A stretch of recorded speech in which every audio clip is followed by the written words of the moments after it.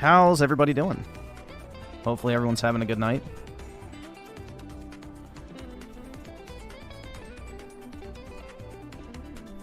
Yeah, I couldn't fall asleep, so I figured I might as well stream.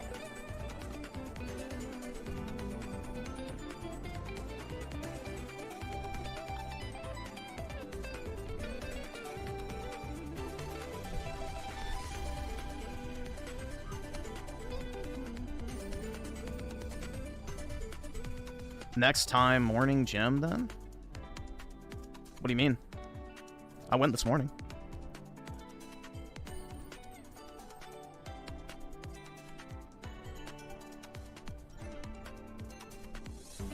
It's too hot to walk in for 7 miles, man. He'd be dying.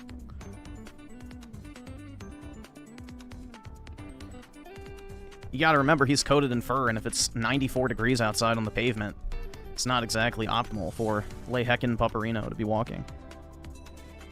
Yep, the game's literally destroyed, dude. Yeah, I saw people were review bombing it. Most likely people who didn't even buy it is my guess.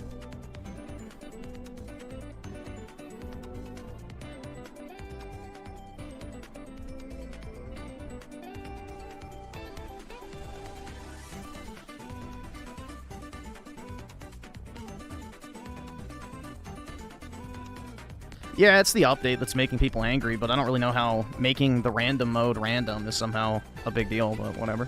I don't know. It'd be like that sometimes. Gamers are a fickle bunch.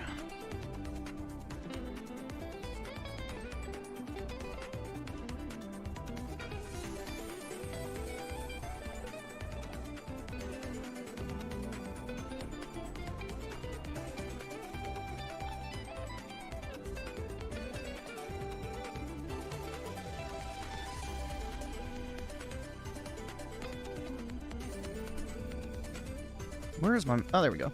Cheat.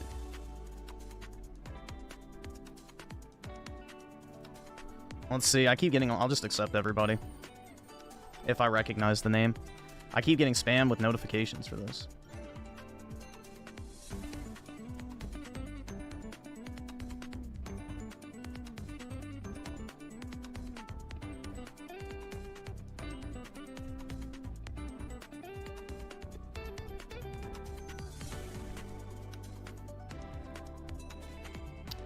I'm guessing, yeah. I'm not too familiar with the Trevor, but I'll just add him. I recognize that name. Yo Yoshi. I don't know if I recognize that person. Gorn. Okay, yeah, he's joined a couple. I don't know who that is in the chat, but they've been in a few. Yeah, I know who that is. Law Dog. I don't know who that is. Maddie J. No clue. Yep, I recognize that.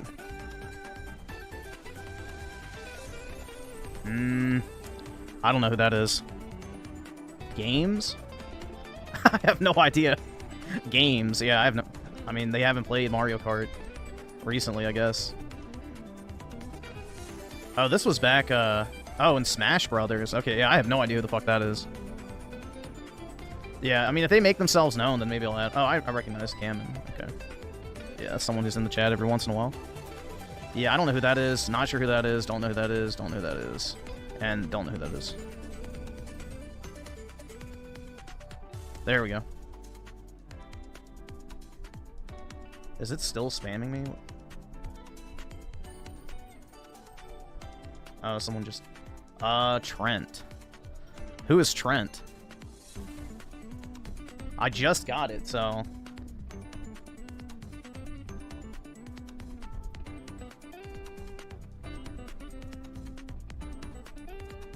It's you? Alright, I'll add you.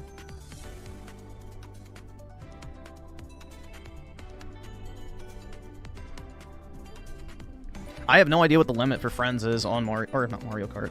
On fucking Nintendo Switch. So... I don't know if there is a limit, actually. It'd be kind of lame if there was. I don't know why friends list limits even need to exist. They don't really need to exist because, you know, it's not like it takes up any storage space.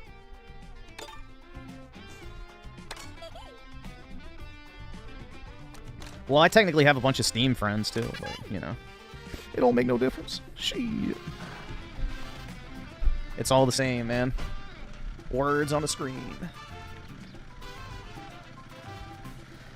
Alright, let me get the code. And I'll pin it in the chat. Oh, is that a O or is... I'm guessing that's a 0. It's probably not an O. I guess we'll find out. Mario Kart room code. KK0P2G. Yeah, I like how Nintendo, whenever you get a code from them, like if you're redeeming it on the eShop, none of the characters are ever an I or an L or a 0 or an O. They literally, you know, block those numbers and letters out. So that way you don't have any confusion whatsoever. It's nice, because I always used to fuck that up on Xbox. I remember back in the day, I'd be like, fuck, my code's not working. And then it's like, oh, never mind. It's just the wrong character, because it's gay. But yeah.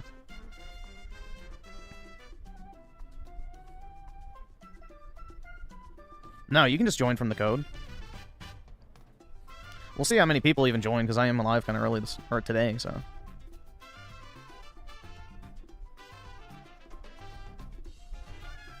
May have to give it some time. I don't know. So, Griffin, did you go to the new big public pool in New York? Ew. Fuck no.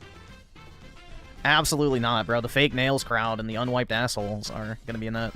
No thanks. No thank you.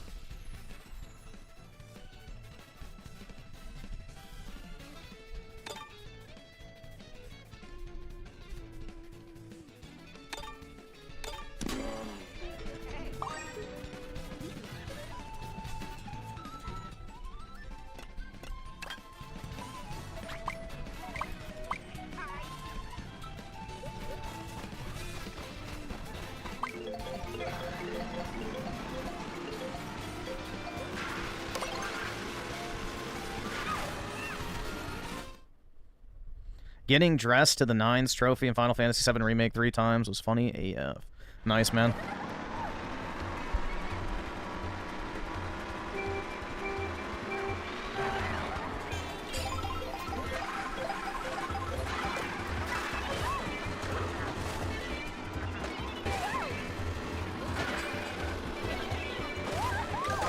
Oh, fuck.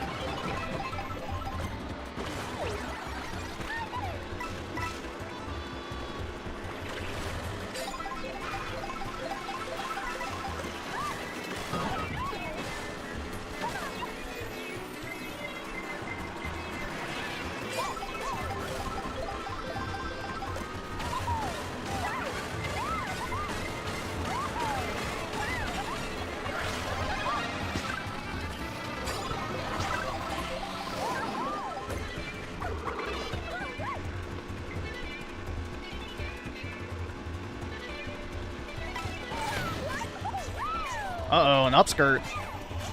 Damn you, Nintendo, for thinking ahead.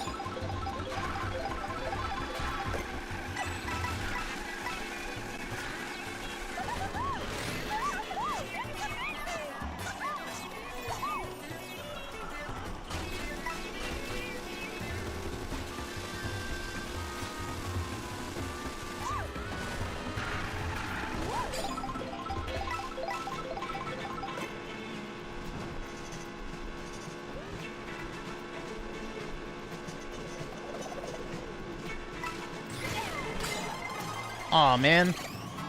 Oh, well.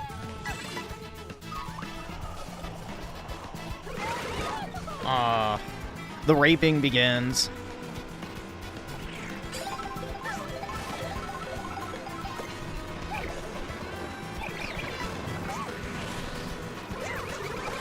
Ah, shit.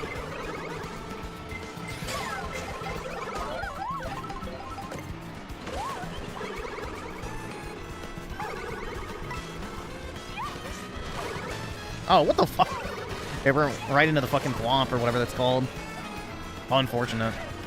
I don't think we're gonna do Mario Kart all night tonight. So maybe it won't be as bad as last night, but... I just wanted to play a little bit.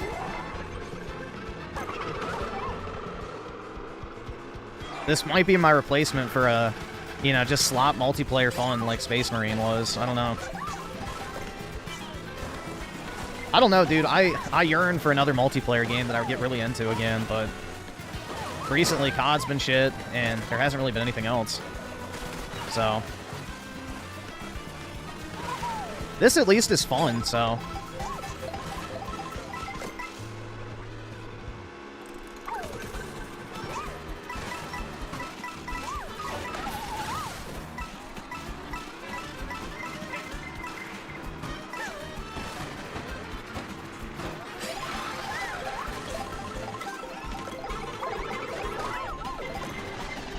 Oh, that was lucky.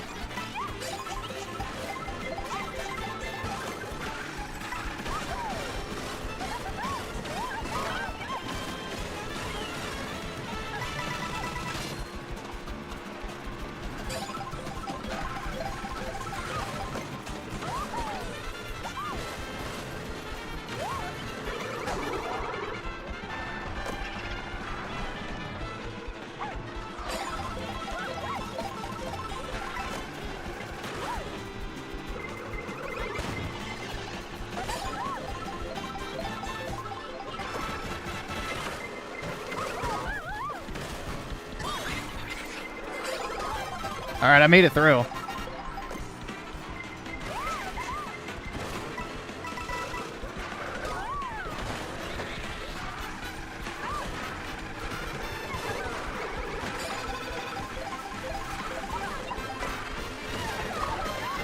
Oh shit, no! That was the worst spot to get hit.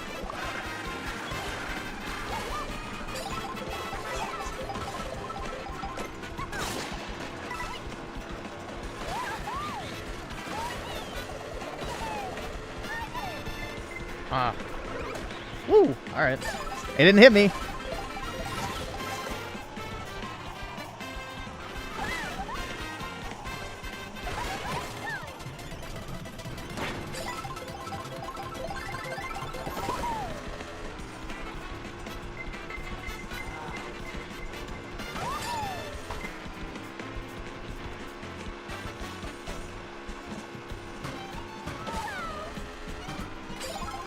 Alright, turn on my Nintendo camera. Aw, man, if only I had one, I totally would, dude.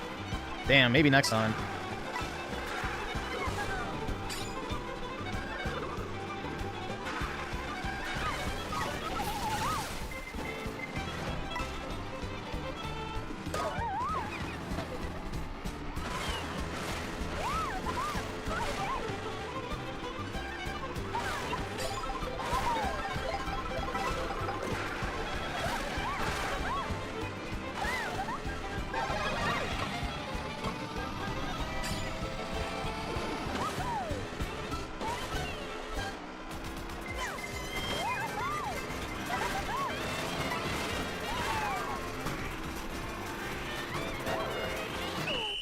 Aw, man. Oh, well. Camera can't pick up his entire figure? I guess not, man. That's true. I won't fit in the frame, no matter how far back I sit.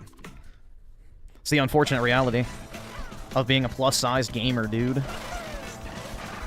I mean, shit, my hands are so fat, I have to hold two separate controllers and operate the left side with my left hand one and the right side of the right one with the other. So, I'm being actively discriminated against, dude.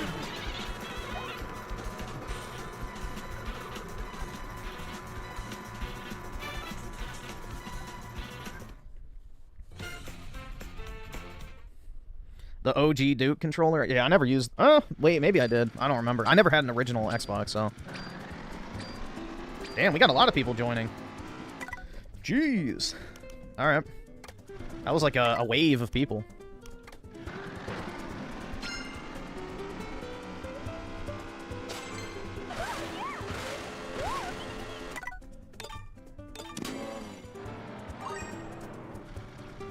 Halo, if it was still good, would be a really good position now to try and get people from other FPS. Dude, there's no classic multiplayer experience left. Like, Call of Duty is really it, but I don't even consider that an option nowadays because it's so shitty. Unfortunately. You know, Modern Warfare 2 was really good. I like that. But aside from that, man, Call of Duty's just been lacking. I wish it wasn't the case, honestly.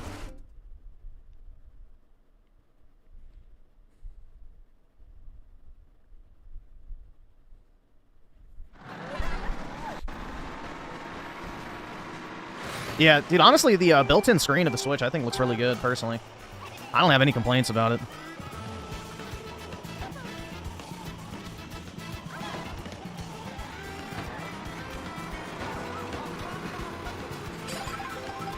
Soycast guy is scared to play? Why so? I guess play what?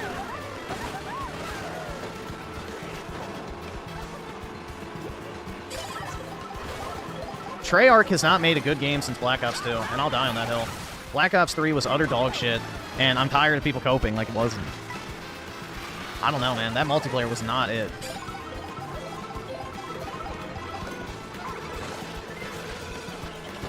Infinity Ward has always made better Call of Duties, in my opinion.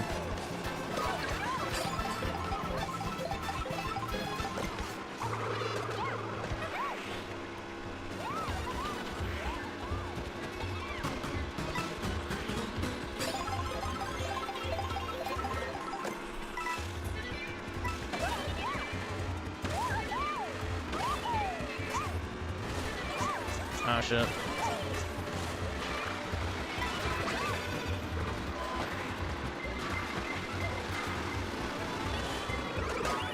Aw, man. I got Jude. I got Jude. Well, Call of Duty always used to be like the safe default multiplayer game you could go to when you were bored. That's the nice thing about COD. Like, it was never anything like, oh my god, bro, it's amazing, or, you know, the greatest shit ever. It's like, you know, it's like the default multiplayer game, and that shit has completely vanished, basically. Now it's fucking Fortnite, which I have no interest in.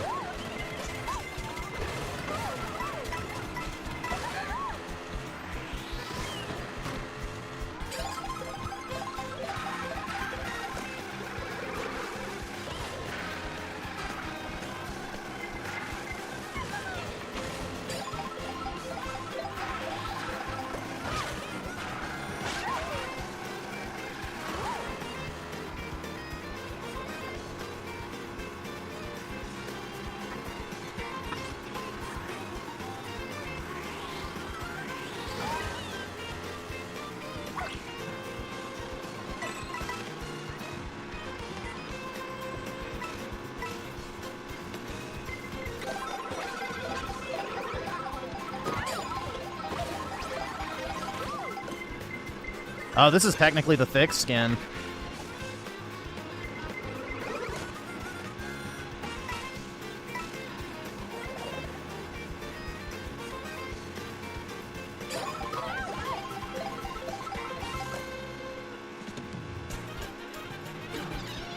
Boo!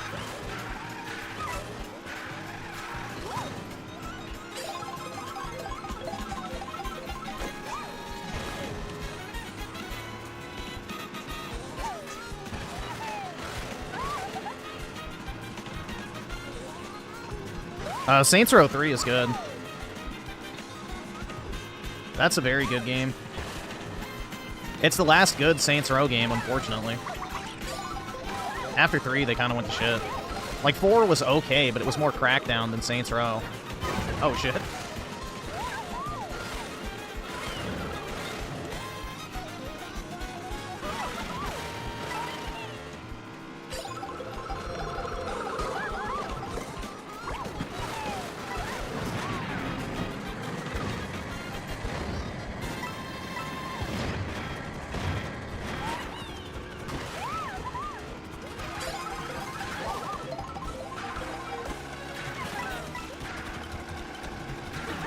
Aw.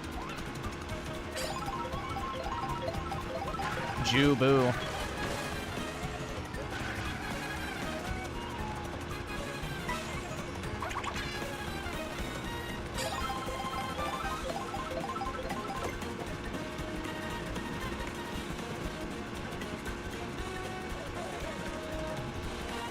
Yeah, did Saints Row 3 ever get ported to Steam, or is it still a Fortnite store exclusive? I know they did a remaster for 3, but I think it's only on the Epic Store, right?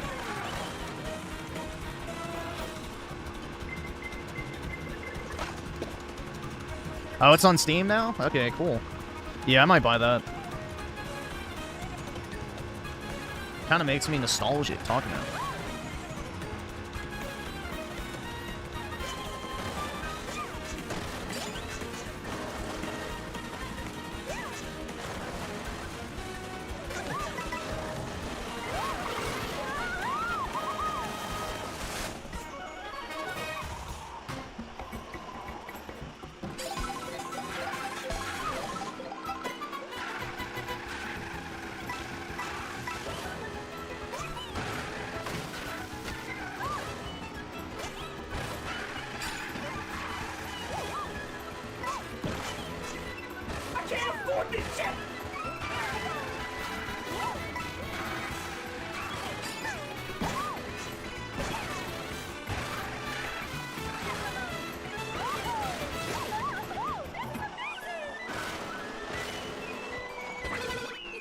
Alright, I'll take that.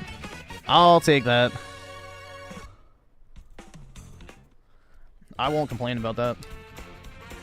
Second place ain't bad.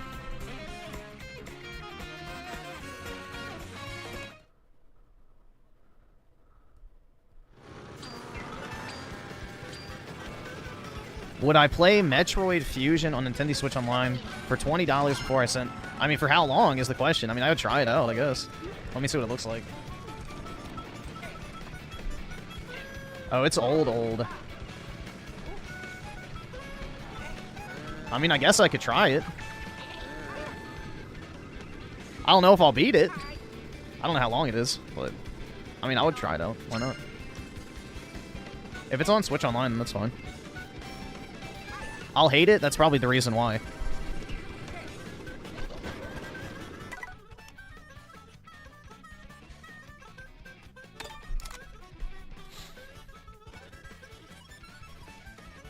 It looked like Mega Man based on the screenshot I looked at. Which I've never played. No, I didn't know they added the Horde mode yet, the Space Marine. I have not tried that. Spooky Cerberus with the 2. Appreciate it, man. Sneed, what's that? More and more, I'm a tourist. I have no idea. I don't know what Sneed is. I know it's somebody in the chat, but... Let's see. Definition. I don't see anything about it. Oh, to become extremely frustrated or agitated. There you go. Yeah, I've never heard of that shit before. Sounds like a furry term, I'm not gonna lie. You know, no shade, but that sounds like something a furry would name themselves. Like a snake or something. Sneed, feed, and cope.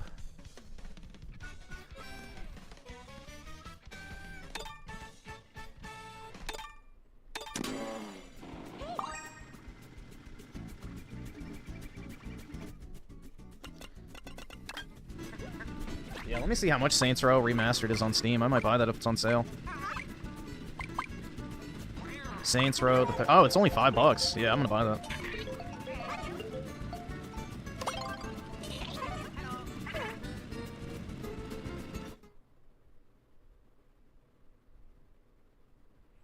View my cart. Continue to payment. Alright, whatever. Damn, I'm going broke, man. $6. Wow. I bought the franchise pack or whatever, so I have all the Saints Row shit now. It was an extra $1.50 in order to get everything else I didn't already have. So...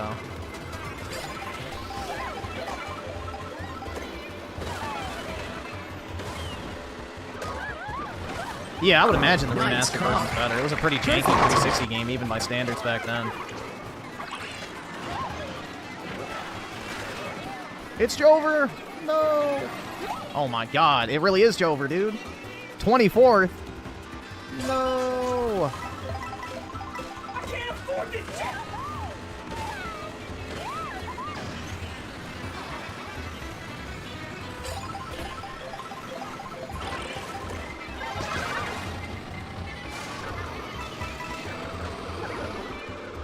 Wow, that was perfect timing.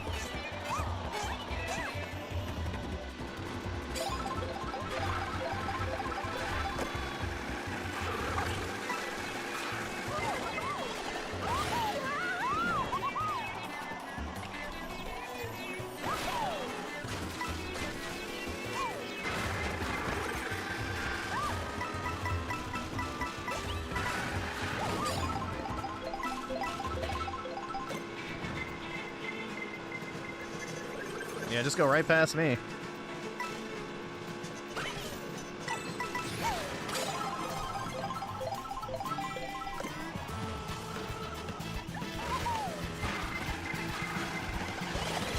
Oh, I should have saved the feather. Fuck.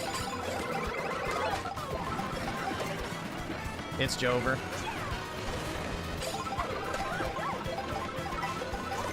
Yeah, I put a shell right in his Dark Star. Or Chocolate Starfish, whatever you want to call it.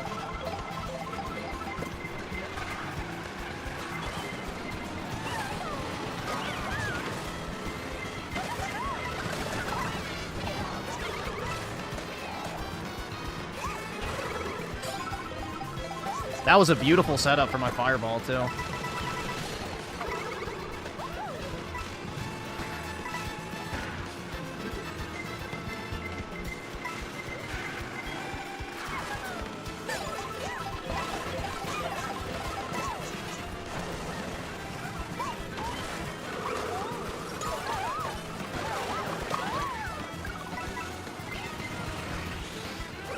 Oh, I almost had the boost.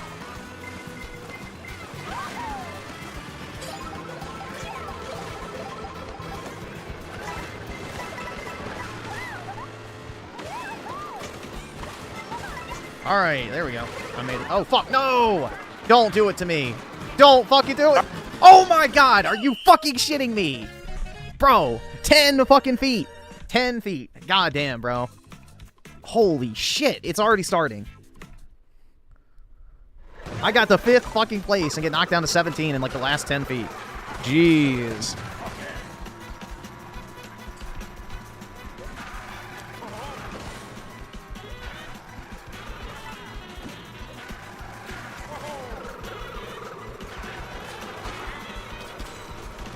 Yeah, unfortunately now I have to begin my black pill era, so it is officially over, guys. I'm giving up on life.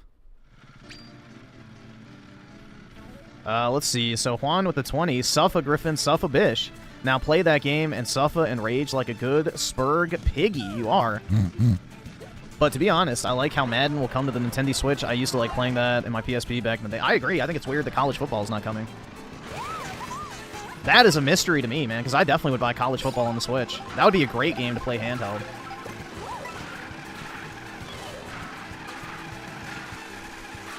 But yeah, I'll download it in a second. I'm guessing I can open up that Nintendo Switch Online thing without quitting the game.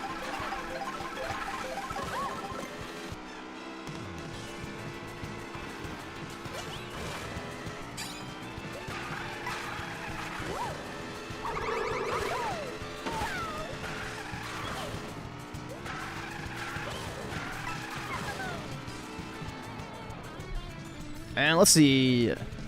Newman? I guess that's how you said it with the 50. Oh, is this Claus? Okay. Goycast Guy was born a twink and will die a twink. Well, you know, I guess some things are genetic. I don't know. What do you want me to do with that?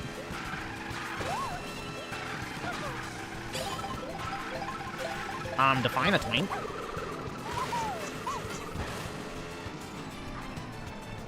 Dreamcast Guy hates the Switch too again? Why so? Daryl Zone with the 5. If people care about game preservation, why are they still buying video games right now? They should be playing old games and not buy any games at all. Well, you know, that doesn't exactly work in practice, dude, because you don't get updates by playing old games on social media. So therefore, you have to bitch about the new stuff otherwise. Claus, I don't know. Somebody might have banned him. I don't know. I have no idea if somebody muted him or not.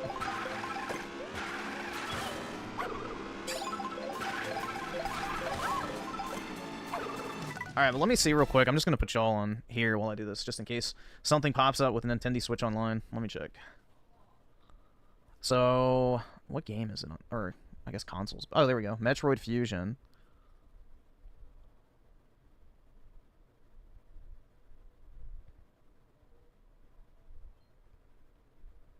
Okay. Oh, wait, that's the rewards. Shit. Nintendo Classics. So it is in... Okay, Game Boy. Free download. Let's see. Oh, fuck. Free down... Bruh, how many times do I have to hit download? Jesus. Just download it, bitch. Shit. Alright, it's downloading now. We'll do a few more races, I guess, and then we'll swap over to that. See how it go. I'm sure it's going to be bundles of fun. A retro 2D platformer, man. My specialty. All right, maybe I'm crazy, okay?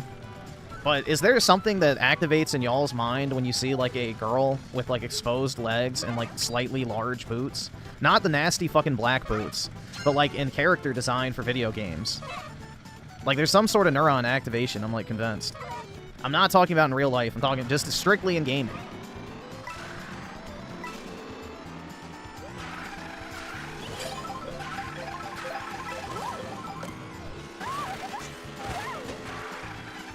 I think it's because it accentuates, like, the natural, like, tapering of the leg. I don't know, bro. It's hard to describe, but it activates the monkey brain. Like who? Well, Tifa and Aerith are good examples of other characters that have that.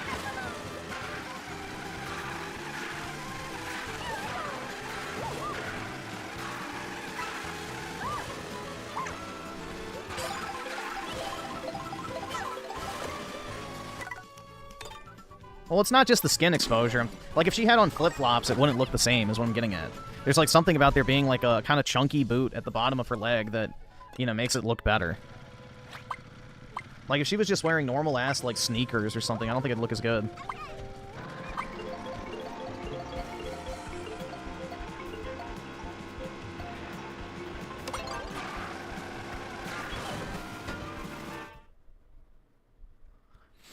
Dreamcast guy made a video about Nintendo because Nintendo's making a price change for Canada only. Oh, I saw. Yeah, they're not even changing the price of the Switch 2. They're only changing the price of the original Switch. That's it.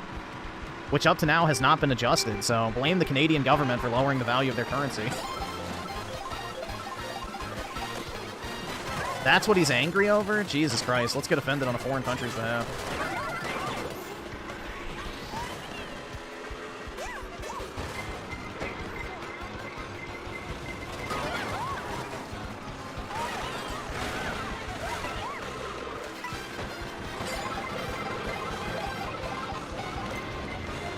But yeah, they're not even raising the price on the Switch 2, so I don't know what the big deal is. Why would anyone be buying a Nintendo Switch 1 right now? That would just be idiotic.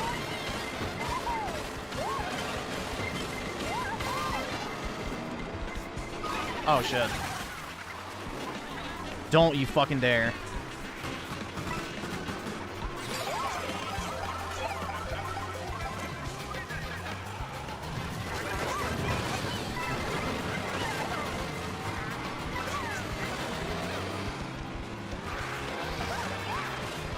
Yeah, Nintendo manufactures their consoles well past the new one's release.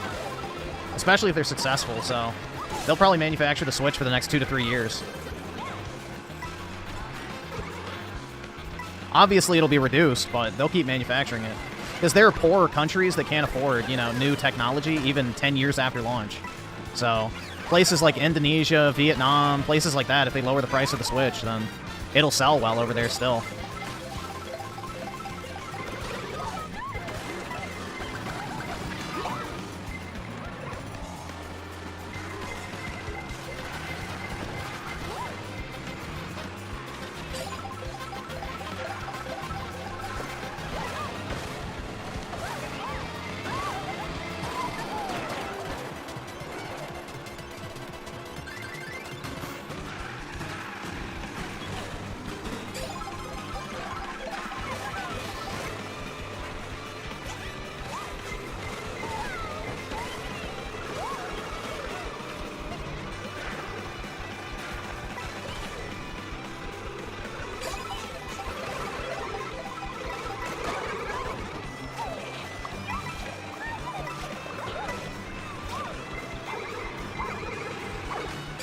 I should have hit the bullet bill.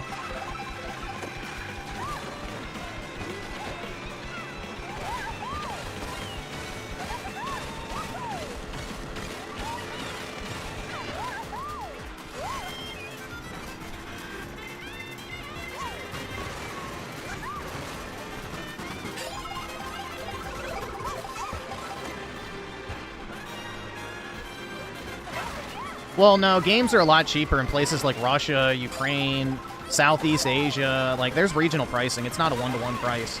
But in, like, Western Europe and Canada, yeah, it's one-to-one. But places like Eastern Europe, Southeast Asia, they have cheaper games. That's how sites like CD Keys are able to operate, is because basically you get global keys from those regions where the regional pricing is a lot lower.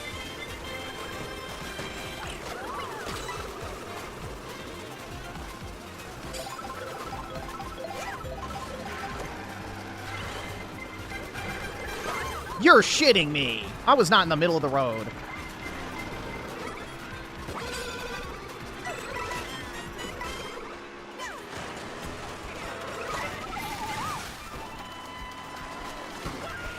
Oh, shit. Really? Damn, man. Jude the fuck out. The game prices are same over there. I think I read that. My mommy told me Griffin was black and she... Yeah, unfortunately not from the waist down. Just from the neck up, if you catch my drift. Oh, do you guys want to see something funny? You guys want to see something funny? This guy, so like my last community post I made about the guy saying that the reason why AAA gaming sucks is because of $80 games or whatever. So apparently he found the post, and this is what it says. Look at this shit. If you're going to speak to me... Wait, if you're going to speak to me, the least you could do is actually speak to me. What the fuck does that mean? Bro, I took a picture of your fucking shitty tweet and posted it on my community tab. I'm not talking to you. Don't be a pussy, Griffin. You're better than this. And it's just like, bro, am I supposed to know who you are? Like, you're a random fucking Twitter account that popped up on my fucking For You page on Twitter. I saw your tweet, screenshotted it, and posted it to my community tab. Why the fuck would I reach out to some rando on Twitter before screenshotting a fucking tweet? That is the most retarded shit ever. But, yeah. Apparently that was a problem. Yeah, like, oh, yeah, you're better than that. Better than what? Like, better than what? Taking a picture of a fucking tweet? Like, I don't know. But then we got this one, too, which is funny. My dudes, go find a new hobby. It's pretty clear to me that you don't enjoy video games anymore. Yeah, that's one. I'm playing a game I like right now. And that's fine. Video game quality has not decreased. Bruh. That is an omega fucking cope. What the fuck? Video game quality has not decreased. Oh, yeah, dude, definitely. Gaming's never been better. Never been better, man. Games are better than ever before. Let's see. It's only your perception of... Yeah, exactly. Don't confuse greedy business practices with the actual quality of the games. I don't even know what the fuck I'm supposed to be taking from that. It's just a very retarded fucking statement. It's a very retarded statement, but, you know. I just saw those two and I grabbed them, so. I was looking at the comments on my community post earlier. So, good shit, dude. Here, we'll put it back on there. Let me close out. Alright, we'll do one more race, and then we'll try out the Game Boy game or whatever. The Metroid game. And then you can watch me soy rage. Because, gosh dang it, I'm probably going to have so much fun playing it.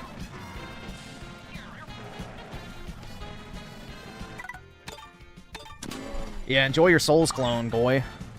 Sit down and shut up.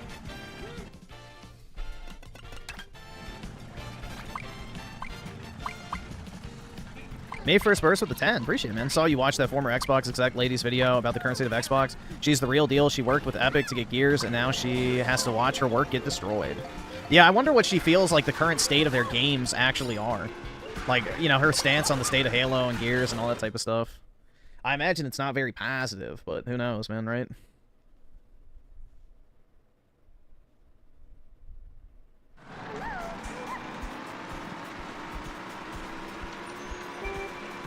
Yeah, apparently she's a gamer, so...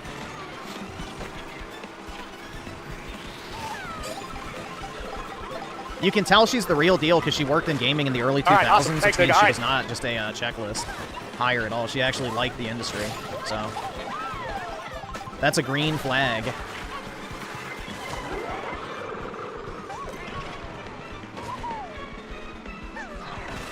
Oh, I missed. Fuck.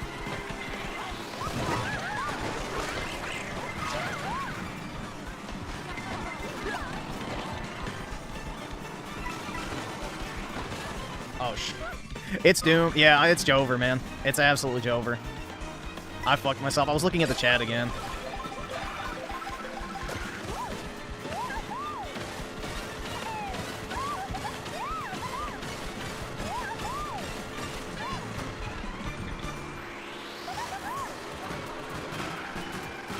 Alright, I've made a recovery.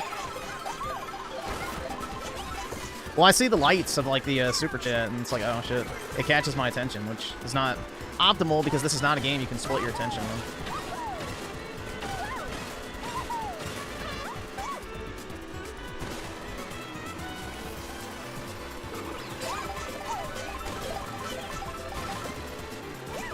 Yeah, exactly. I got my mind on the money. What can I say?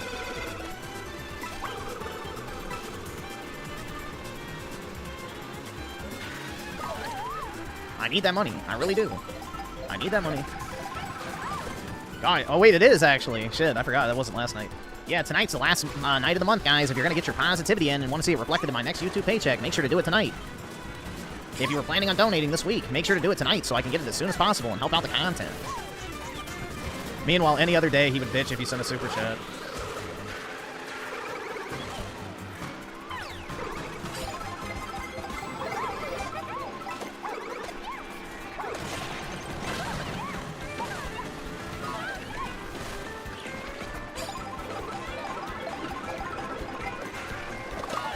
Oh, seriously? Okay, it was a boomerang. I was about to say, bro, a shell hit me? Well, now it did.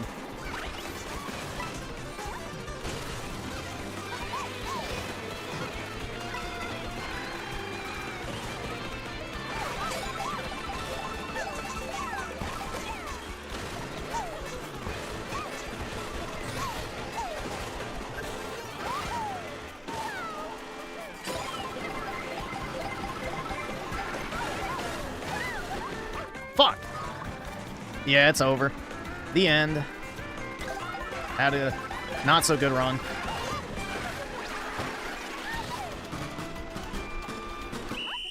Shit. Level Nugget with the 5, if he didn't want people to screenshot, why did he post it on a public website for everyone to see and screenshot? It's completely nonsense. Yeah, I mean, it's like literally, like, if somebody quote tweeted it and said, yeah, this guy doesn't know what the real problem with gaming is, he'd be like, bro, don't be a pussy. At least talk to me if you're gonna talk to me. It's like, bro, what the fuck does that mean? You're on Twitter making a public social media post. I don't have to fucking contact you through email in order to talk it out before I have an opinion on your fucking statement. Like, I don't understand this shit, man.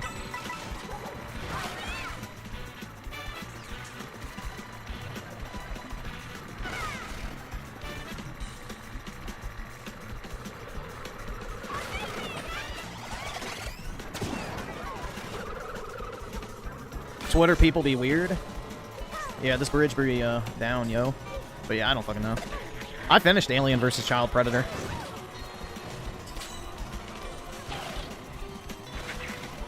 It was completed that night.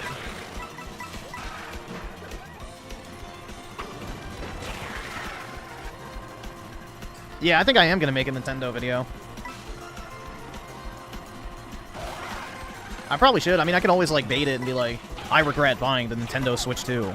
And then put review at the end. And then in the description, I'll put, my 1 month spent with the Nintendo Switch has been anything but expected. I don't fucking know. Like, I need to bait. I should just bait it. Why not? That way it'll piss people off. And, you know, it'll be an actual review of it, I guess. So. And then at the end, I'll say, like, oh, yeah, if you're thinking about buying it, I'd say go for it. Saber out the 2, making ramen with pina colada gamer subs. I'm bored. Wait, are you putting, like, the shit in the noodles? Ooh, I don't know about that one. But hey, whatever you like, man. Alright, awesome. Thanks, nigga. Alright. Synth is playing Breakers, Griffin, and Synth Breakers crossover. And no, I don't play Breakers, and I probably never will.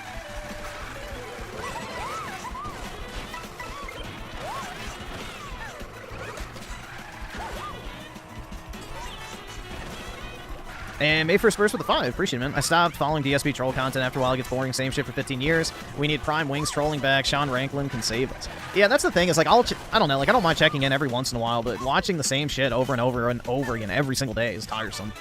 Like, Phil's not interesting enough to watch him every single day. I don't know how Rich sits there for like 7 hours watching Phil troll content every day of his life. That shit's kind of sad, bro.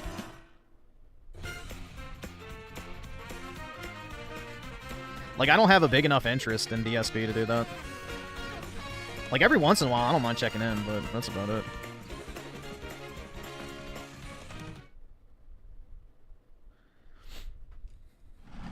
Oh, you're gonna use the noodle to absorb? Interesting. Alright, we'll do one more race and then we'll swap over. I lied. I'm putting it off. Do one more. Yeah, I ate a whole small watermelon tonight. That was, I guess, my weird food, whatever. But I don't really think it's that weird. I needed some watermelon. But yeah, I split it with my dog, so I didn't technically eat all of it. But it was like one of those like mini watermelons. I may go buy some more. They were good.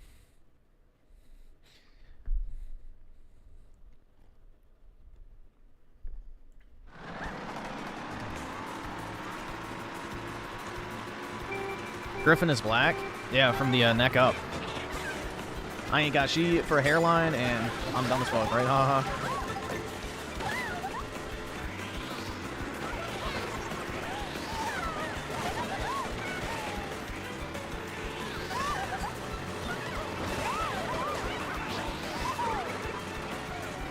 Yeah, Heil Hitler was never an anti-Semitic song. It was just a anti-cancel culture song, basically.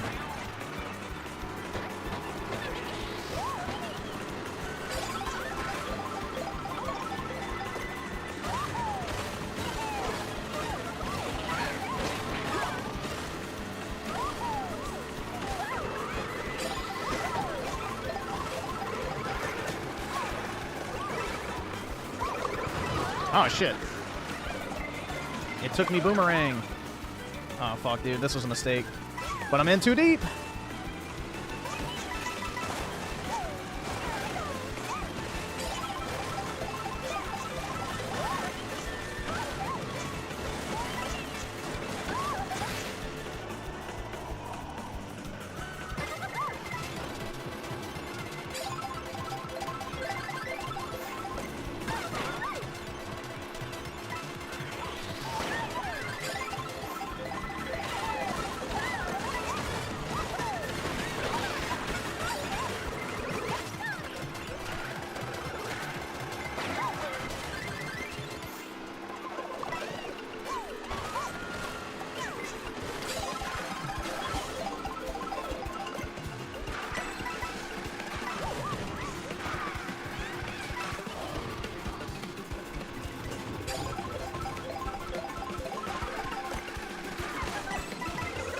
Oh shit, I didn't get a chance to use it.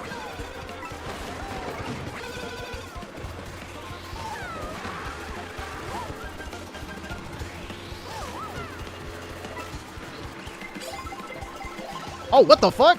Bro, that thing was sniping me.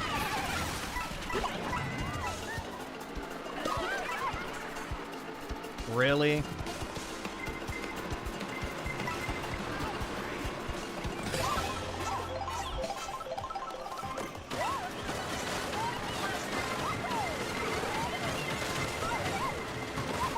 I'm not risking it.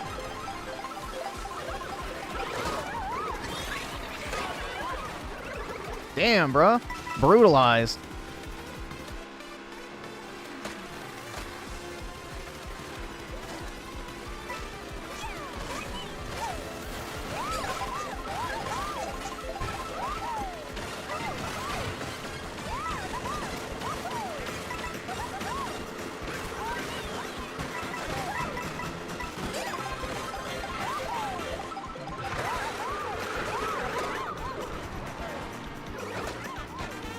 Plenty of time to recover. Ooh, I missed all the bananas.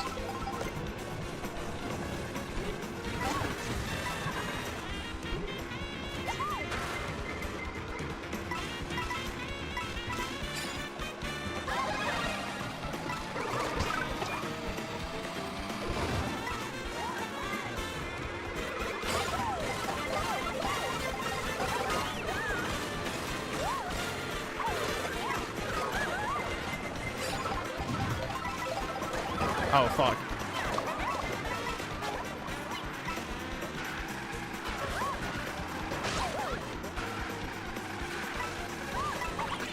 Oh, shit.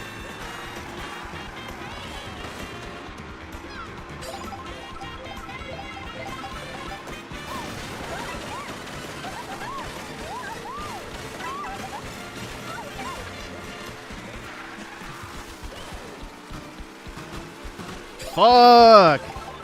Barely.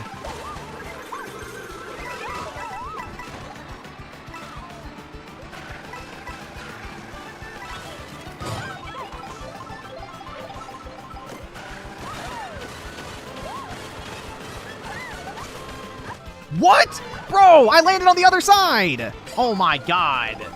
Bruh, what the fuck was that? That was some Judaism.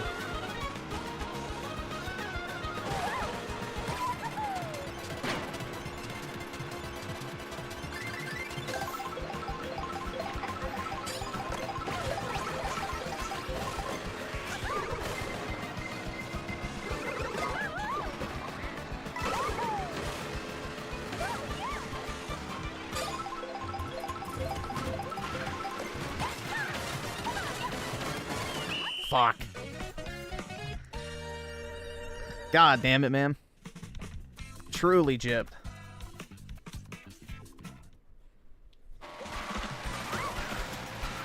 Have I played Uma Musum Pretty Derby? I don't even know what that is, man. No.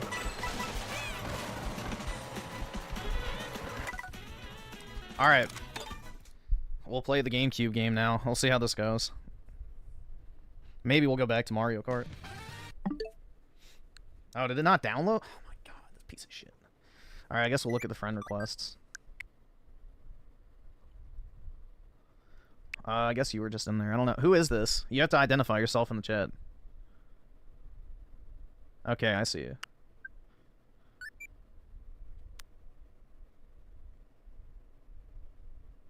Oh, yeah, I recognize that.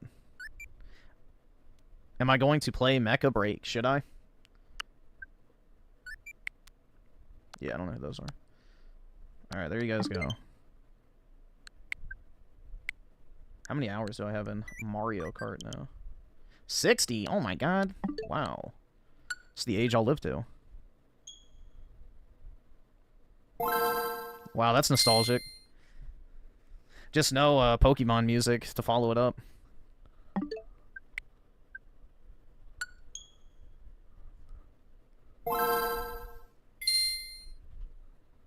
Beautiful.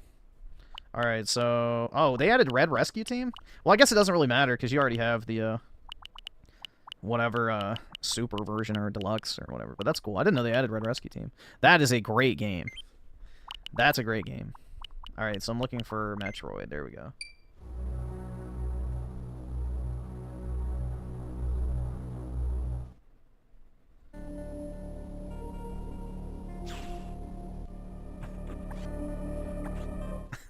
I already know this is gonna go bad.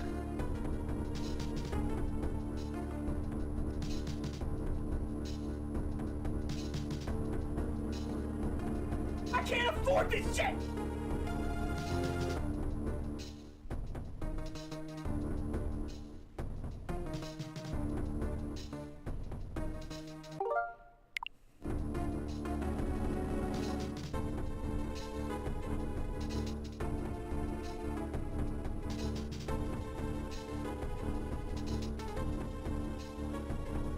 Attackers, the parasitic organism we now know as X.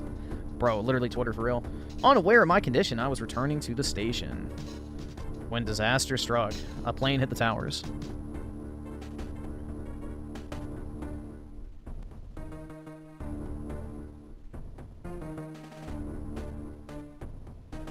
Daryl's on with the two. Ew, who's friends with Griffin on Switch? They're just doing it out of pity.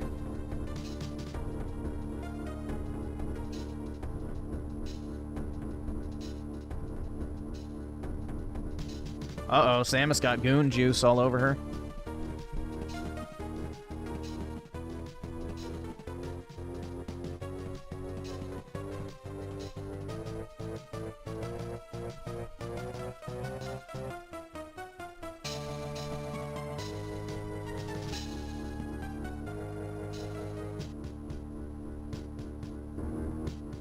They found the vaccine.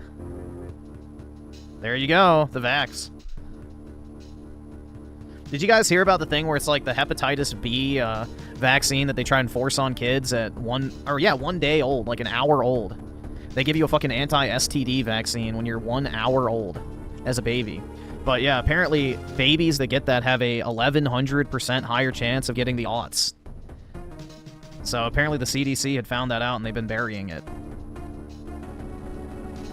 Yeah, like why are we giving babies an anti-STD vaccine? Like the fuck?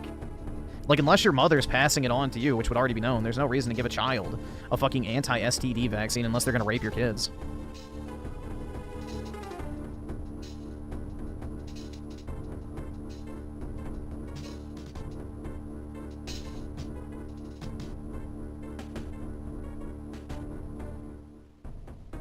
Why couldn't they make Samus's suit see-through?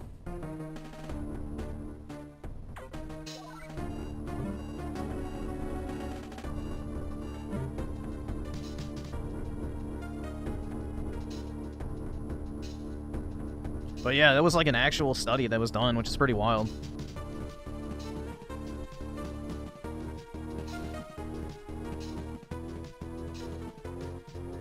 I don't think many kids are playing Metroid, to be fair.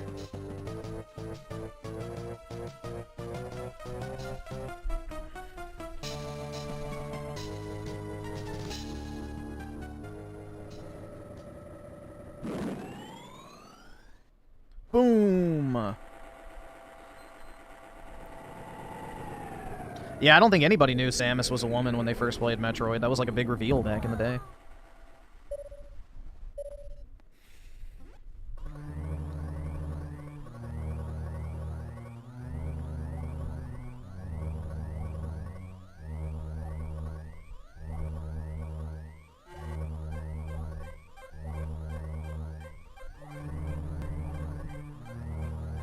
Uplink from there. The navigation room. Here we go. You know what I should do? That way I don't have to sit through all the cutscenes again.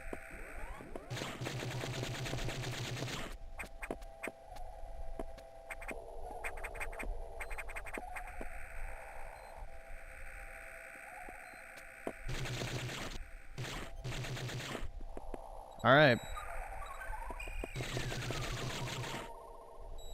Daryl some of the two. I heard Nintendo bricked your Switch 2. No, it's actually the opposite. Nintendo bricked me up when I saw Peach on my Switch 2.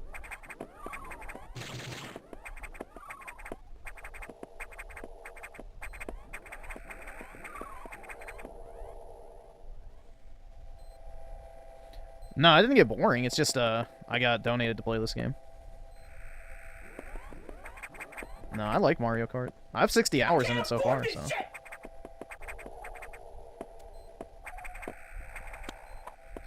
Wow, some modern games don't even have clambering.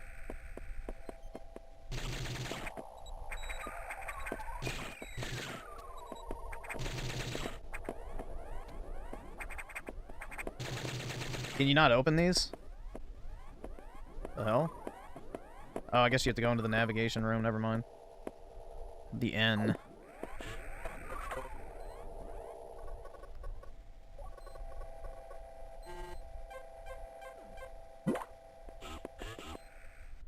The N-word.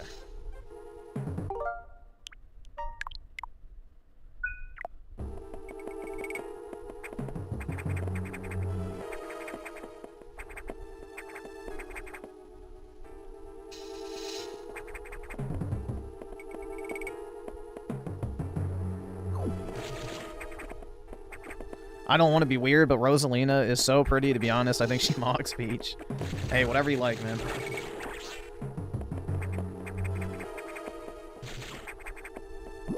Alright, so what happened? Did I win?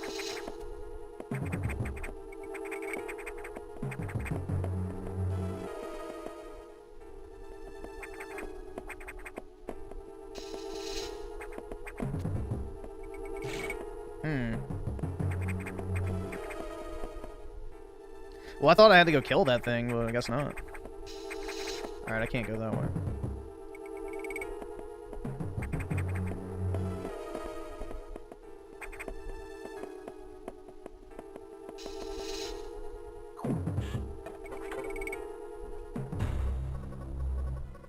Okay, there we go.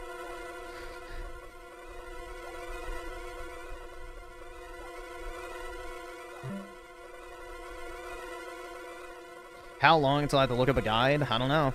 We'll see.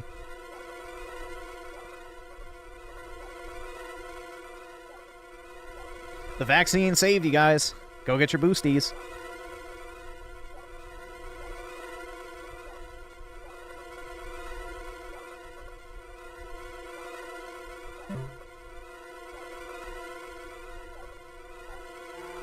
Damn, bro, we get it.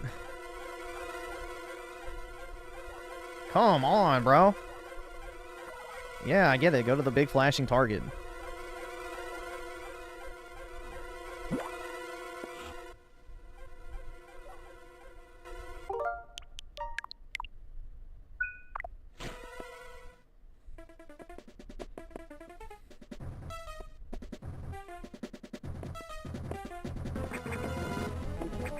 There's no way to open your map, right? Oh, yeah, you can.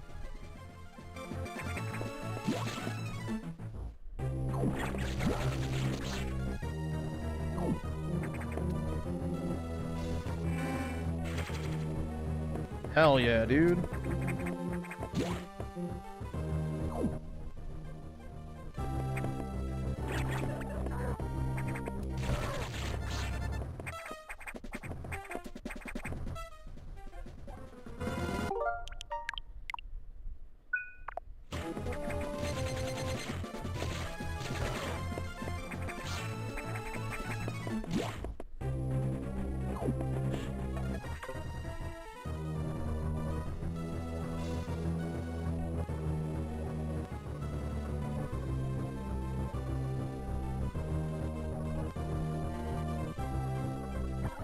The data room? They couldn't just put it on this computer?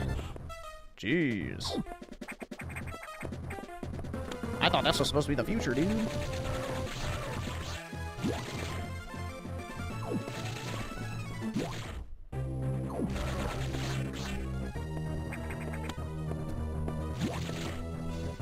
Alright. So I can't get up there?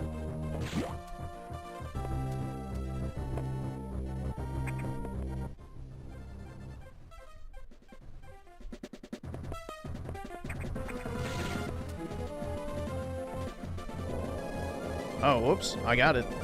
I don't know what I did, but it worked. Oh, press up? Okay. Yeah, I don't know. I was just moving shit around.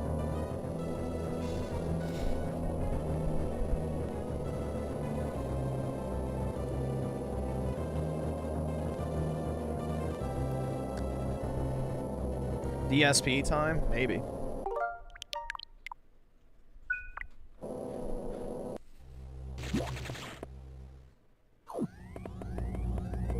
Beep beep.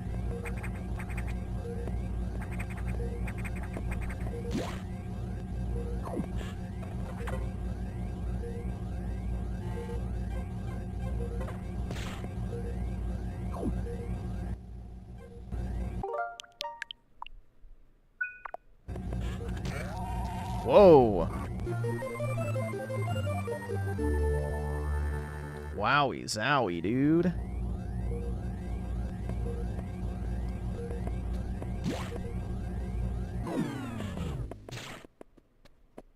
What the fuck?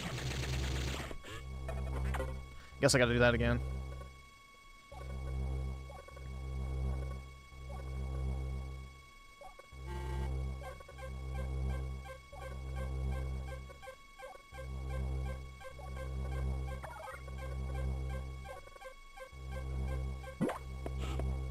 Alright.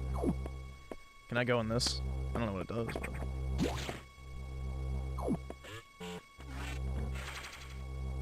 Ah.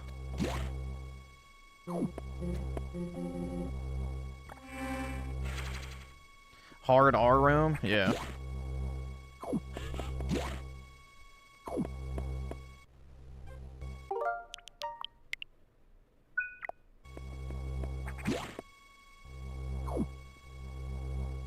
Dude, I did not like the fucking droids of Metroid Dread. Okay, so...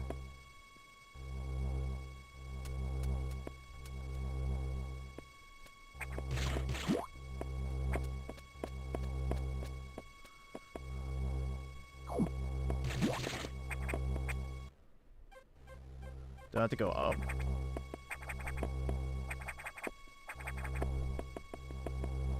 No.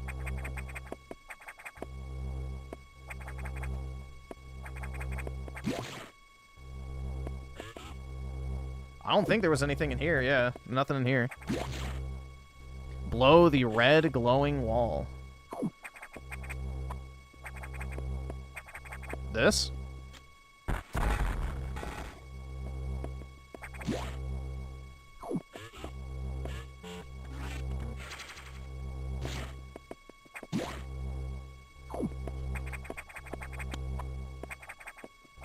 Oh, shit.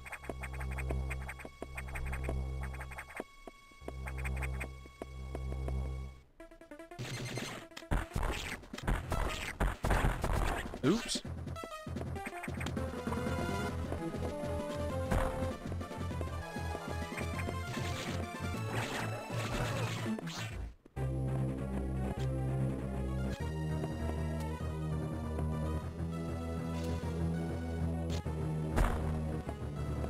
Uh-oh.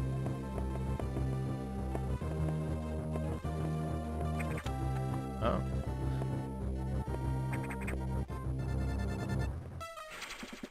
Missile tank acquired. Oh, nice.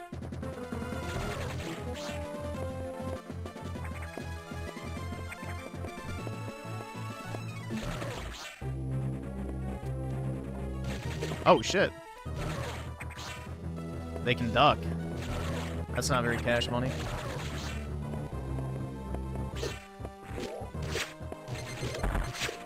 Yo, what the fuck?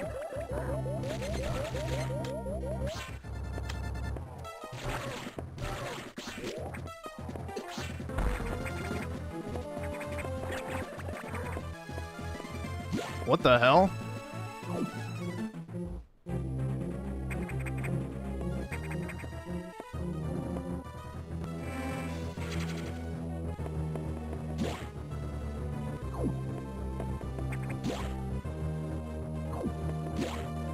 Alright, so I need to go where?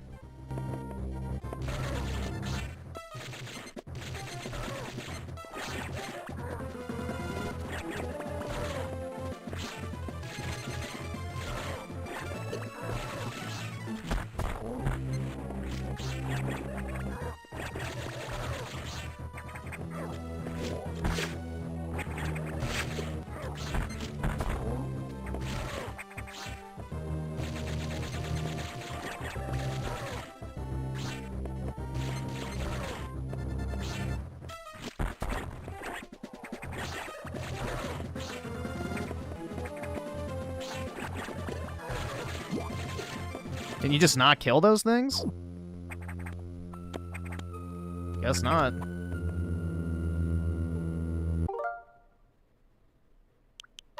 That's kind of gay.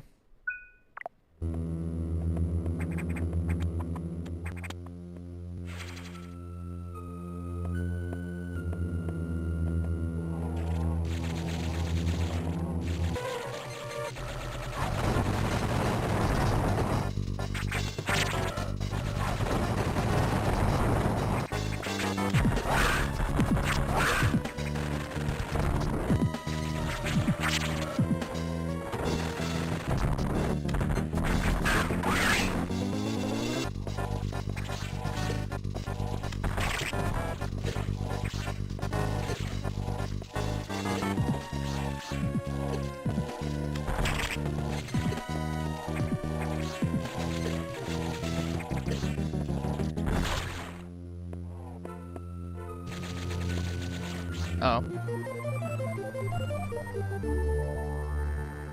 Yeah, I've never played these in my life other than Dread for 10 minutes, and then I got to unkillable enemies, and I was like, yeah, nah.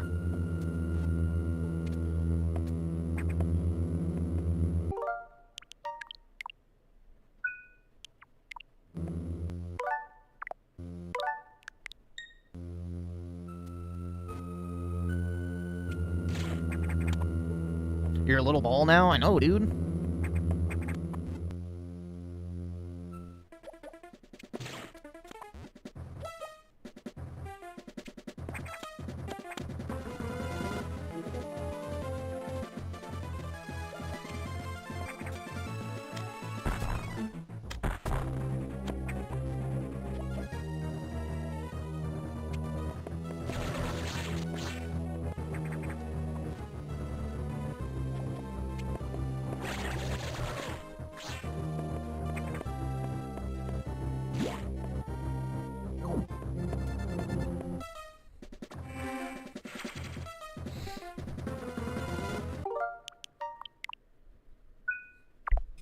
Alright, so now what?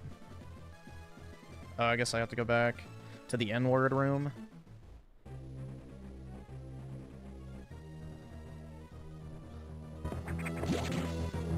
Save scumming? You're damn right.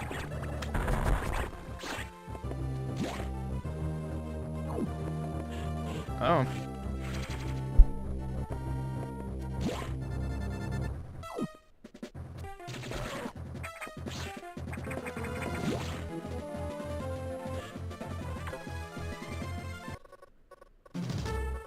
The breeding environments are complete. Proceed to the nearest breeding station to be impregnated.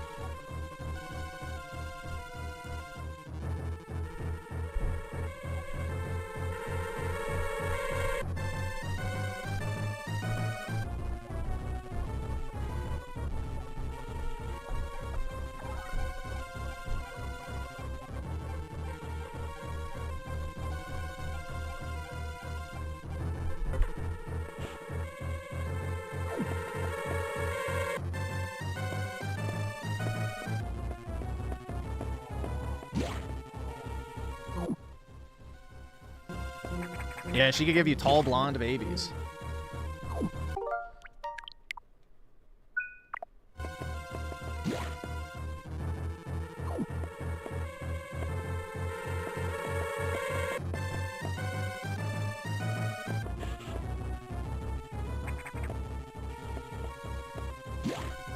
Bro, not every girl that likes to get choked is a lesbian.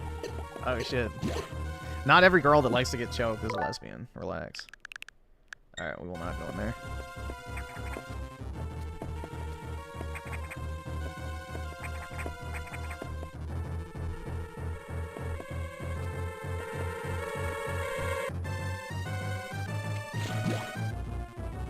I probably should look where I'm... Okay, I am going the right way. Wow, he's out.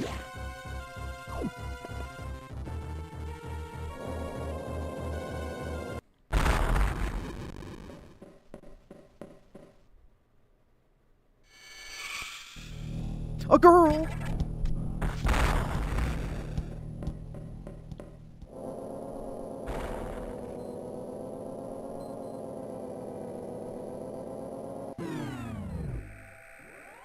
Guys, I just made eye contact with a woman. Oh my god.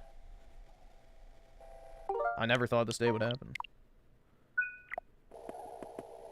So what, there's 6 levels in this, basically?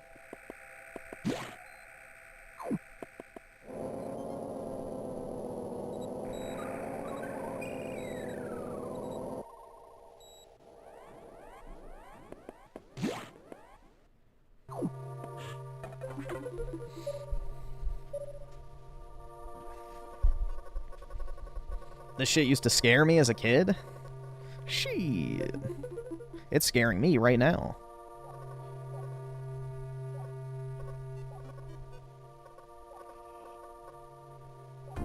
The X in Sector 1 have invaded the atmosphere stabilizers. They must want to alter the environment to their needs.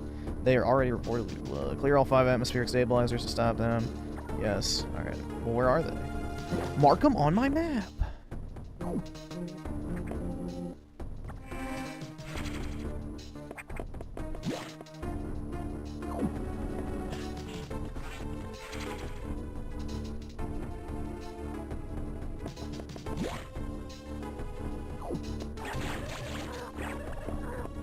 Guys, I'm scared to jump down. Let me make a save.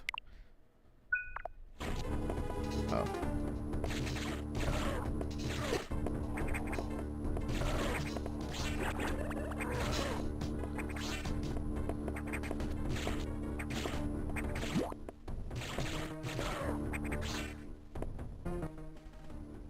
So I guess I have to check everywhere. I don't think I can open that.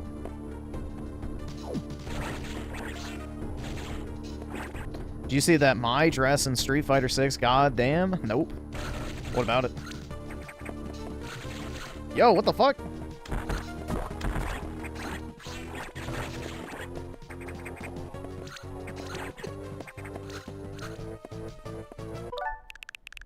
Alright.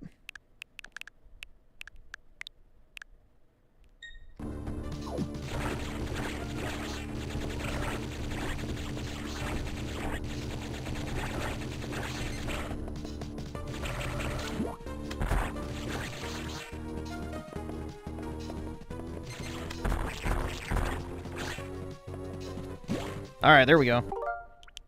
Street Fighter 6 adding swims. Oh, nice. See, they actually want to make money.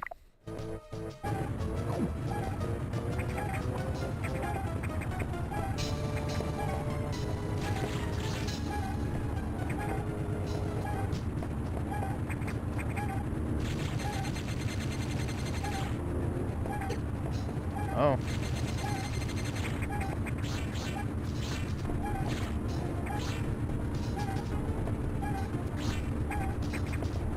Let's put a rocket in it? Nope.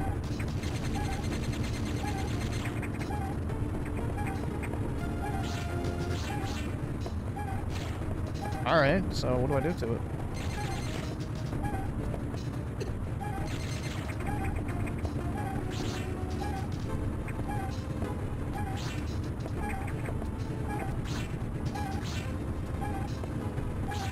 You guys are familiar with my Street Fighter comic books, right? Y'all remember those? It's rockets? I did, I tried that. Oh, okay. It's just picky where you hit it, I guess. Or you had to break the cage. Maybe.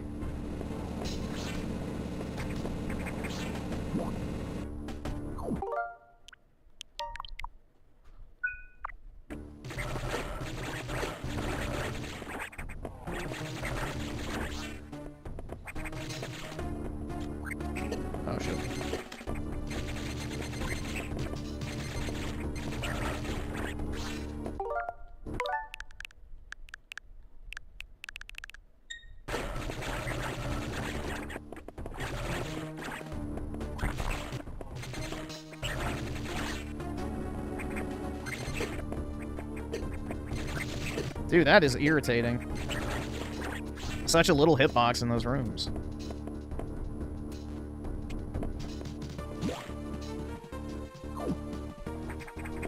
Oh, fuck.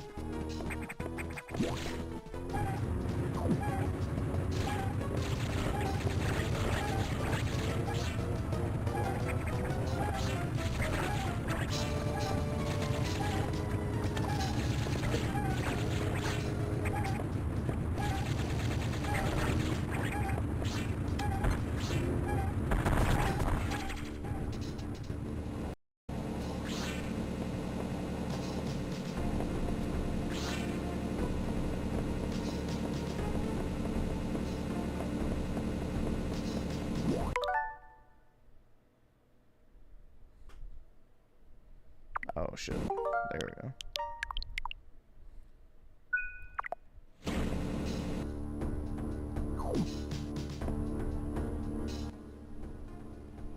So I guess down now.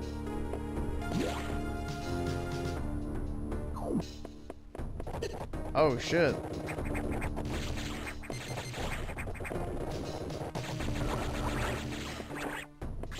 There we go.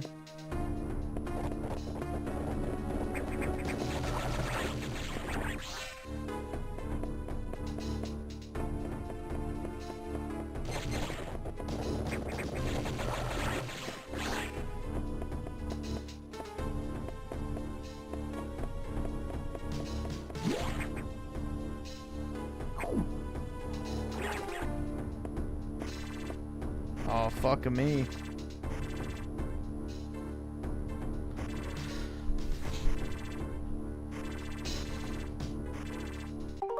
Oh, wait, shit. I keep getting the buttons mixed up. Let's go through here. Oh, nope. Oh, never mind. I can go up.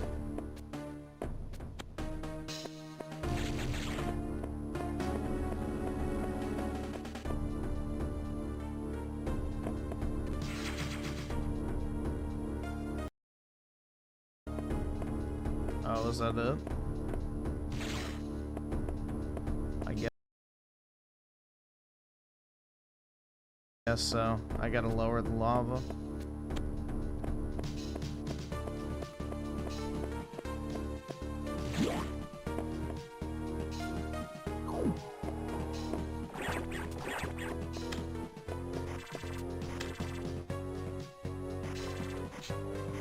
Come on, bitch, crawl up. Oh, he wants to hide. Oh, fuck!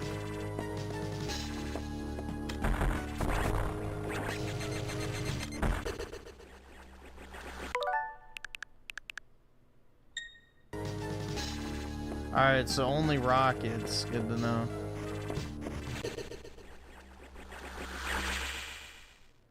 Yo! There we go.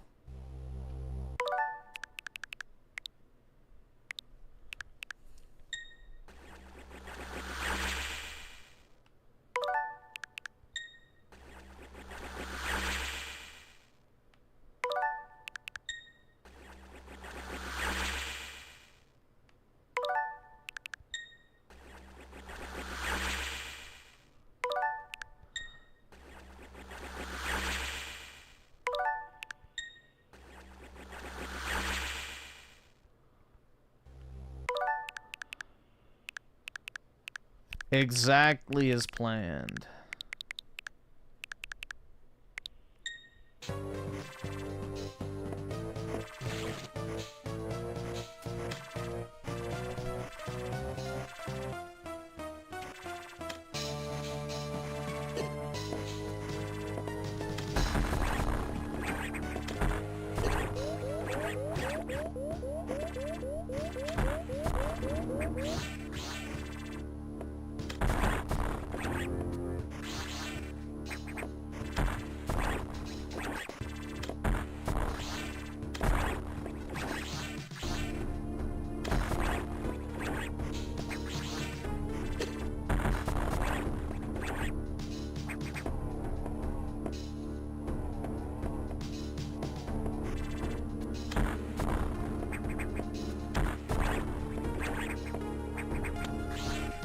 Fuck you, round eye.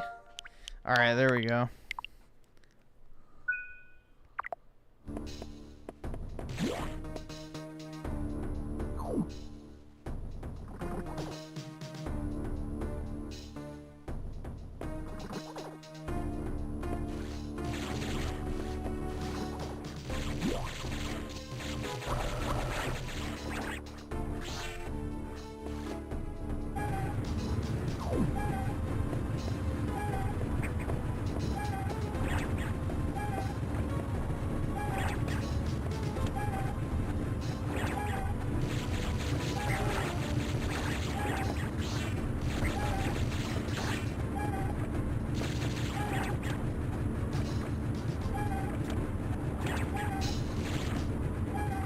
Wait, what?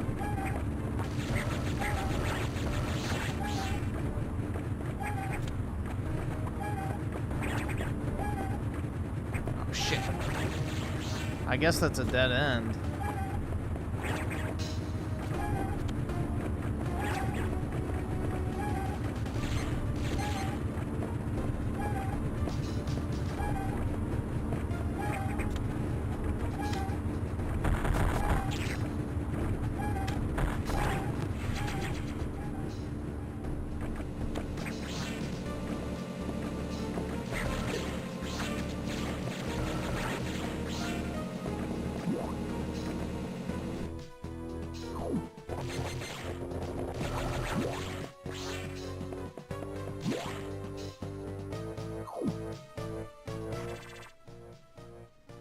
Oh, I guess I should go to that save room.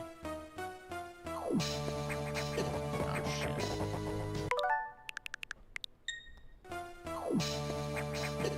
Damn, bro, the roof. Fuck.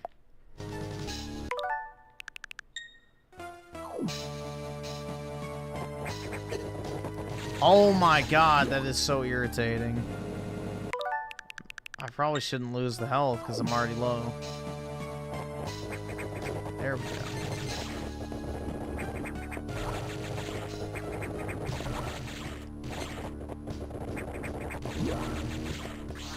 Jeez.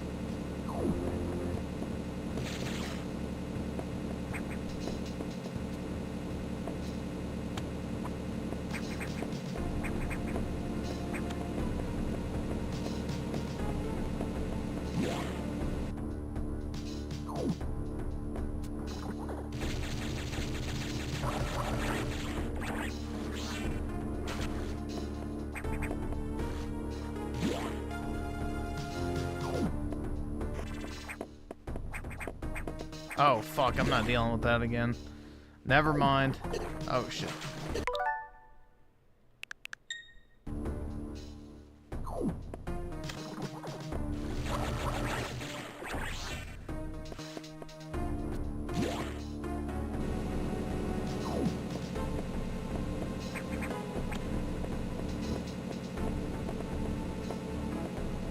There we go. Let's get out of here.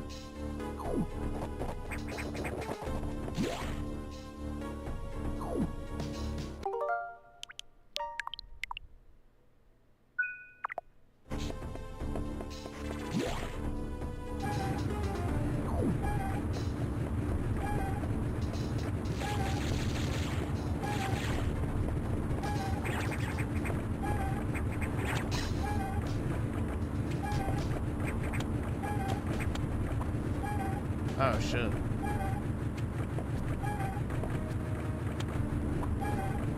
Alright, that's irritating. There we go. What?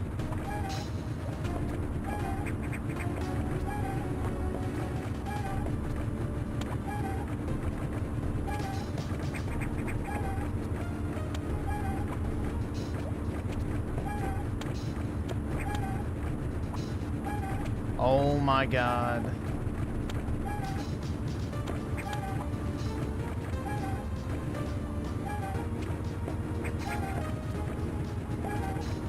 If you even slightly tilt it up. There we go. Bro, what? Alright, I'm using my D-pad now. At least I thought I was.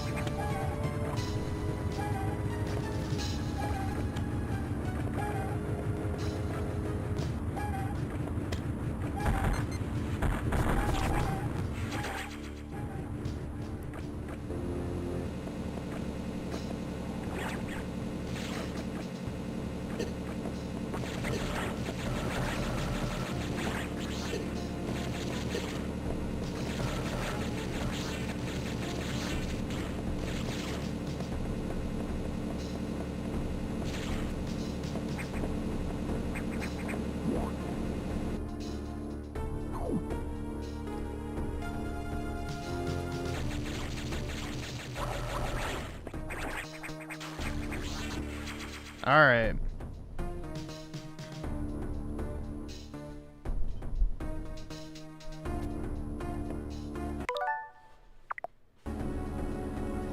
Death Stranding 2 was better than Mario Kart. Yeah, that's bait.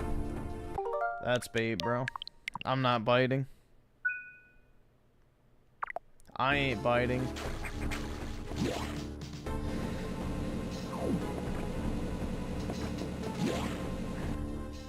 That's like saying getting circumcised is better than getting a haircut. I don't believe you.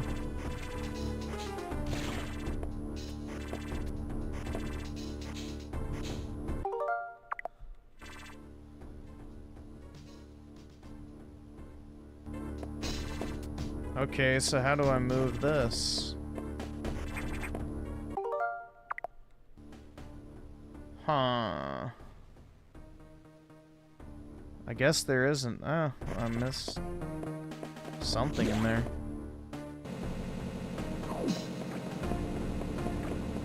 Oh shit, that's what it was. It opened up.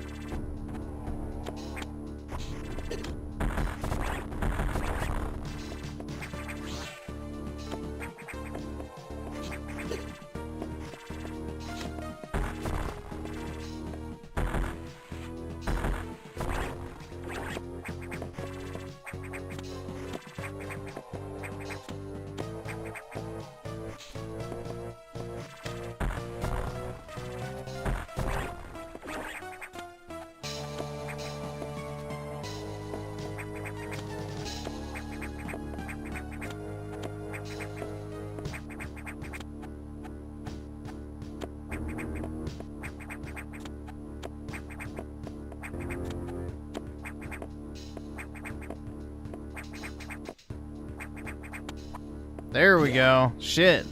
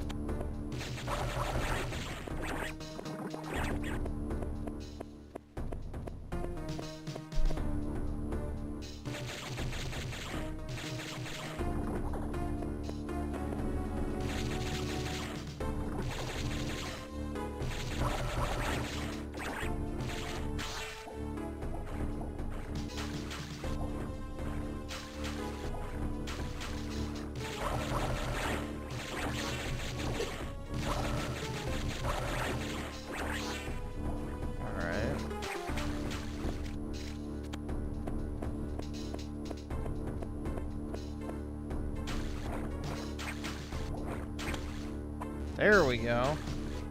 Jeez.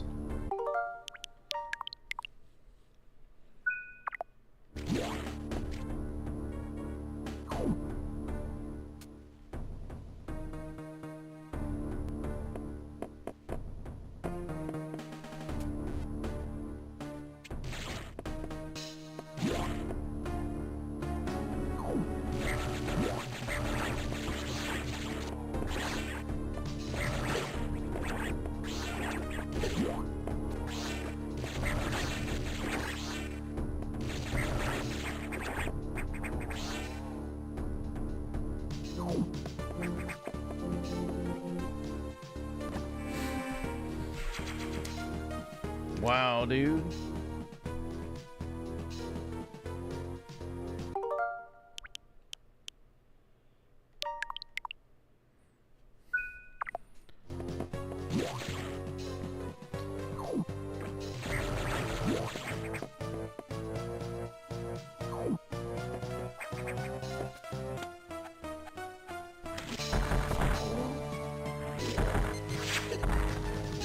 Yo, what the fuck?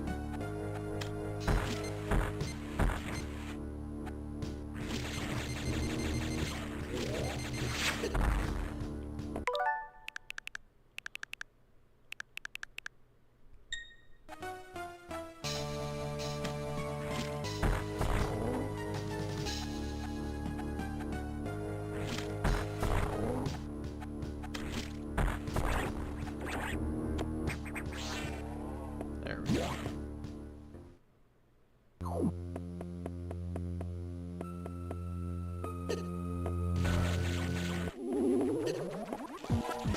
Oh shit. Alright, so don't touch the statue.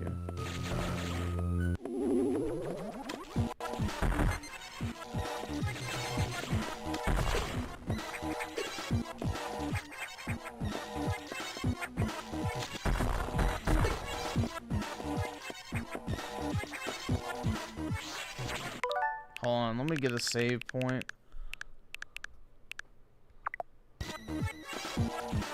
Wait, what the fuck happened? Let's get a save point here.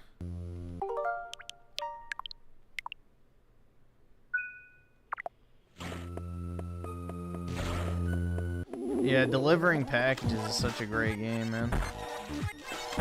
I heckin' love it.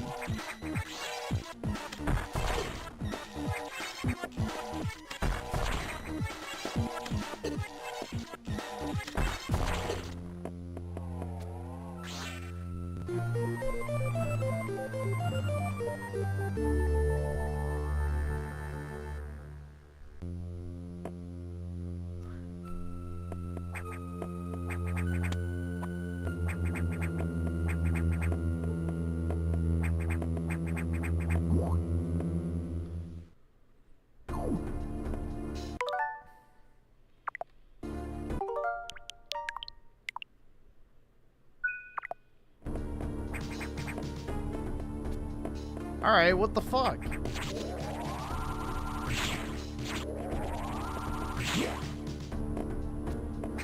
What's the point of coming up here? Oh, shit. There we go. That answers that question.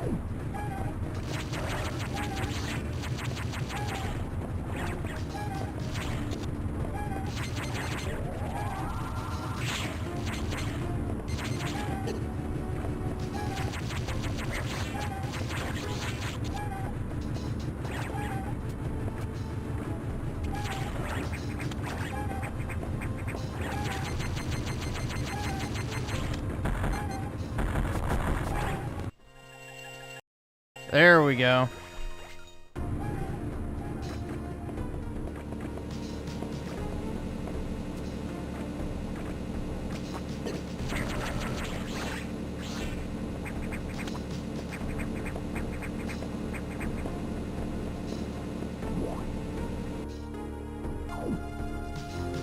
Okay, so now what?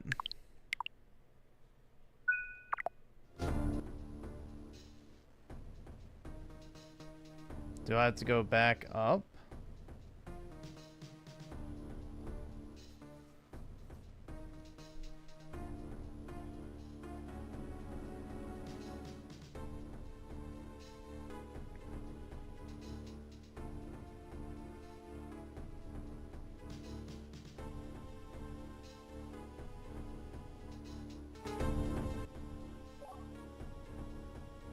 Okay, so proceed to navigation room. So yeah, back up. Looks like there's a way through here.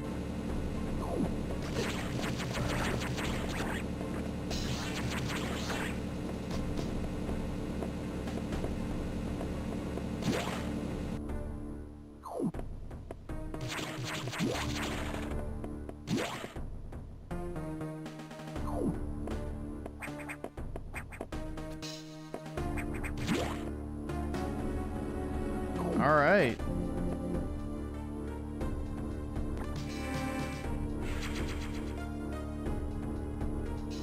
You don't think what's gonna happen?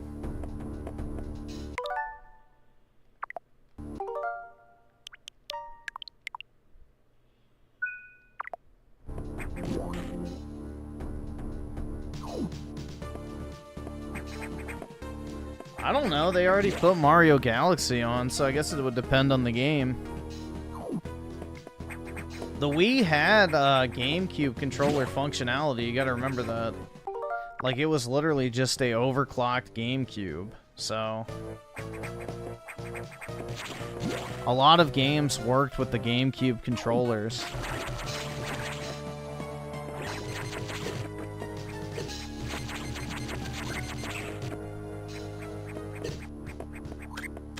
Dude, the hitbox on that is fucking retarded. Hold on. Jesus Christ.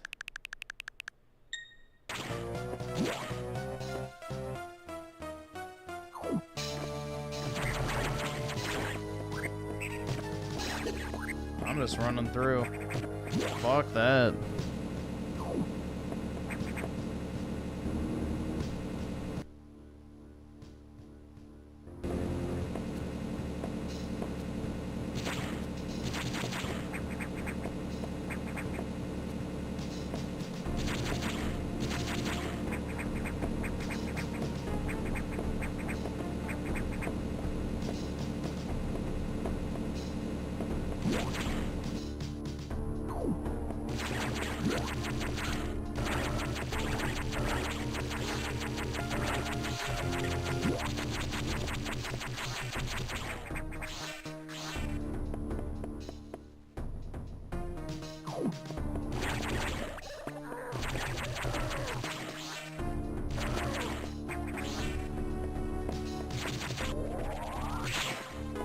So that doesn't open it still?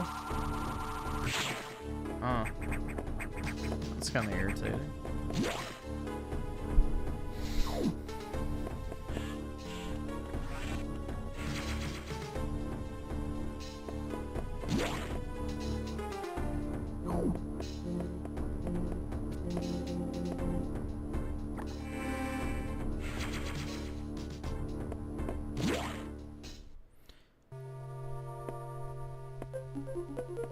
Alright.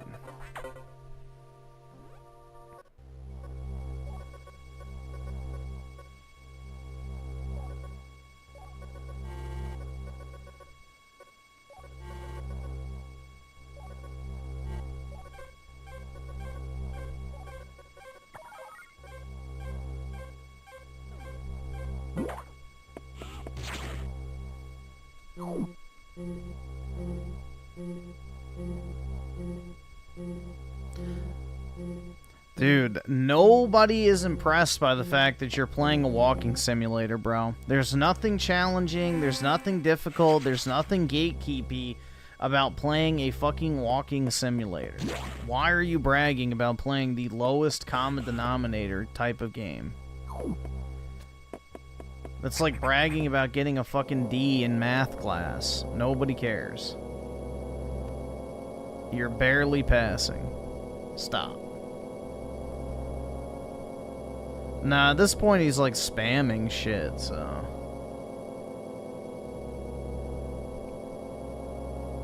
I don't care what people think, bro. Then why are you typing in this chat? Go play your game in silence by yourself and stop talking to other people about it. If you don't care what other people think, why are you telling other people what you think?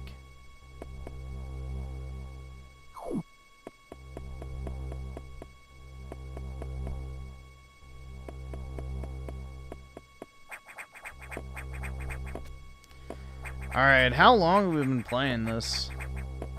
I don't know. You're bored? There you go. Because you've been playing Death Stranding 2. I rest my case.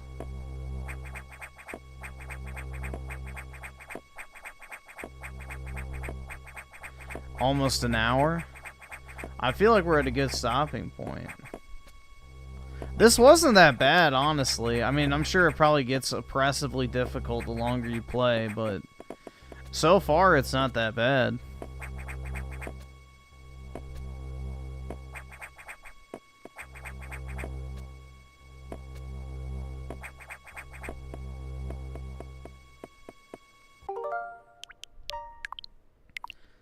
That was a lot less terrible than I was expecting.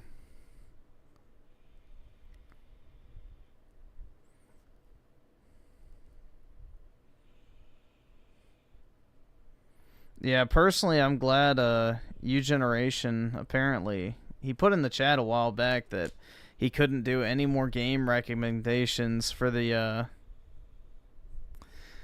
time being because he just bought his new computer. I'm really glad that just so happened to coincide with the Death Stranding 2 release because I did not want to fucking play that dog shit. Shit. Imagine if you didn't have the option to save it all the time.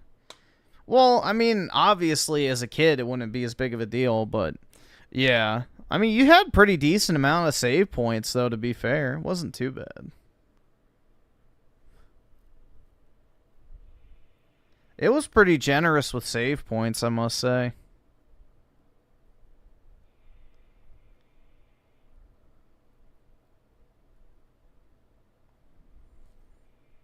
Someone will donate? I don't think so.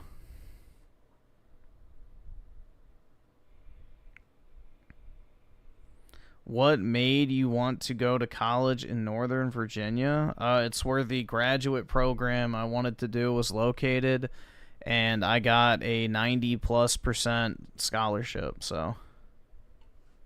Not to mention I could do it in 9 months instead of 18 and finish school as quickly as possible. Plus, I was probably going to end up working in this area anyway.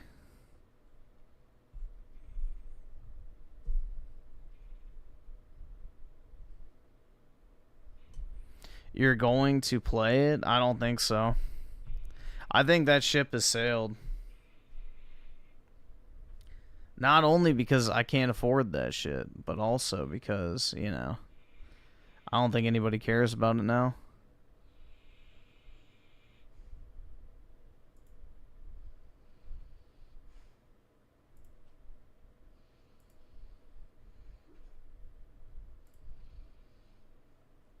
Uh-oh, my stream dashboard just fucking died. Oh, shit, we went down to 20. Okay, it's back. It said I had 22 viewers. I'm like, uh-oh. Hashtag irrelevant, dude. But no, it was the stream dashboard fucking up. Alright, let me save just one more time, just to be sure.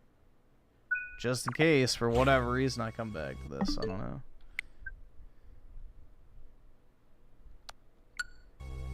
To like 2 game selection. Alright, there we go. I don't know why it gives you the European game versions. Back to multiplayer slot. Either that or we can play the Alice game. I don't know. Do y'all have an opinion? I mean, we'll do a few games of Mario Kart at least. I don't know. I'm kind of in the mood to play Mario Kart. But, yeah, maybe we'll swap to the other game. We'll do a few.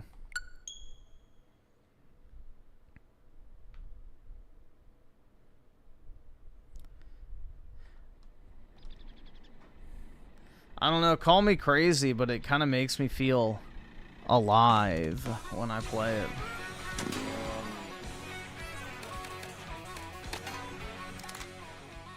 It's a very rare instance of a game that's genuinely fun to play, so. I don't know how you change your character on these, like, licenses. I don't really want to be It's-a-me Mario.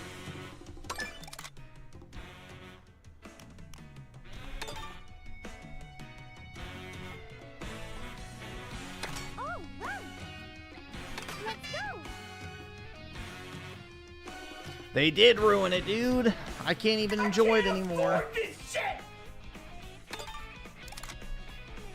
Alright, so 9-inch PP GameCube dick. There you go. Is the code. Remove. Let me... Room code 9 PP... Oh, hold on.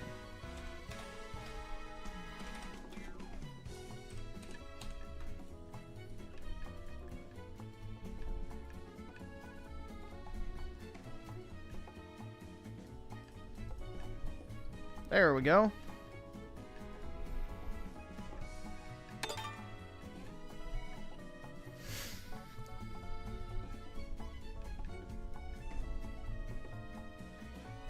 Griffin needs to win after all the poundings he took. Yeah. Well, I came in second place tonight, so I did all right. Last night, I couldn't catch a break to save my life, dude. I was just getting raped. Constantly.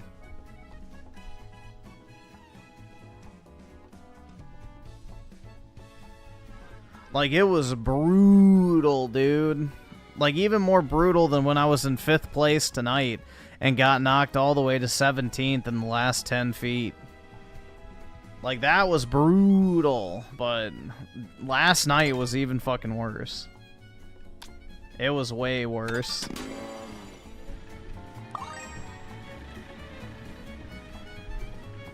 The RNGesus, you know, of Mario Kart was not on my side.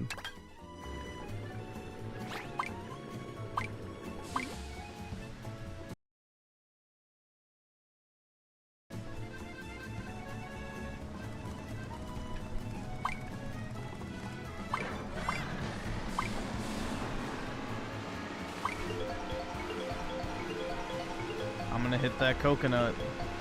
Fuck! There we go. Alright. Hell yeah, peaches cherries, dude. I love playing with peaches cherry. Griffin the Raped, I know, man. Saber Ram with the 2. Hello Kitty Island Adventure, my favorite, man. Gotta love it. I mean, who doesn't love Hello Kitty, am I right? It's just so heckin' wholesome and fun.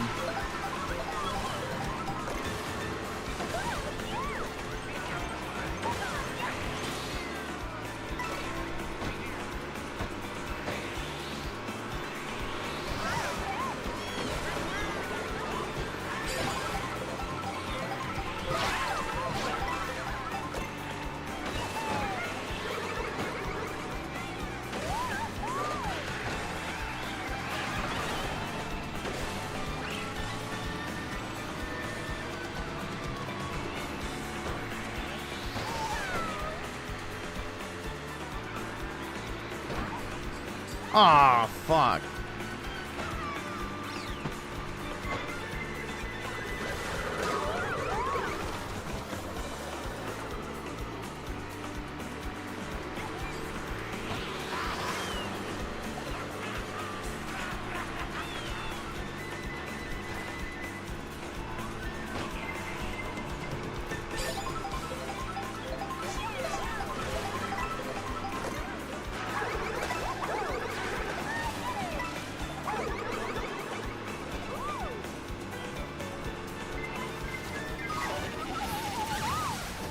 Shit. Not good timing.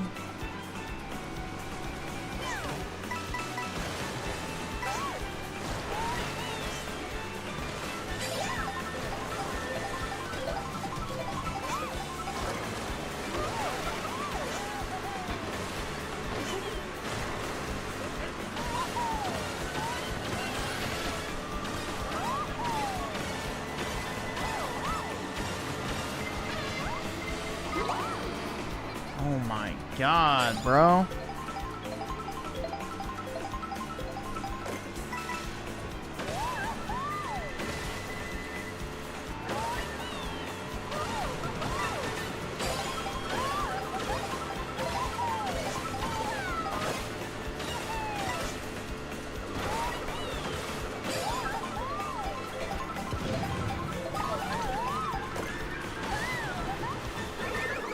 Dude, what type of dookie-ass power-up was that? A fucking item box? Really? And a singular mushroom?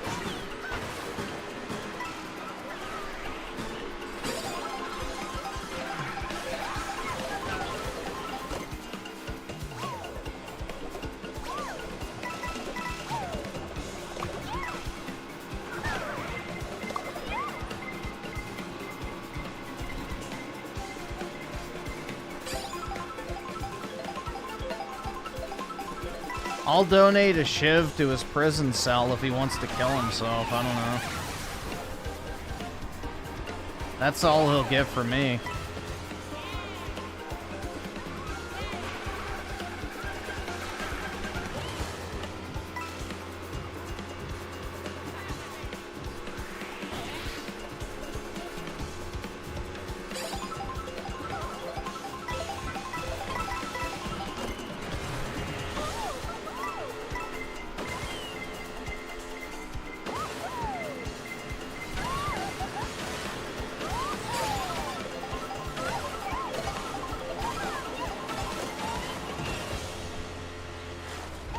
Not one brown person in sight in your neighborhood? Damn.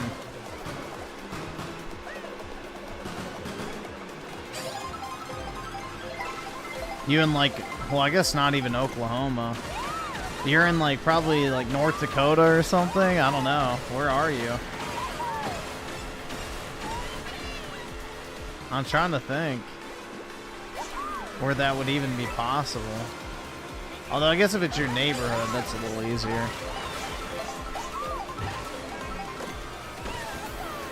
Yeah, Maine's possible.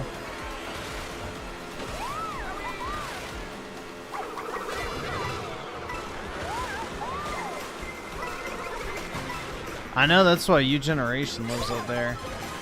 He hates minorities, so...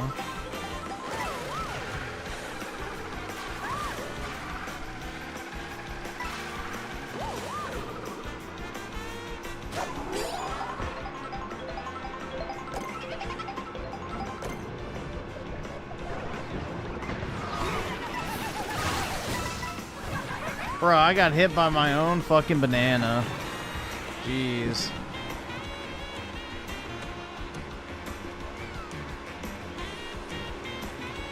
Idaho? I guess that makes sense, yeah.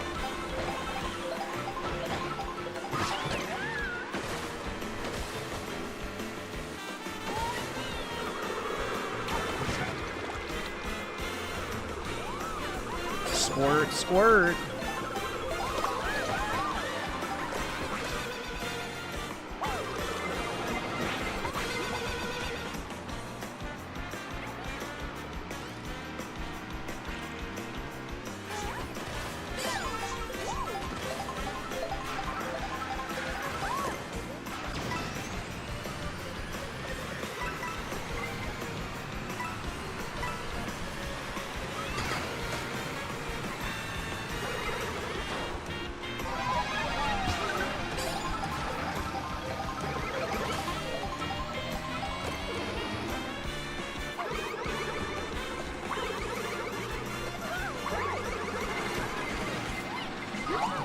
Oh no!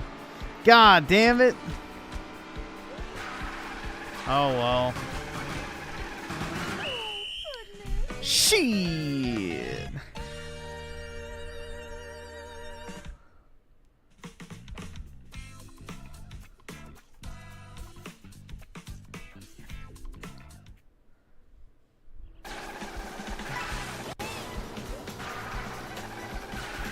Absolutely brutal, dude.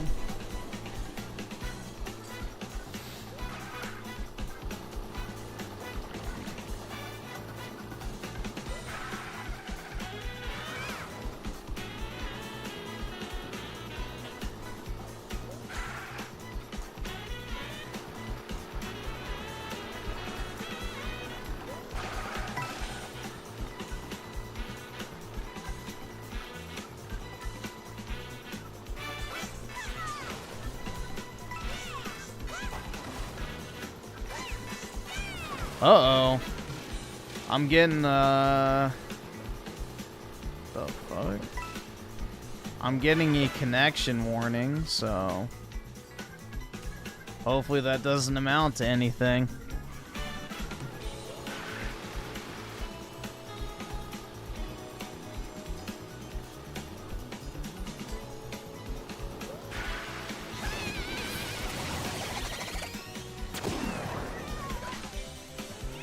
Yeah, it's on YouTube's end, so I have no idea what's gonna happen with that.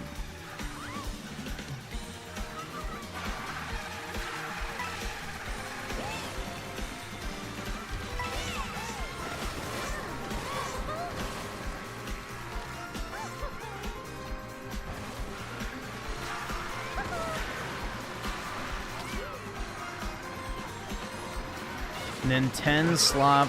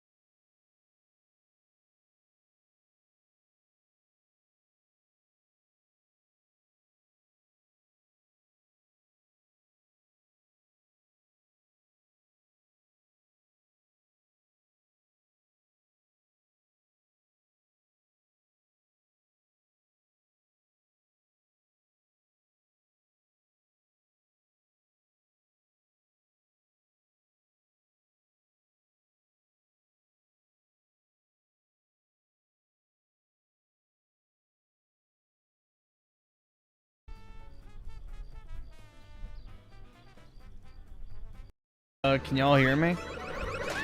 Skip it up. The fucking loser faggot. I don't know. YouTube lost connection, wouldn't let me reconnect to OBS, and it just fucked up. All right, I'm gonna go take a piss real quick since we got a natural pause here, and I'll be back.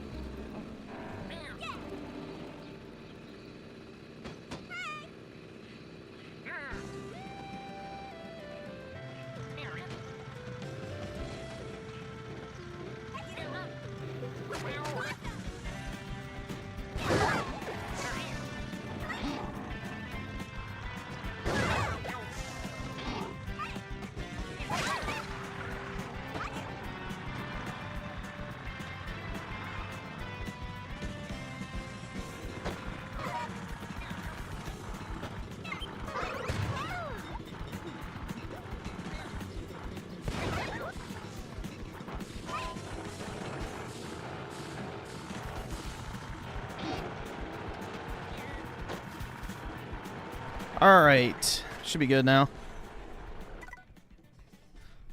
Let me put the code back up there.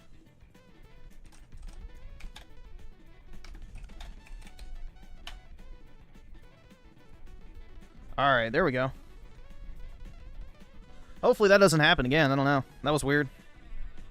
I haven't had that type of issue in a while. But whatever.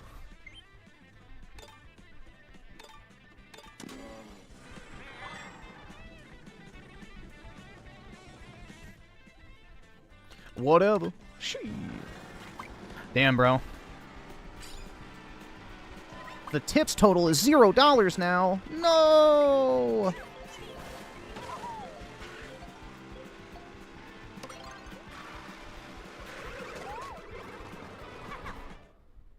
Daryl's on the two. Griffin bit his lip and said, "Ow! I just bit my fucking lip." Tips goal ruined. I know, man. This is not the positivity I needed to end the month, guys. You know, I needed lots of positivity tonight, but, you know.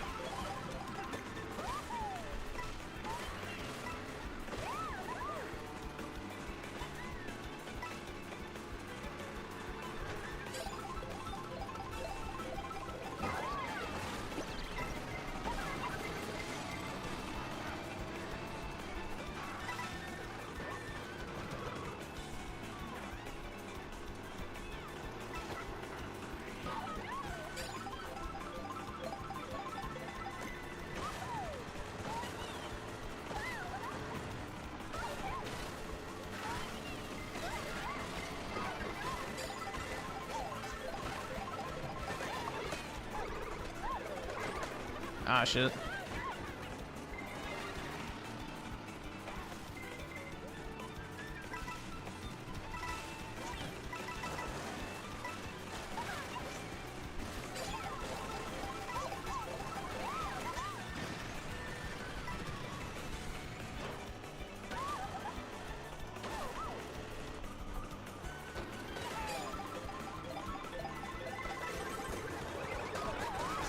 Holy fuck!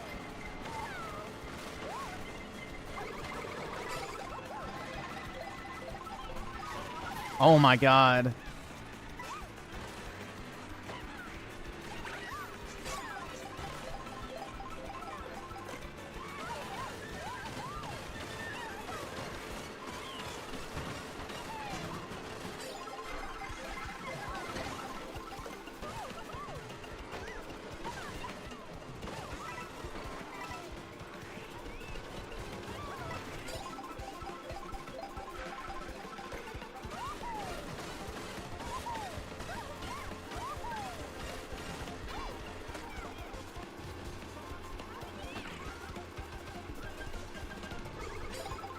No, I'm not fucking losing, bro.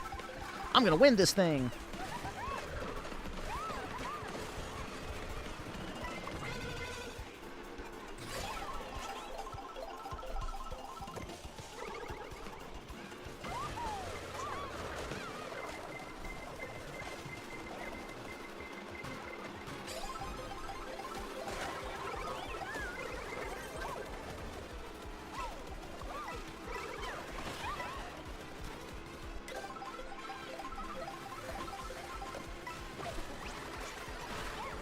Well, I love Dr. Disrespect because we share the same taste in women, so it just makes the conversations really interesting.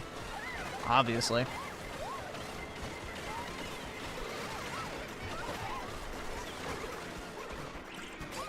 Let's go, dude!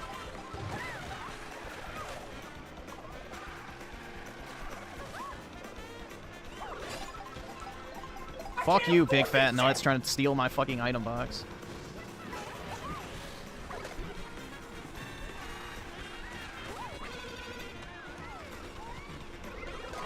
Fuck!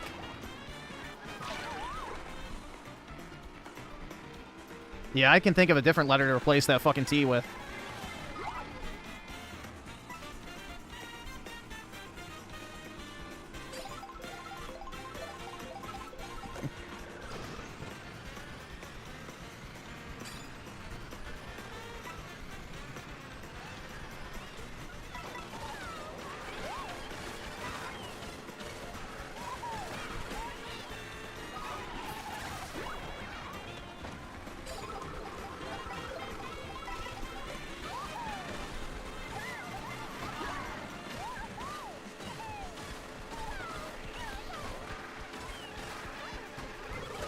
No!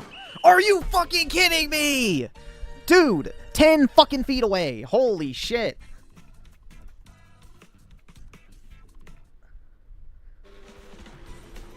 Oh my god.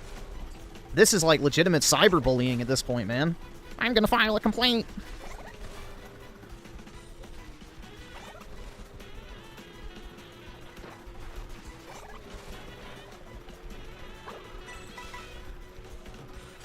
Let's see. Malkser with the 2. Appreciate it, man. Big ups. Thanks for making a small splash in the great pool of missing contributions, bro. You know, I can maybe pay off the interest on my credit card debt now for the day. Thank you. Griffin crashing out over a baby racing game? It do be like that.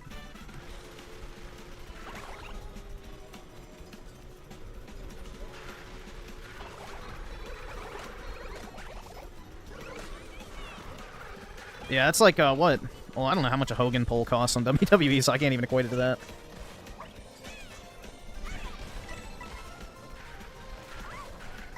How much is a Hogan on a WWE champion?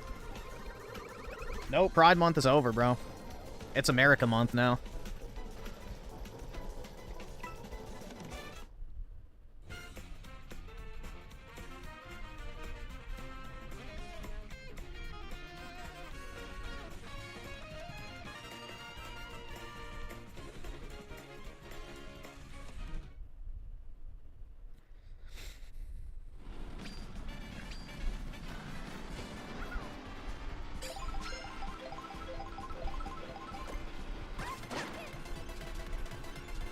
Female driver coming through. What month is August? The celebration of the first emperor of Rome, Augustus Caesar. Let's see. I'm gonna change my cart. I may go back to my original one. My bike. Tim Marco the 7. Really appreciate it, bro. Ever notice the people shilling at modern Western games are telling us not to buy Nintendo stuff? I know. It is quite interesting, especially when you look at the type of shit they play in their free time, too, like Marvel Rivals and Fortnite and everything else you can imagine, so... Or they'll shell out $50 for a Oblivion remaster or something like that, I don't know. You know, it's just, the whole price argument I think is fucking stupid, honestly. The whole price argument I think is idiotic for the most part. You know, if the quality is worth the price, I think that's the most important thing. But the problem is, the quality of most modern games aren't even worth any price. Like, is anyone actually going to say they would spend money on South of Midnight?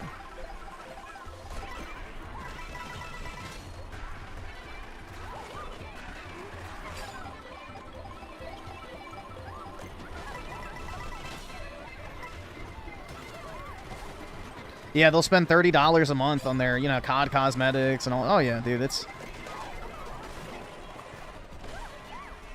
That's why I don't like the whole price argument. That's why I don't make it. I think it's kind of dumb. I think it's idiotic Microsoft is charging $80 for their dog shit games, because now, you know, whatever little sales they hope to amass on PlayStation, it's not even going to, you know, like, it's not even going to hit the radar now. Who's gonna pay 80 bucks for Outer Worlds 2? Like, really? How did they think that was a good idea? Like, that is not the game to charge 80 bucks for. Like, Nintendo's not even charging 80 bucks for Donkey Kong, and that game looks amazing.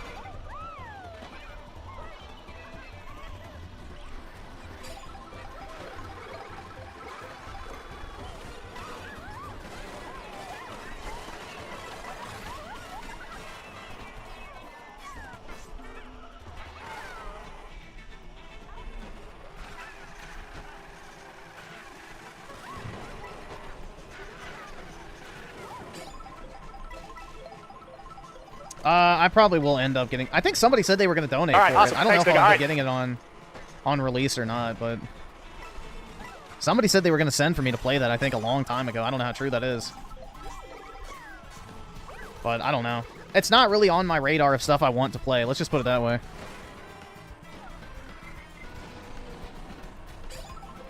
I'm kind of over modern Pokemon. Like, I don't like the non-traditional combat style either.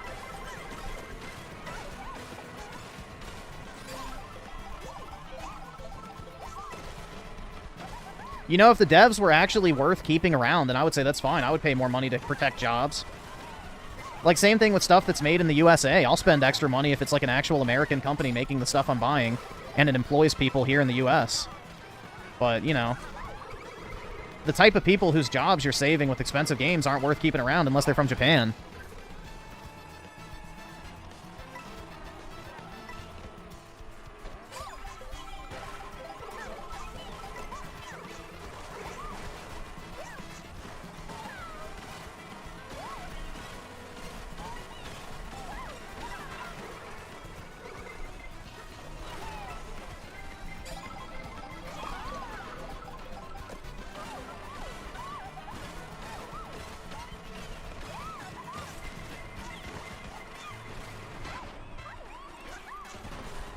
Don't fucking do it to me.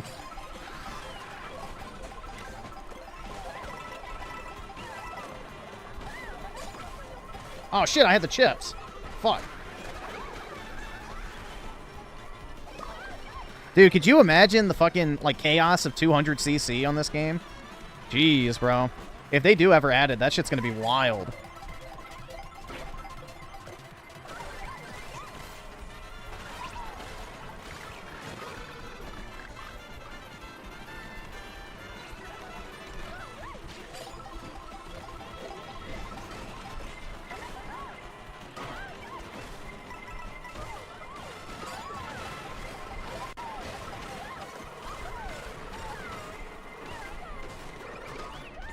No, you don't! Fuck, man. Alright.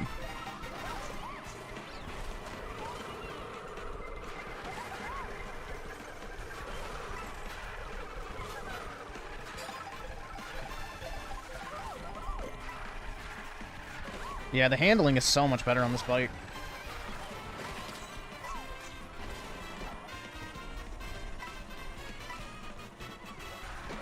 Oh, shit.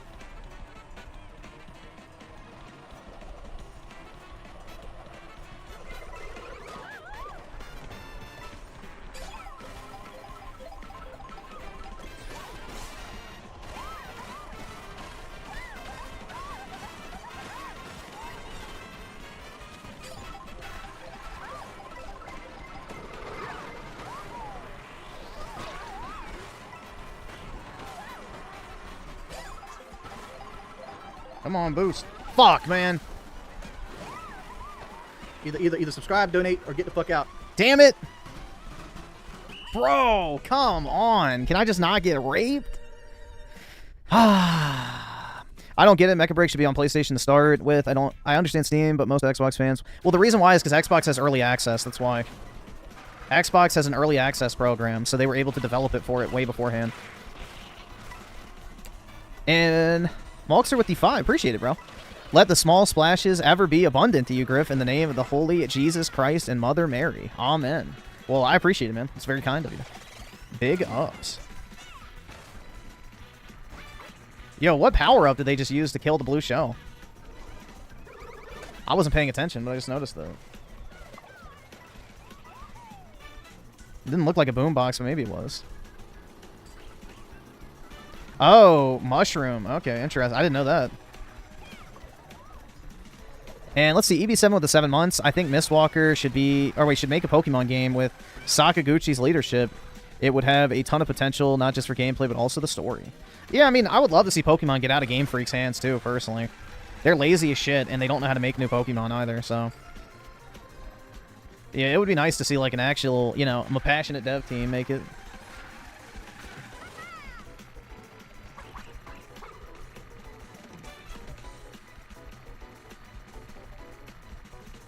Yeah, dude, the team that made Octopath Traveler, I think, would be perfect to make a Pokemon game. Imagine Pokemon with that art style. That shit would be beautiful.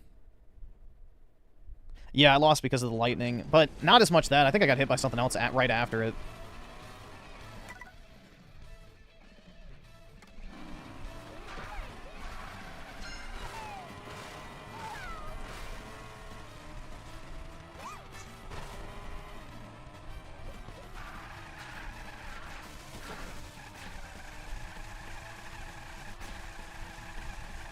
Dude, this turn radius is almost as tight as Peach.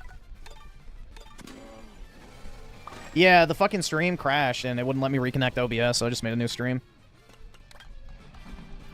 YouTube Studio wouldn't reconnect to, whatever, so I just had to make a new stream.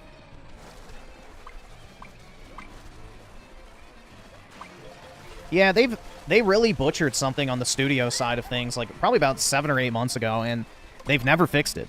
So, I don't know. Whatever update they pushed out just completely broke it for everybody, because everyone has the same problems. So, for years, there was no issues, but now all of a sudden it's a problem. So, I don't know. H1B issues.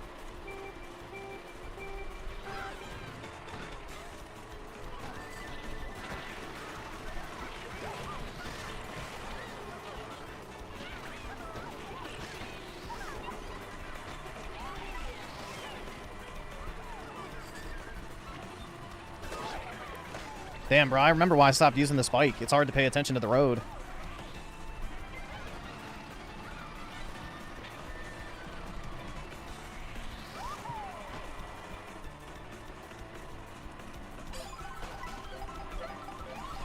That's cool that the Monster Hunter update's good. I saw, like, people are review bombing the absolute shit out of it right now. Which is a shame. Because it's a genuinely good game, but apparently it just runs like crap on PC. That is definitely a console game, for sure.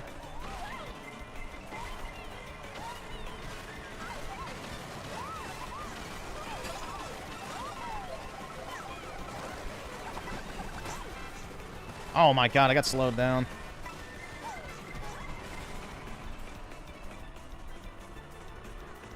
Mudasar, that's right. Or Mudashart, whichever one you prefer. Or Puda.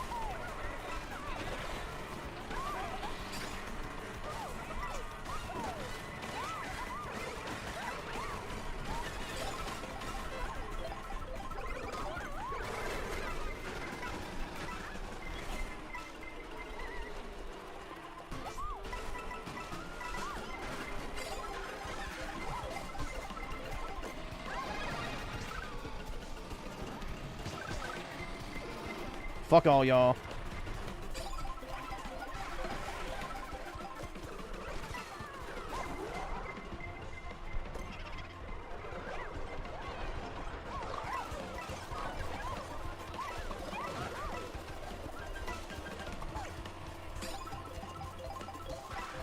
How is Mario Kart ruined? Something to do with matchmaking, I don't know. Something about making the random matchmaking mode a random matchmaking mode. Personally, I don't think it's ruined, but that seems to be the consensus. If you look at YouTube, and people are pissed.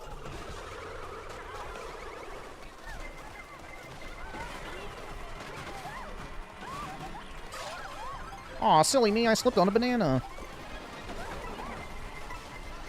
I don't think any of the Japanese devs like mods. The Japanese are very protective over IP, so...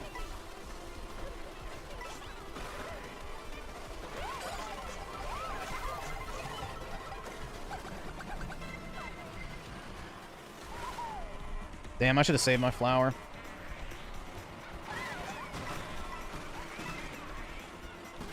Woo! fuck?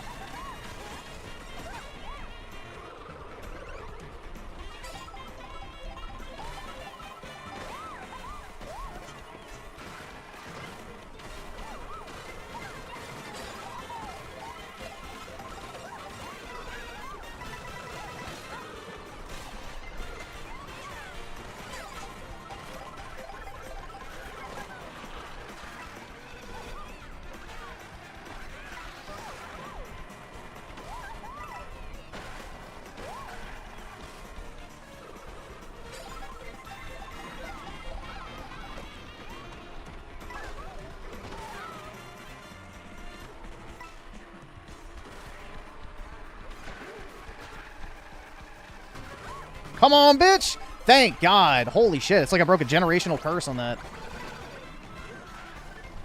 Oh, fuck.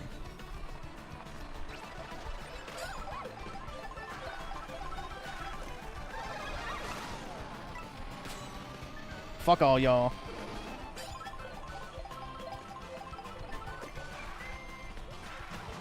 Oh, shit. How to blow your lead 101.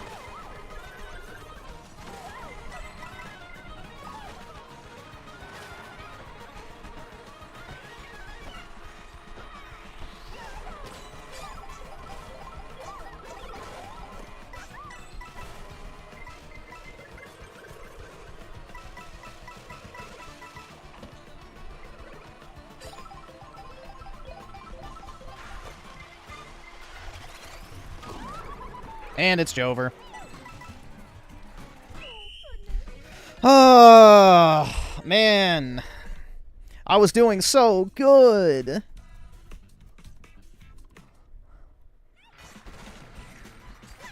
Yeah, I've seen the DSP clips on Twitter. They're pretty funny. He's a professional at every game he plays.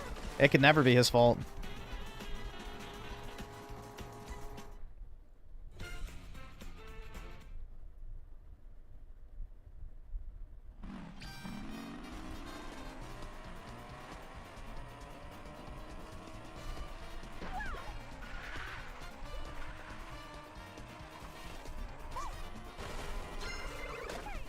Dude, I can't catch a break even in the fucking lobby. I'm getting bullied.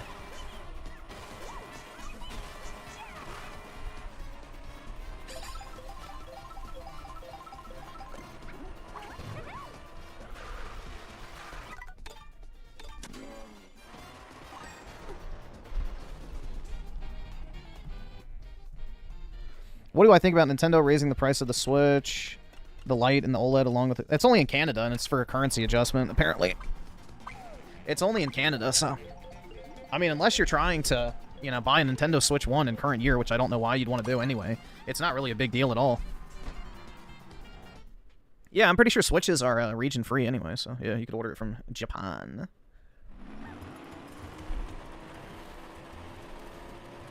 Lol, Griffin is trolling. Trolling? I never troll, dude.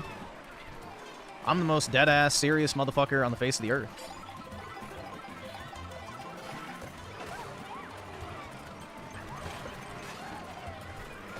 But yeah, the thing is like, they're not raising the price of the Switch 2 in Canada. It's just the original Switch, and that's just, you know, because of the currency dropping in Canada as much as it has.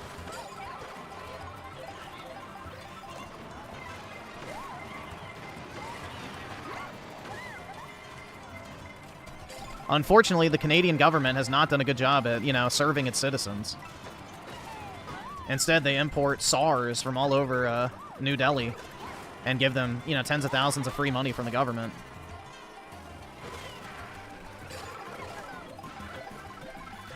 Has Mudashart ever acknowledged you? No, why would he?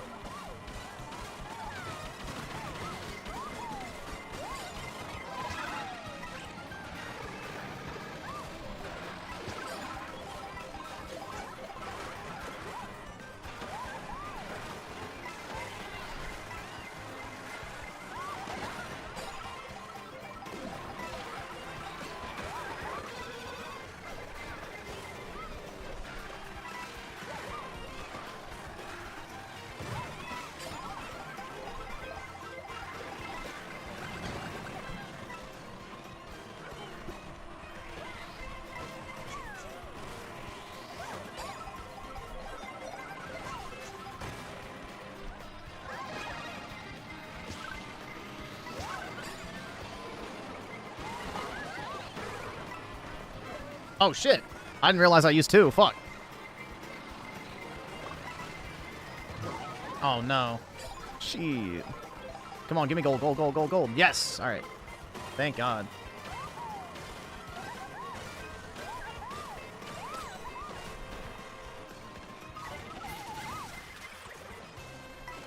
Judaism.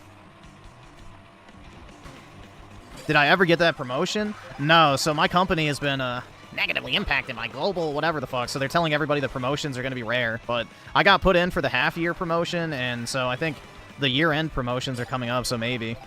I don't know. It doesn't really matter. I don't care that much. Luckily, you know, I have an easy job that's a stable one, so I don't have to worry about getting laid off. So that in and of itself is kind of nice. Stuck with my 9 to 5 forever? Yup, I can't cut it as a full-time content creator, unfortunately.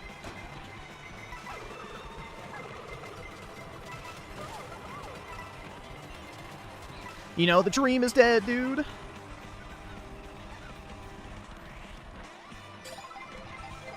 I'm much more concerned about having a good income than getting laid, bro. Give me the money over the pussy any day. I got fucked. Oh my God, barely.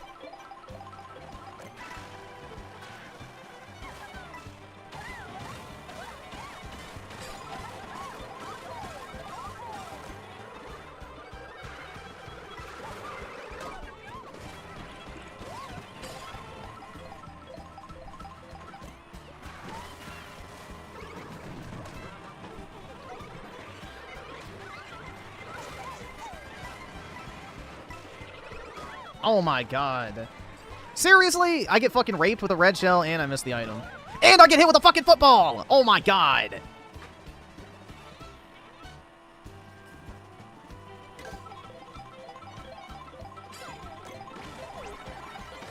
This is not imagined agony. I just want y'all to know that. The game is blatantly rigged against me.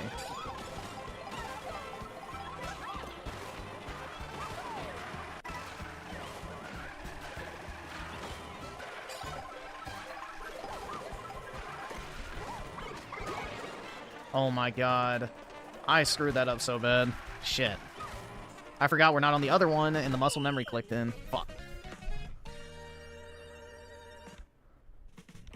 What games did I buy? Here, I'm gonna show you real quick. It's probably faster.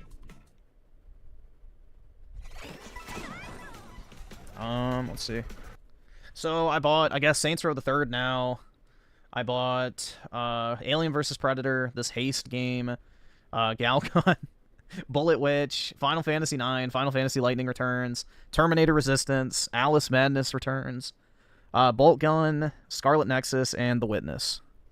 That is my extensive Steam summer sale pickups. There really was not much I wanted, which was the problem. But yeah, that's what I got. I played through Alien vs. Predator the other night, so I already beat that one.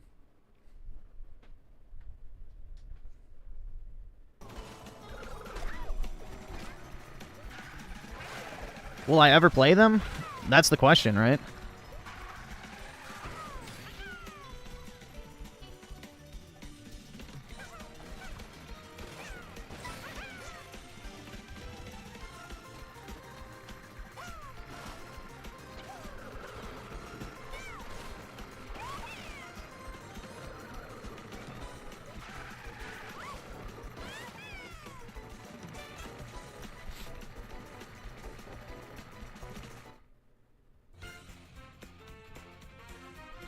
You're gonna hate Scarlet Nexus. I fell asleep in the last few chapters. Did you get anything on Switch? I didn't look at the Switch sale. No.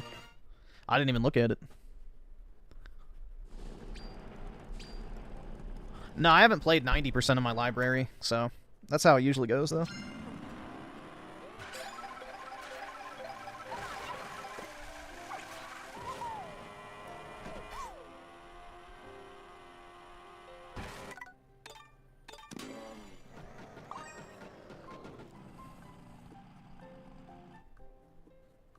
Yeah, I started playing Bolt Gun on PS5 when they gave it away for free with PS Plus, and I did like it. It was fun, so it was good.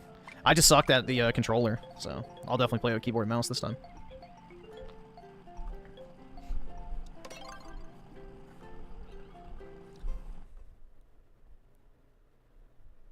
If you got laid off, how long do you think it'd take you to find a new job? Also, if you were to live stream as a main job, how many hours a day? Well, I wouldn't just stream. I would make a video or two each day. I would force myself to upload something with the time, but I would just stream as much as possible. Like, I would make my video or two a day and then stream, so... I'd maybe go to the gym and walk my dog, but that's about it, so... We'd be doing 12-hour streams every night again. Like I did back when I was in college, so... But I don't think it would take me that long to find another job, because I already have my master's degree, and now I have 4 years of work experience, so I'd be able to find something. Would it pay as much as my old job? Maybe not, but, you know, it'd be something. It wouldn't be a scenario where I'm making no money. But the good thing is, like, since my dad was in the military and shit up here, he knows, like, a lot of people in this area. So, you know, I probably could get a job either for the Gubby or contracting if I needed to.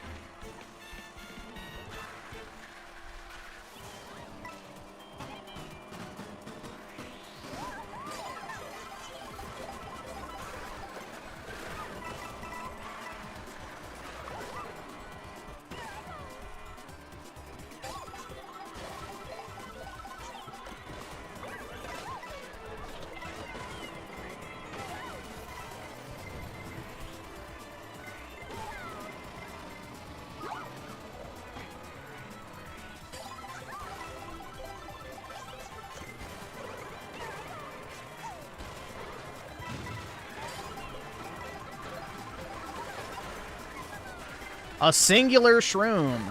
Wow, they dug deep for that one. Oh, fuck. Damn it. I'm done. It's over. It's over! No, I'm a scientist, dude. I have a master's of science. I think that's the official degree title. A master's of science.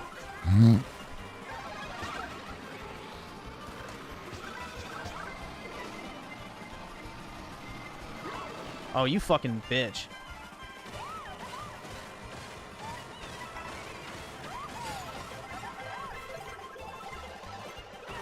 You dirty bitch.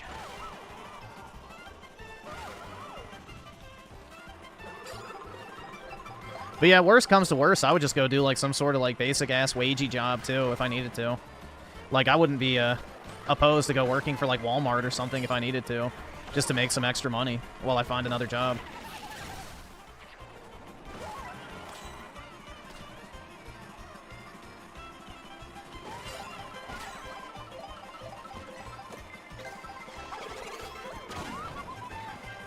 Judaism. It's over for me. I had a good run.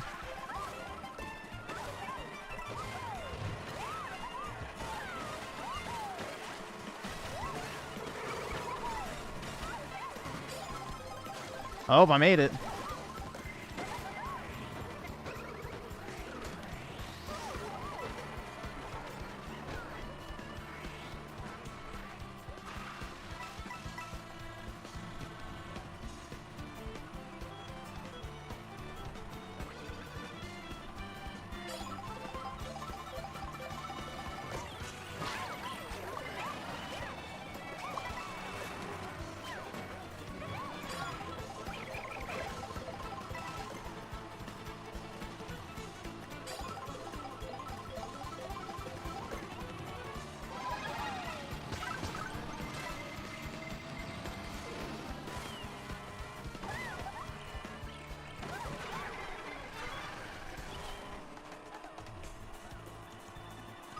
Oh, you're fucking kidding me. Holy shit. Bro, I thought it was actually going to do it to me again. The last fucking foot.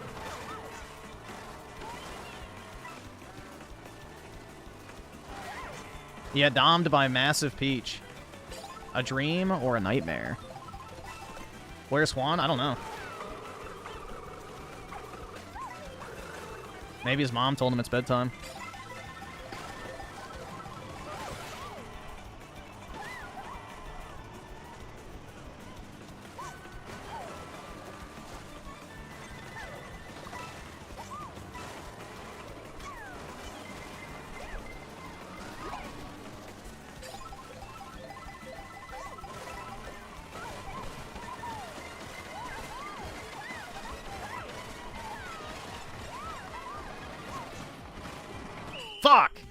So close. So close. Maybe his cat went missing. I don't know. Playing with his pussy. Oh, there he is. My kitty is annoying me.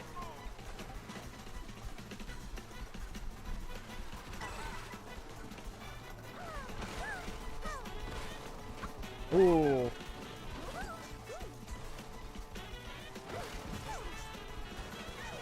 Should have laid the bomb on the ramp. That would have been the perfect place to drop it because they would have had to hit it.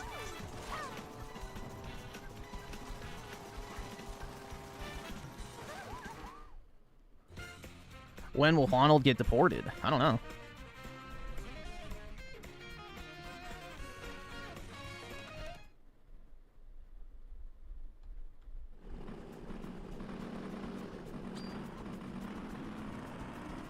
Wide load coming through.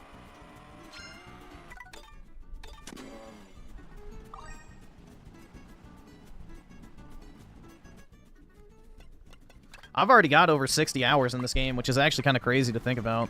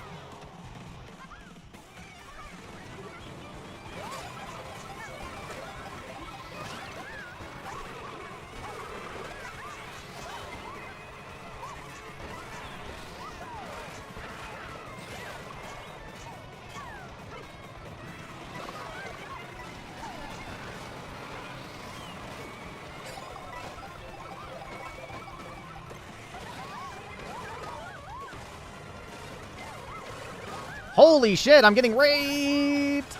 Stop!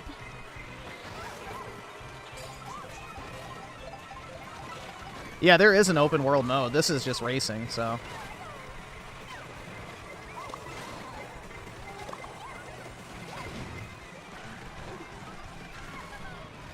Shit.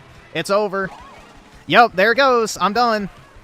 Oh my god, I didn't get a power-up. That's all it takes. That's it, last place. Here it comes. Jesus Christ, bro. If you do not get the power-up in the final stretch, it's done. You are officially finished. No, I'm actually leaning back in my chair right now.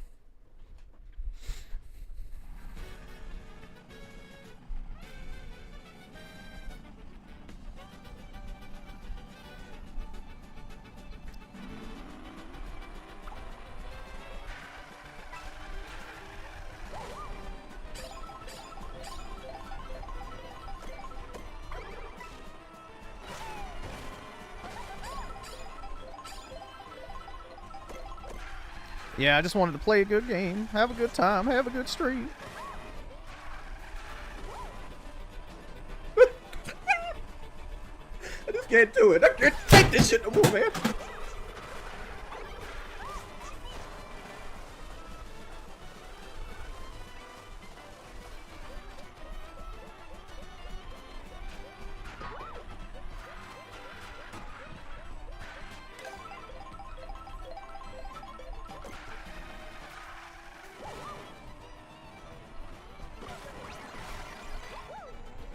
Ew, beer chugging Peach.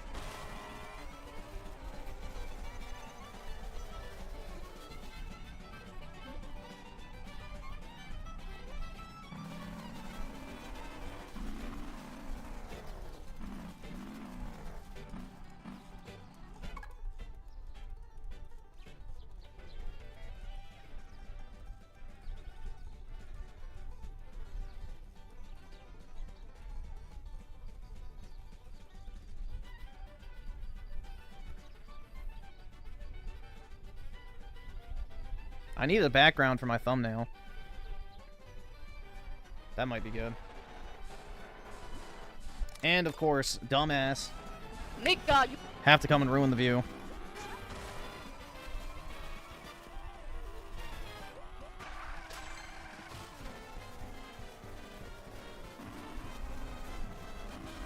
Yeah, I need, like, green.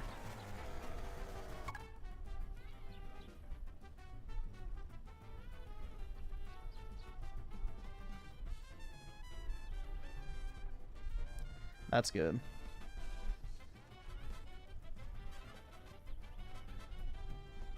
I don't think there's a way to... Oh, shit! I hit the wrong fucking one.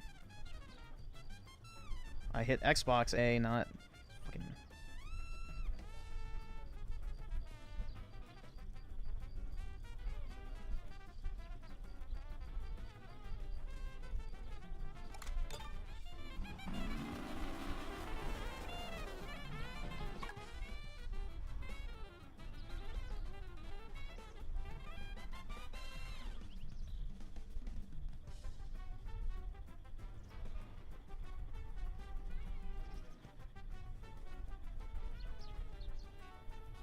Can you not hide the overlay? I guess not. Oh, there we go. I don't think there's a way to take a screen grab on OBS.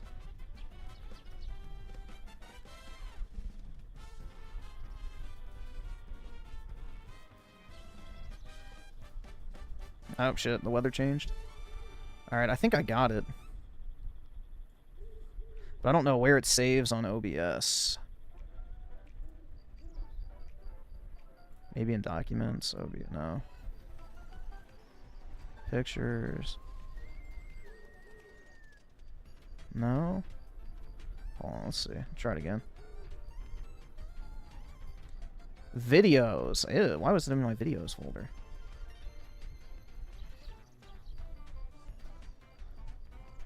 Delete. Let's see how this looks. No, it's gonna be too low res on the Switch. Okay, that's good. That's actually perfect. I don't know what the size is of it, but... Oh, 1080p. Alright, perfect. There we go. Pictures, and put that in there. I'm trying to keep all my files organized on this computer, unlike my previous one, so...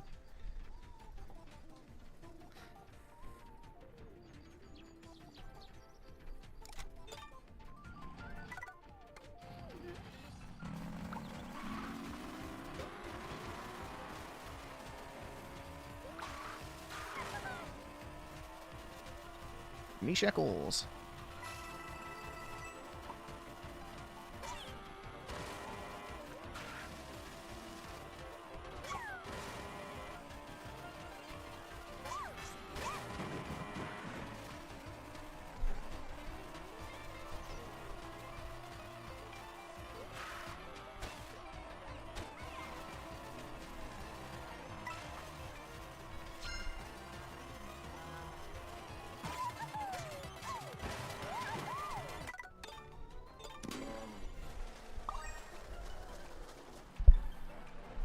You should dig up St. George's grave. I agree.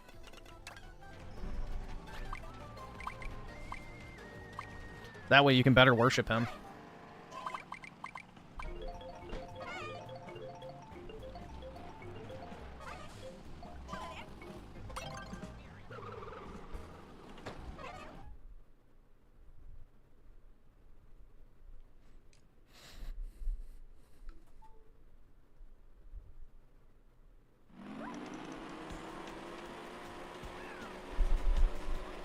You just beat Expedition 33? Oh, wait, you should. Yeah, I got bored of it. I don't know. I wanted to like it, but it's just like, damn, bro. I don't know. The story did nothing for me. Which in an RPG is a problem.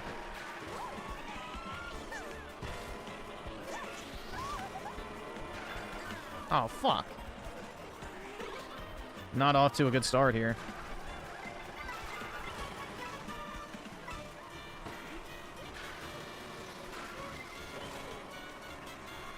It was all a painting and mud depression. Shit. Dude, literally me for real. And I've been eliminated. I didn't get a power up.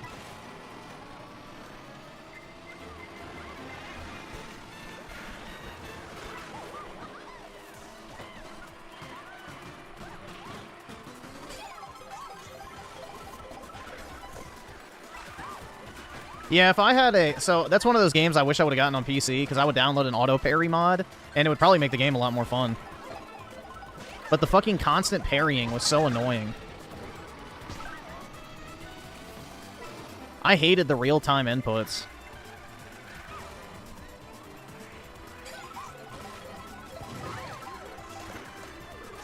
I just hate parrying in general. It doesn't matter what game it is, I just genuinely hate that mechanic.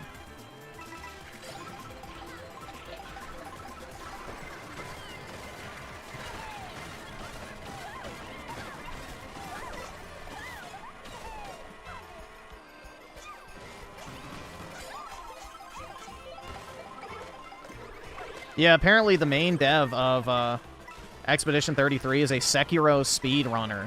So he's like obsessed with perfect parrying.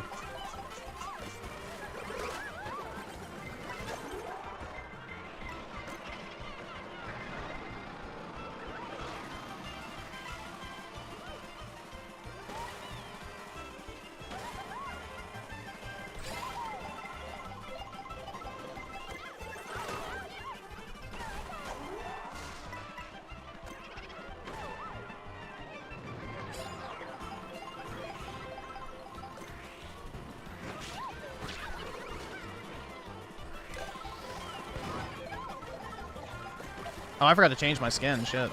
Oh, good. Perfect.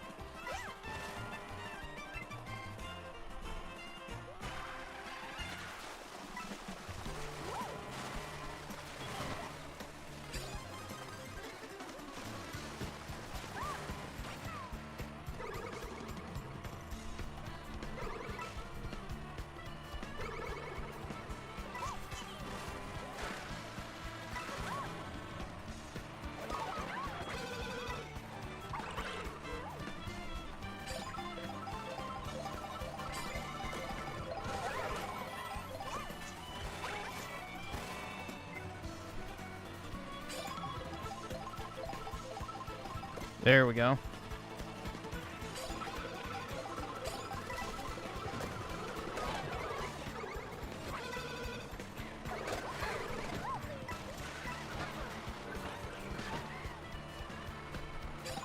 Alright, I didn't get fucked. Oh, they took away my shells. Fuck.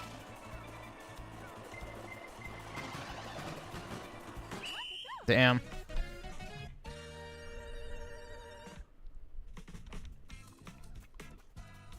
Griffin doesn't mess with snow bunnies? That's right. Even if it only happened once. That's one too many times.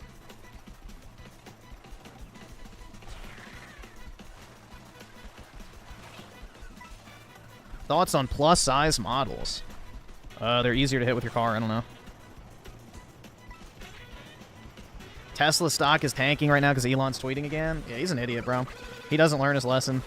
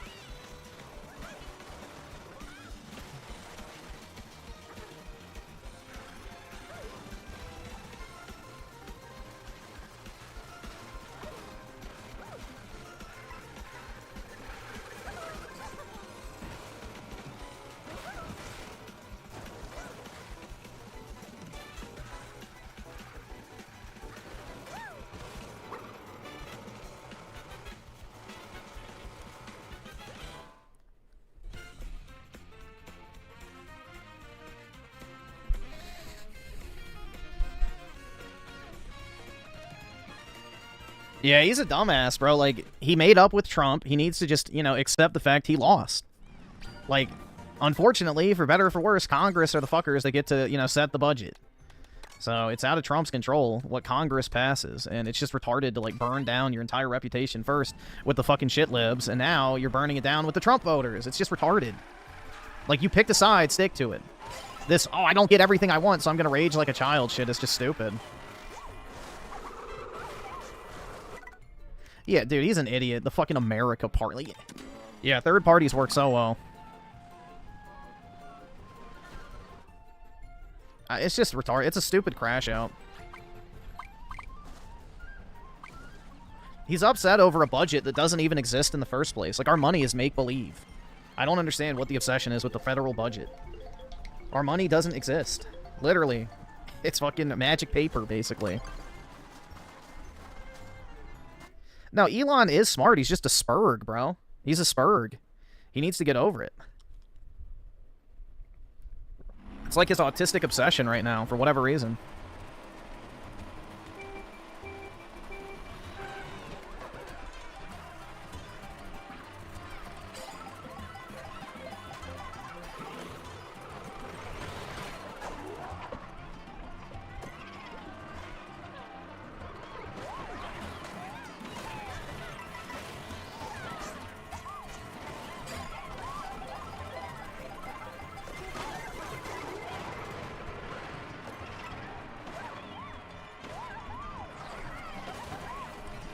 Oh, shit. Destroyed Twitter? I don't necessarily agree he destroyed it, but it's definitely way more unhinged. He needs to ban India. Because all it is, like, now is just a bunch of Indian bot spam, you know, milking the premium accounts.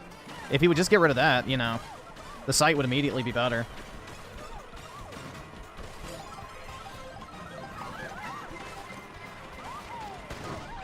Like, that's actually one of the highest paying career paths in India right now, is getting a Twitter account and just, you know, spamming fucking posts in order to get premium revenue. Oh, shit.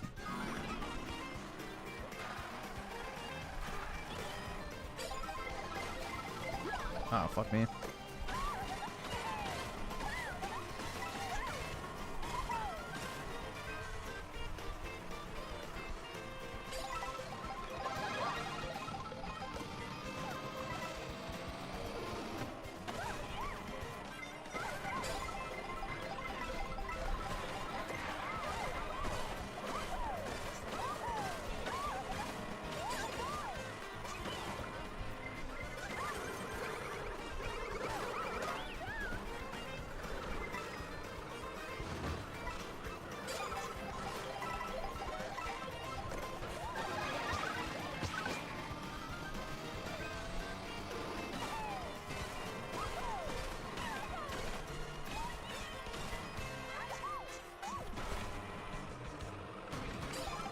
Hey, I do not have an autistic obsession with Aerith. You take that back right now, bitch.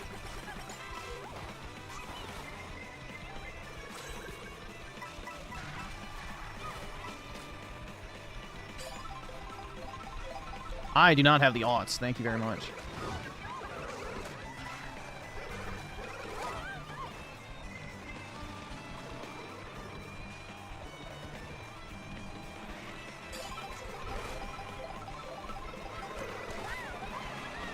Mamma mia.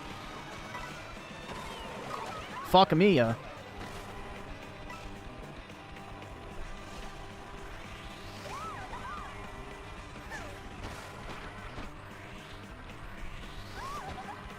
Gotta go. Oh, fuck! No!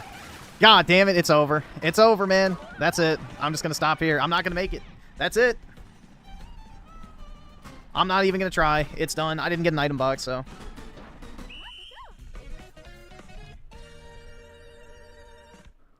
It's over.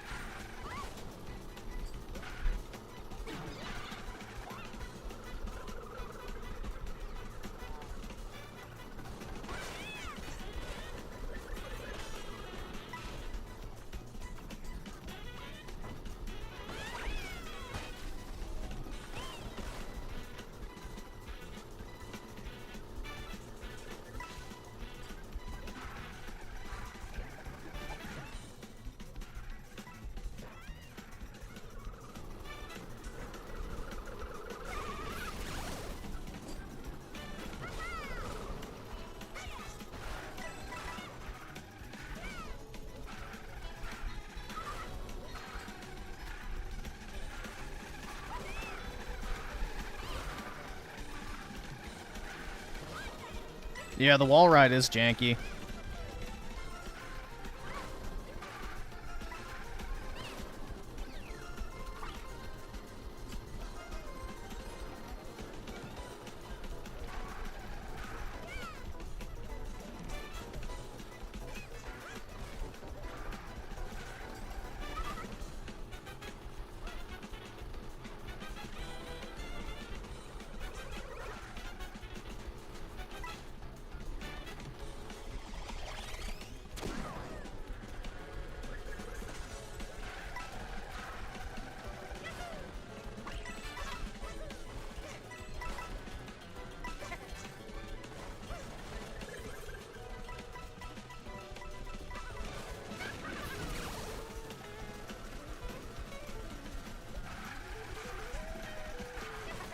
Nah, I'm not gonna get the Sonic Magic cards.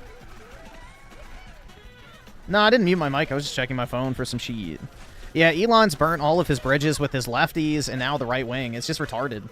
It's absolutely retarded. He's on a fucking autistic spurg fit that's gonna just, you know, self-immolate his companies. So...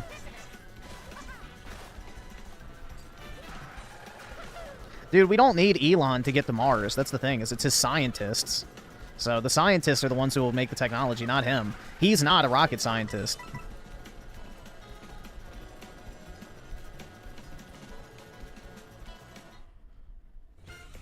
So Jeff Bezos could very easily just hire the same people working at SpaceX.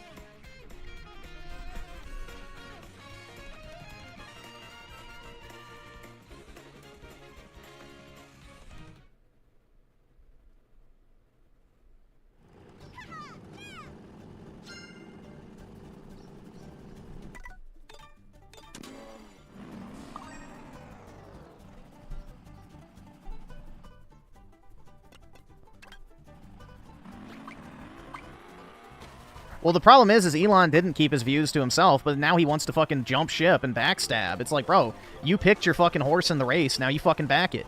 Quit being this, you know, backstabbing little bitch. I don't know, man. That's the part that pisses me off. Yeah, no one should trust him, because the second you do something he doesn't like, he'll make up a bunch of bullshit about you and try and, you know, fucking nosedive you.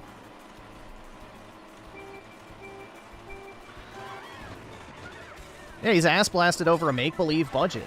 Like, it's just idiotic to assume that you can actually make generational change when you have to rely on fucking Congress. Sorry.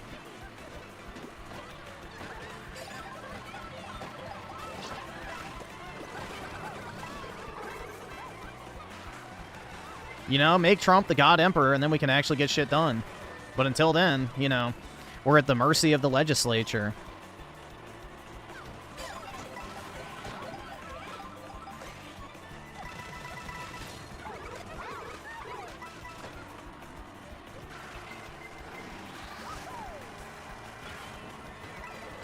Yeah, the simple fact is I voted for Trump. I honestly couldn't give a fuck what Elon thinks at the end of the day. You know, my loyalty is to Trump, not fucking Elon, who's not even a fucking U.S.-born citizen. So, go fix South Africa if you're so worried about debt.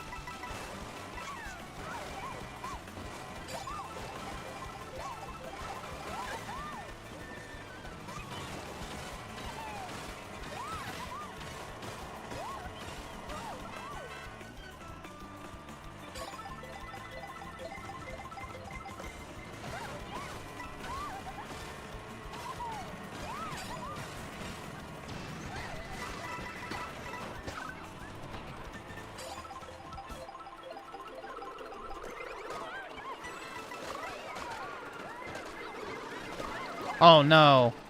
You're shitting me! Are you fucking kidding me? Oh, my God. What the fuck was that shit? I really wish they would just play the normal track music during the spectating, because that music they have is very annoying.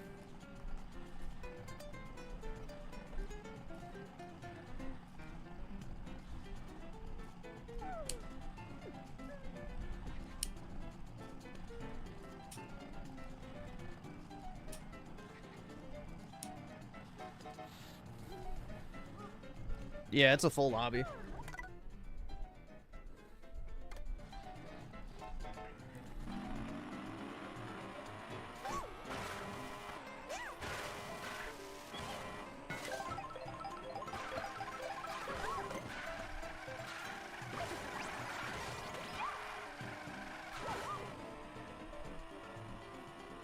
I voted for Elon. I don't think so, PK.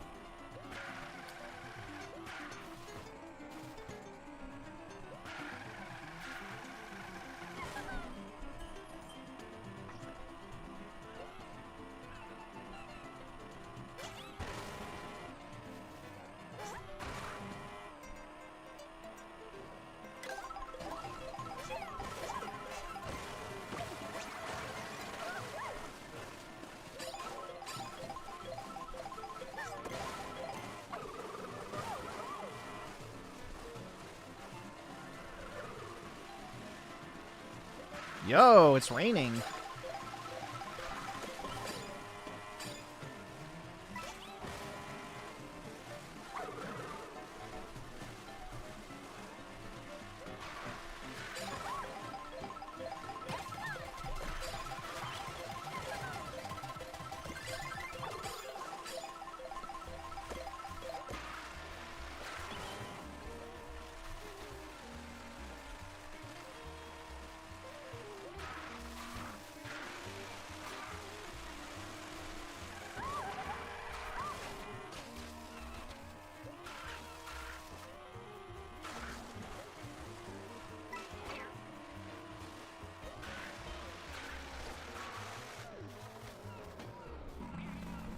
Dude, this skin makes Peach look like a 1960s housewife.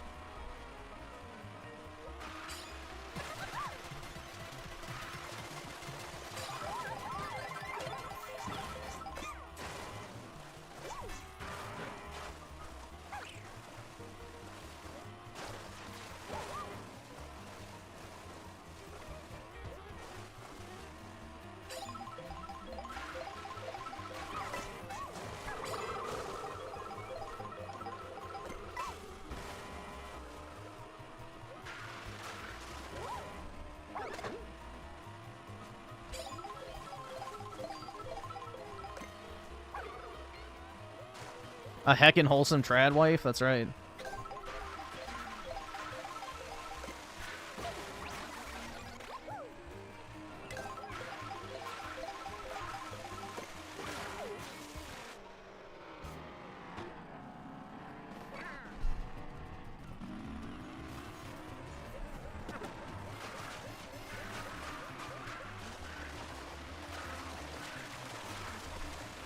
Nintendo knows what gamers want, yeah, to be happy.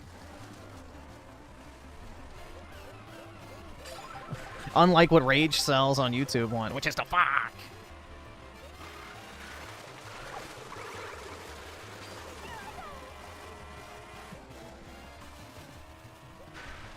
Gamers want a goon? I don't, bro. I only want, like, heckin' wholesome, you know.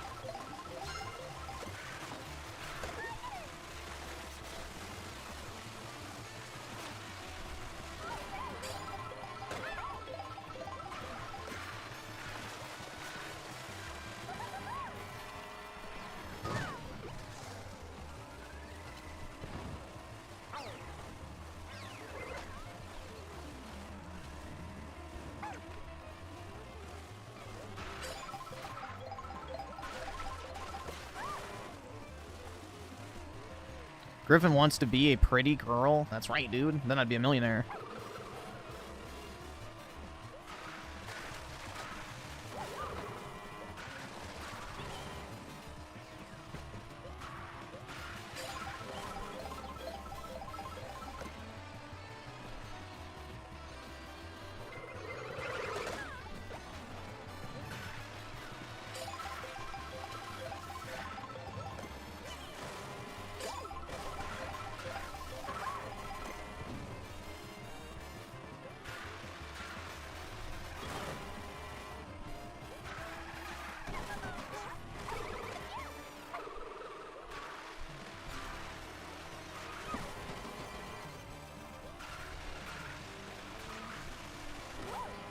Yeah, well, men are supposed to enter a woman's space.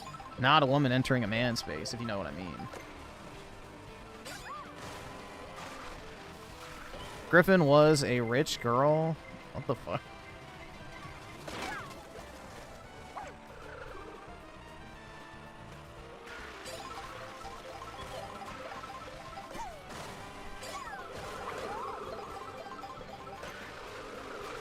Here, I guess we could do,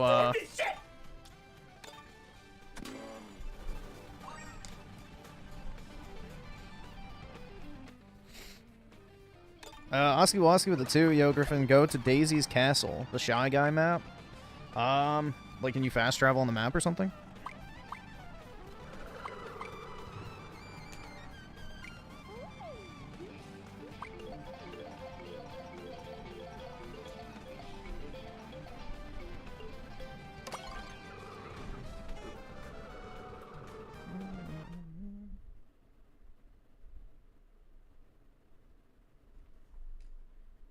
Click it and you'll go, alright, yeah, I can do it after this.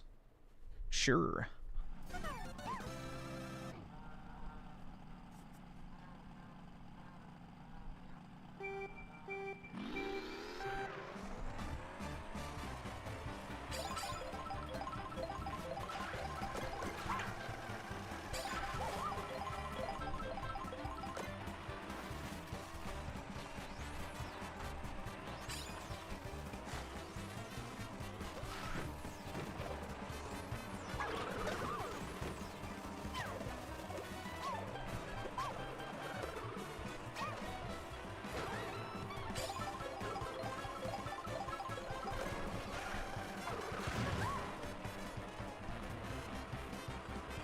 Ah, shit.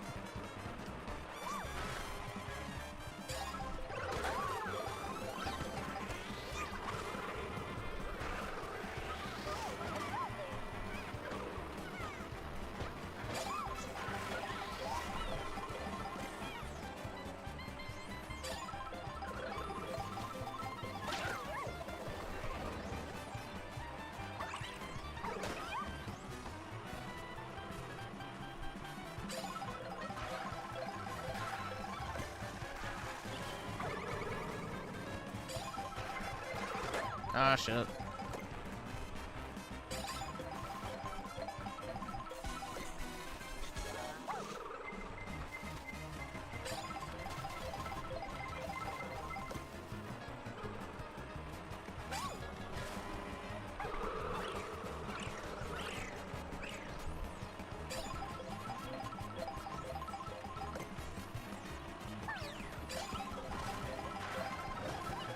Oh, nice. Oh, those don't track far enough. Fuck.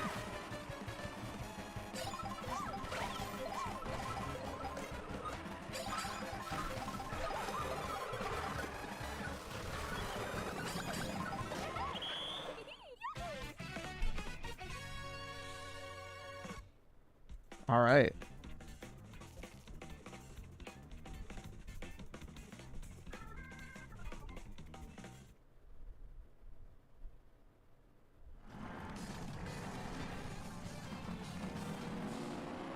Oh, I forgot to get rid of the intermission shit.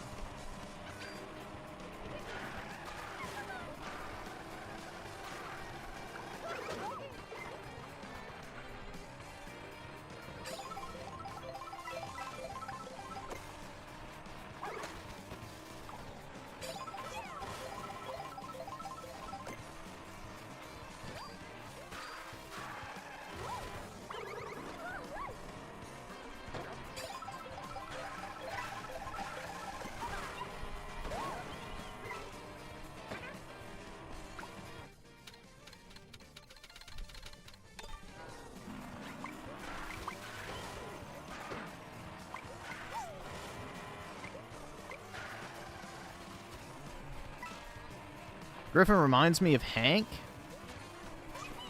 Who is Hank?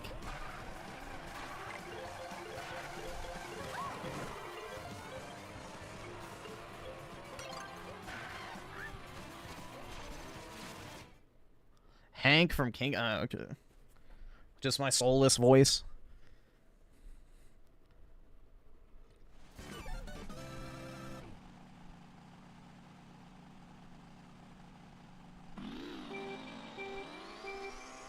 Aww. Peach, you overloaded your vibrator. Aw, shit. Missed both. Fuck! This sand is irritating.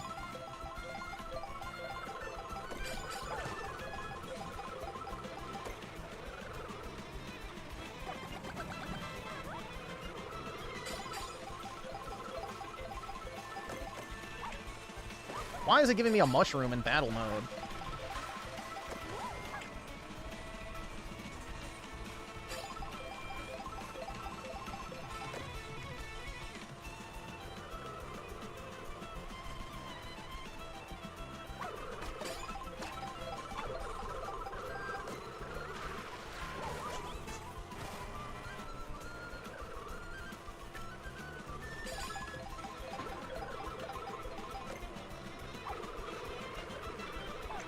I hit somebody, but it didn't count.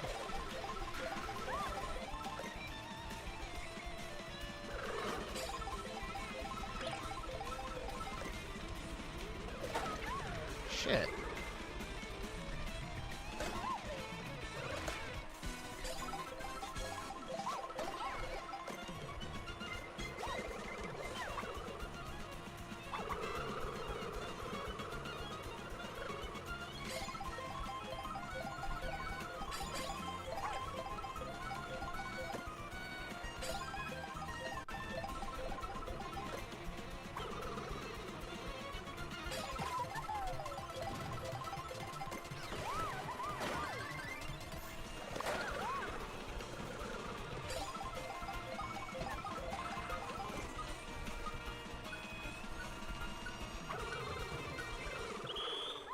That was kind of lame.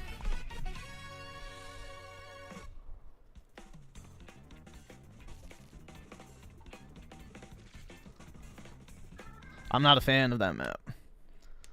Smash Bros. Dating? Yeah.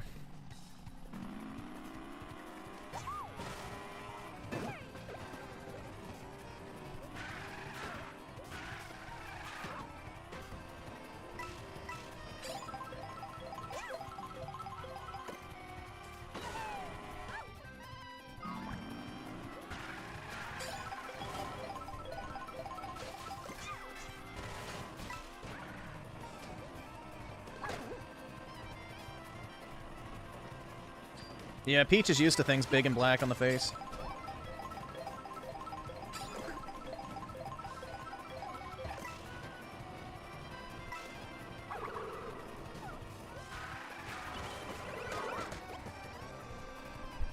Wait, what? Did I stutter? Did I stutter? I don't think so.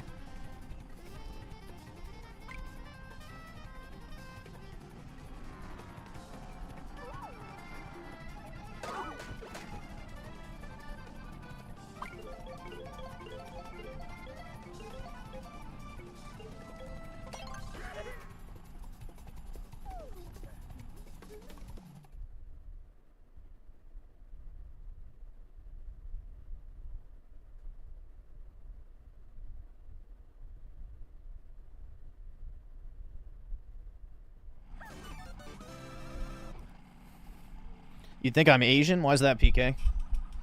I assure you, my dick is above average, whether you want to believe it or not.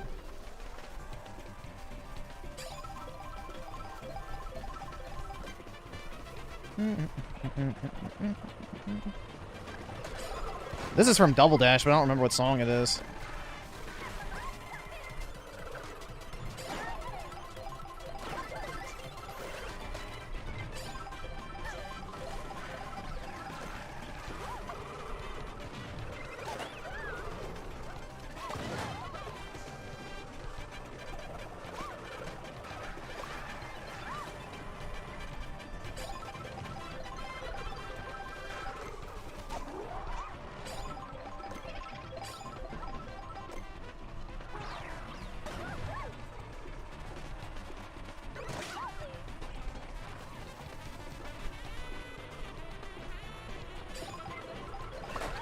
Ah, shit.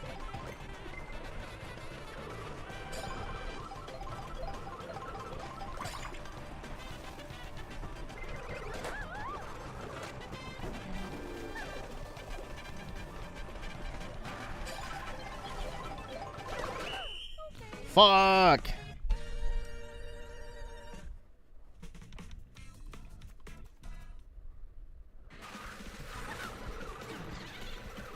You sound Asian and you're very materialistic.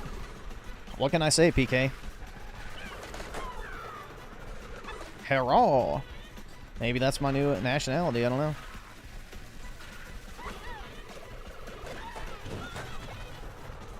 Griffin Raming. It's probably why my vision's so shitty. My eyes are never open. I don't know, there's no shekels to be jealous over tonight, bro. We're having a low positivity stream, dude. But yeah, probably. PK is probably jealous. Because his mom didn't get him a Switch too. Ha!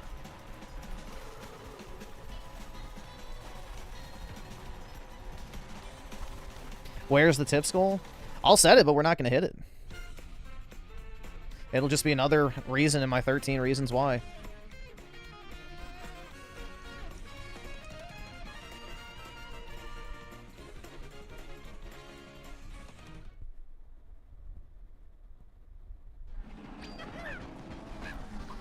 Let me suck the tip. Yo, what the fuck?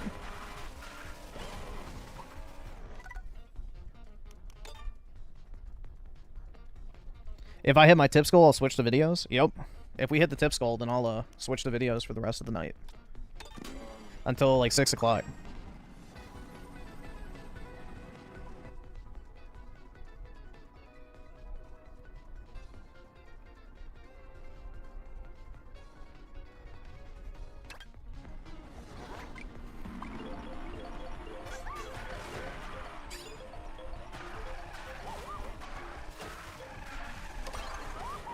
I delete my channel, it'd have to be a lot higher than that.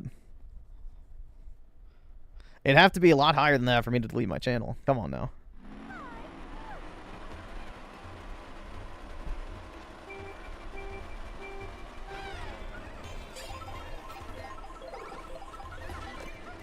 We gotta be realistic with the goals, guys. Maybe I could order some Burger King, dude.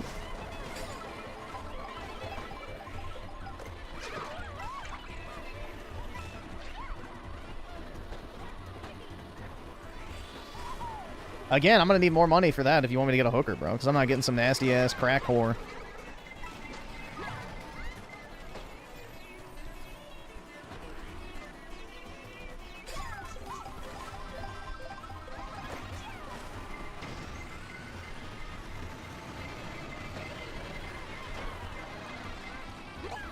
Fuck me.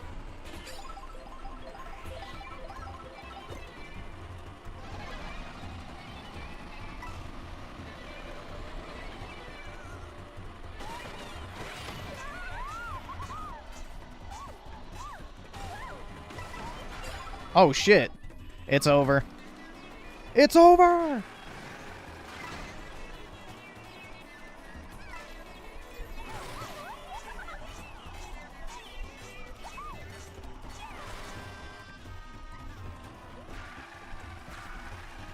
I can't afford this shit!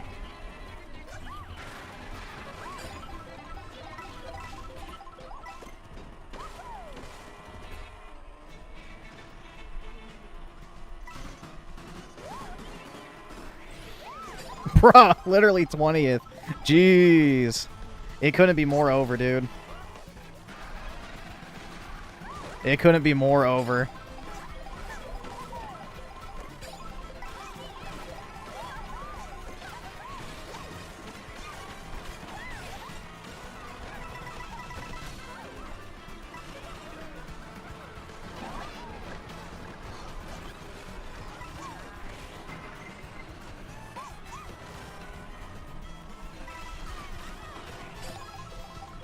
Yeah, it's nice. It's a short week this week, which is good.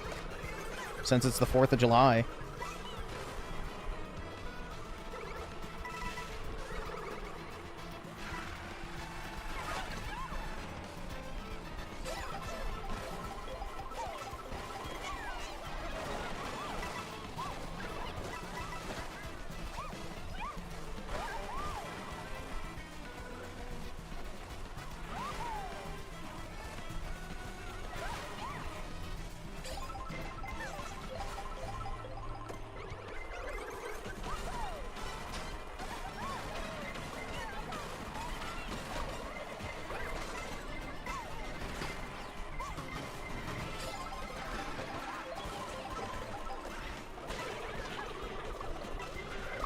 Oh, shit.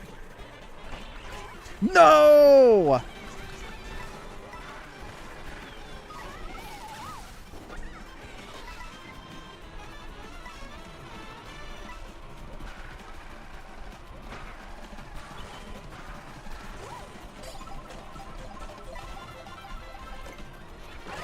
Oh, fuck.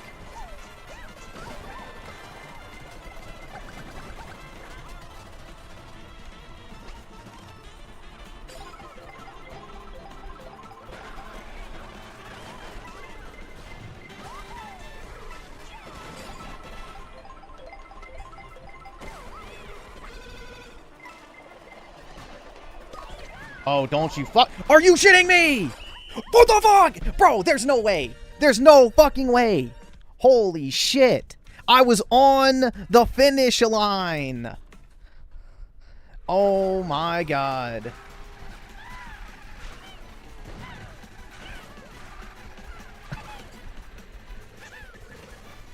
Oh my god, bro.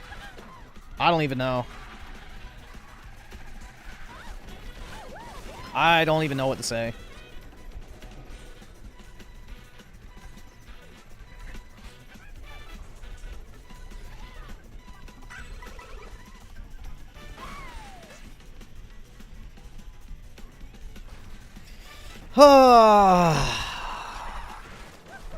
Yeah, that's like some next level cuckery.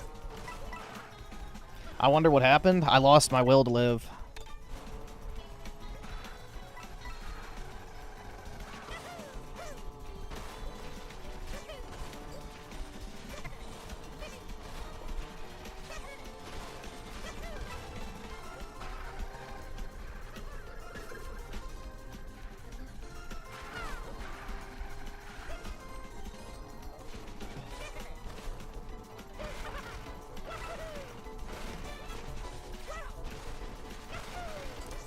Let's see. So, the Forlorn Joker with the 2. Appreciate the gay pair, man. Very kind of you. And yours truly with the 2. Pride Months, Jover. So stop acting like RTU. Never. Griffin want to watch fat bitches fight over food. The fuck? Nah, I'd rather fuck both of them and eat the food myself. Obviously.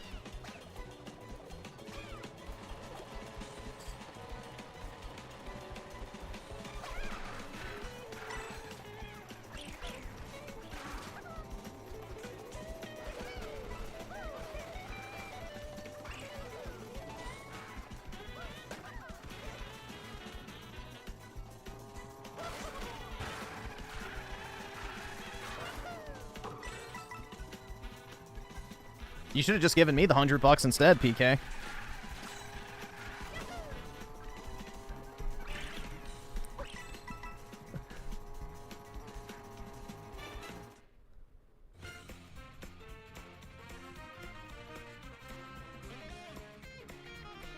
Jeez, bro. This is rough. And not in the good way.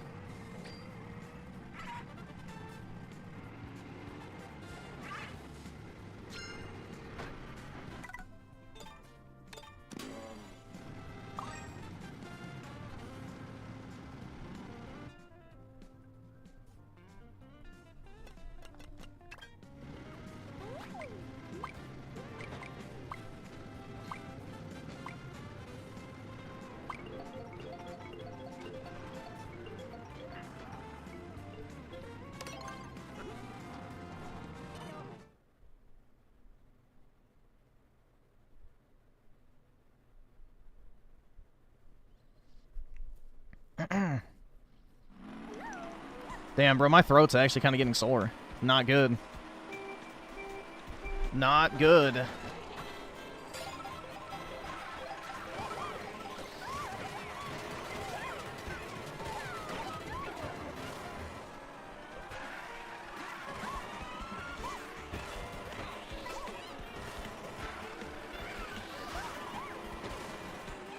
Nah, it's not celebrating Pride. It's getting spit roasted in this fucking game, man.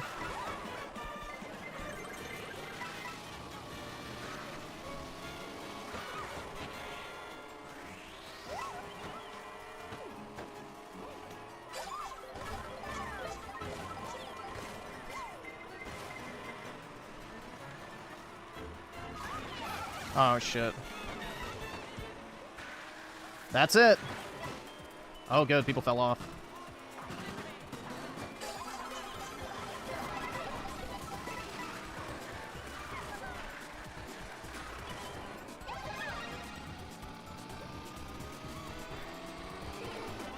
Wow, that sucked.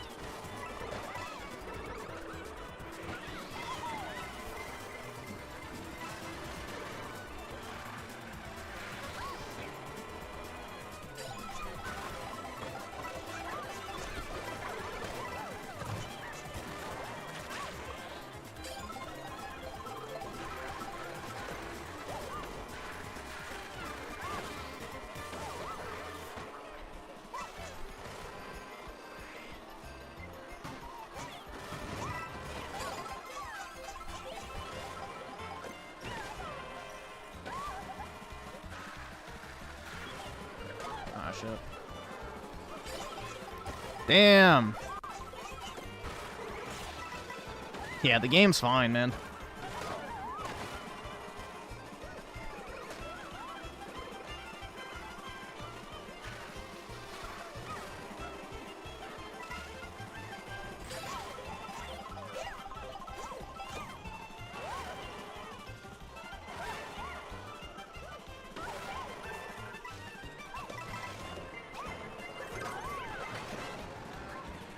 Holy shit.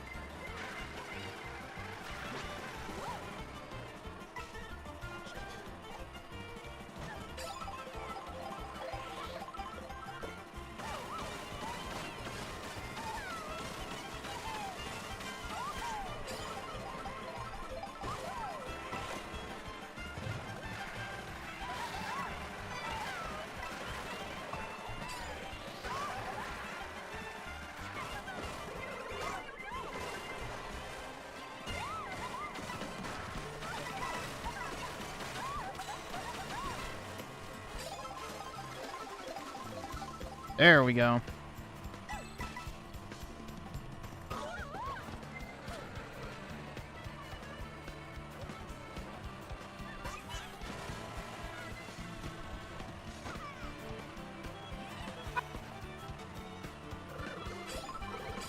Oh, fuck.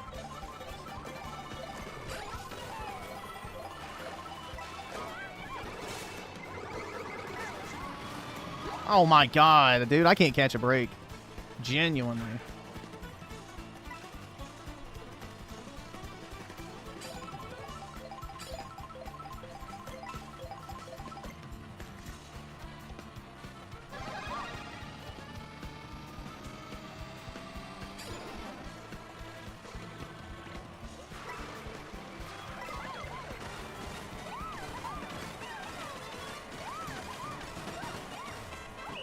I beat Juan. That's all that matters.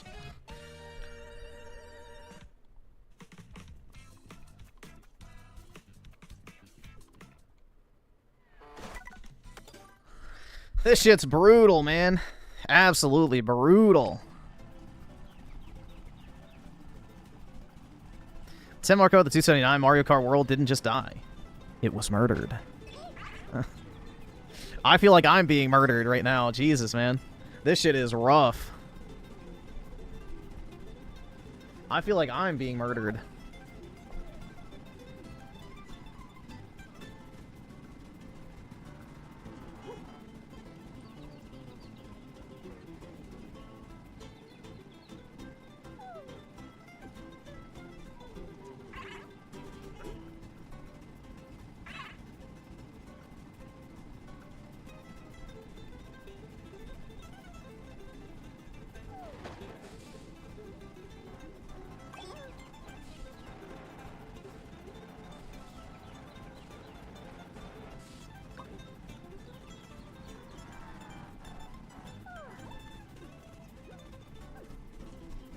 Ah, man.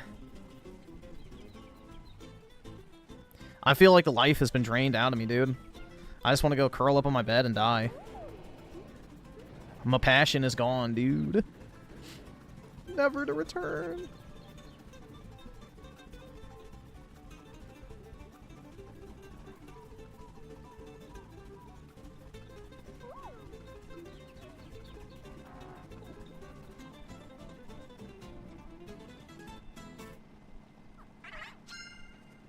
Why is Gen Z dying off early? Because we have nothing to live for.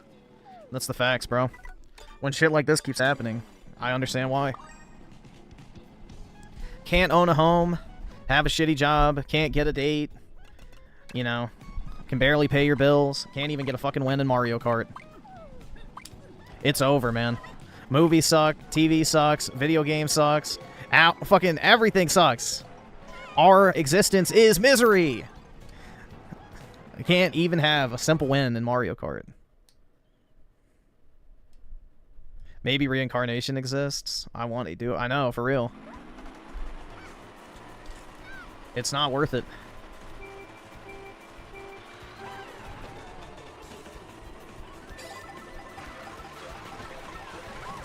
What do we have to look forward to, guys? A 35-year-old roasty who's ready to settle down after getting blacked by 45 Tyrones? Like, come on. It was over before it even started.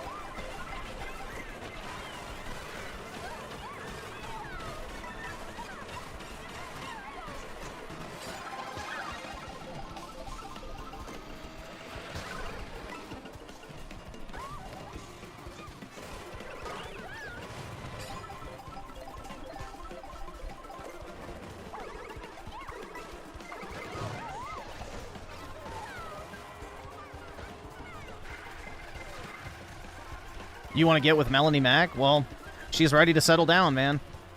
So. And you get all the benefit of her extremely lengthy dating life. So for all those years, she was getting her back blown out. She was acquiring all the skills to pleasure you in the meantime. So there you go. I see it as an absolute win, dude.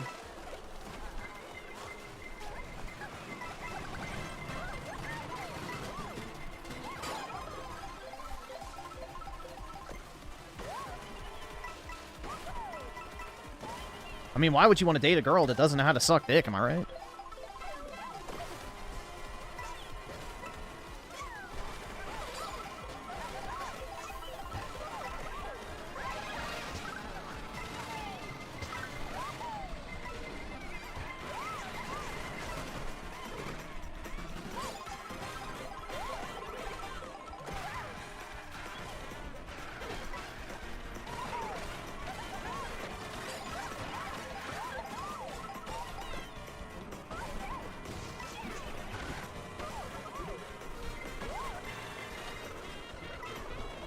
Oh, fuck. I got hammered, dude. But I haven't drank in a while.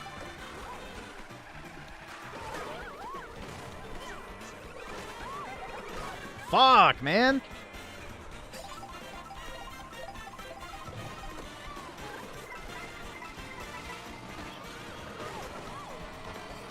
Oh, shit.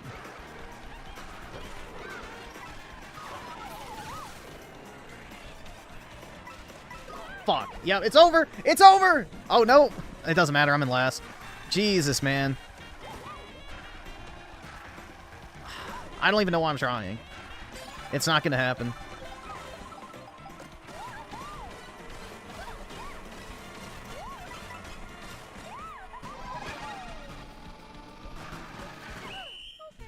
Oh, man. Nah, I'm not even gonna use the rope. I'm just gonna jump out my window and fucking pancake on the sidewalk.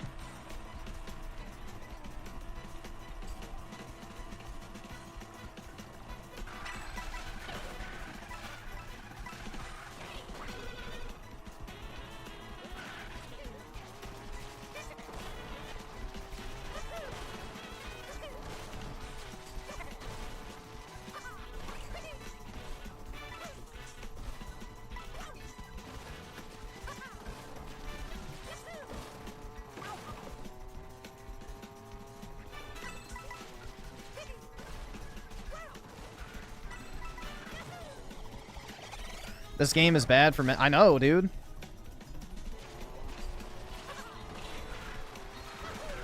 Yeah, dude, every number in the body count is just, you know, another guy that she practiced on with in order to, you know, perform with you. So, that's the reality, guys. She just wanted to make sure that she was ready.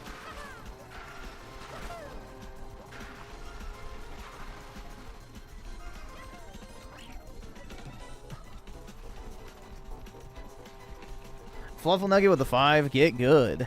You listen to me, you little fucking shit! Yeah, I don't think that's gonna happen, bro. At this point, I'm cooked. I'm never gonna get good. I'll always be a miserable failure.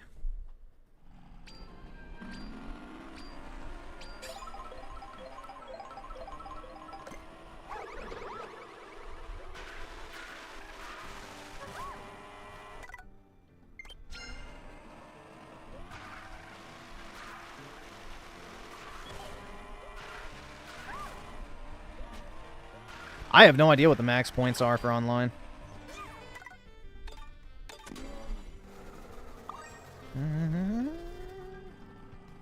And Juan with the 2. What is this?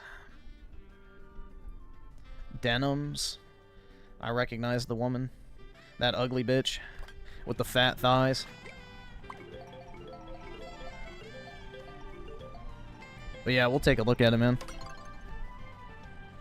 You never trust... Dude, I don't know if I could, honestly. I don't know if I could trust anybody in general. I would never let anybody know what the hell I have going on.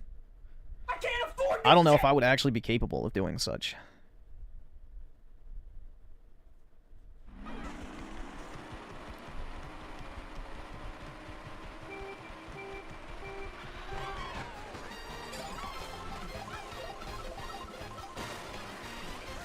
I don't think I would ever fully open up with somebody, just generally speaking.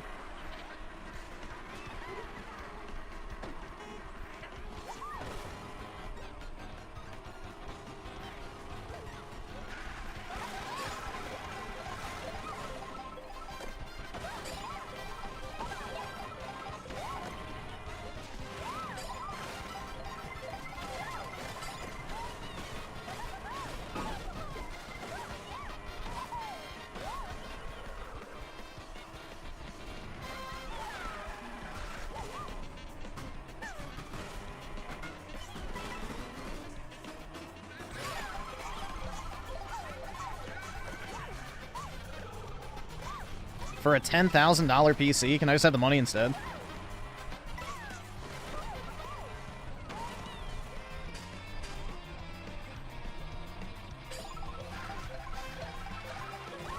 Yeah, I'd probably do it for 10 grand, why not? All I'd need is a minute.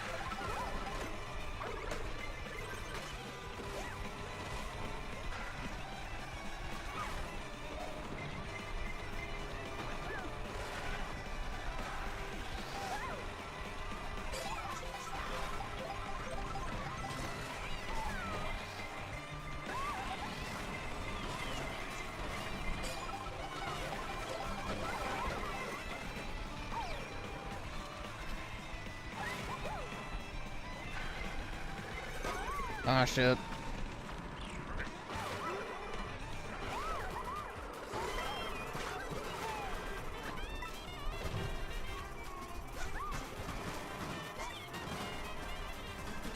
Woo!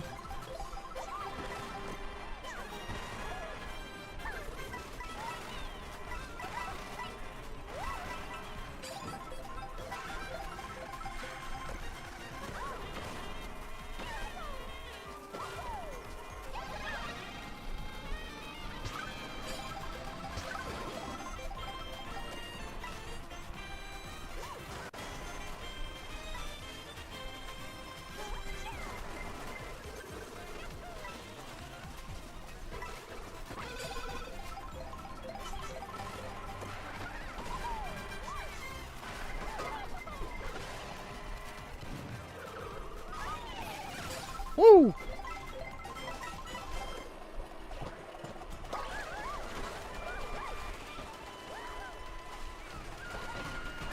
No! Oh my god, I really can't fucking win, man.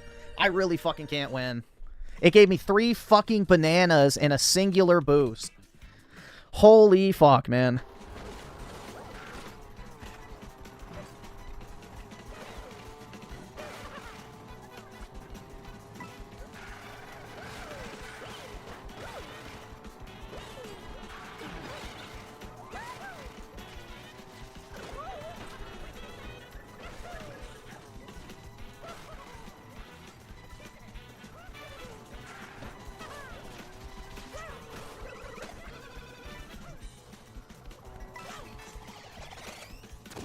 Dude, I just get bullied at the last fucking second every single time in these races.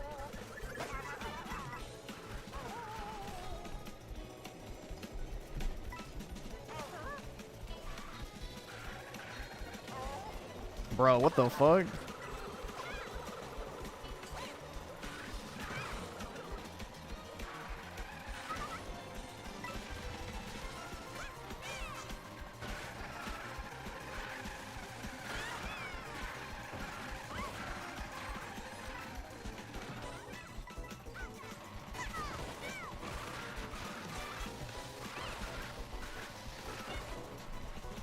Ugh.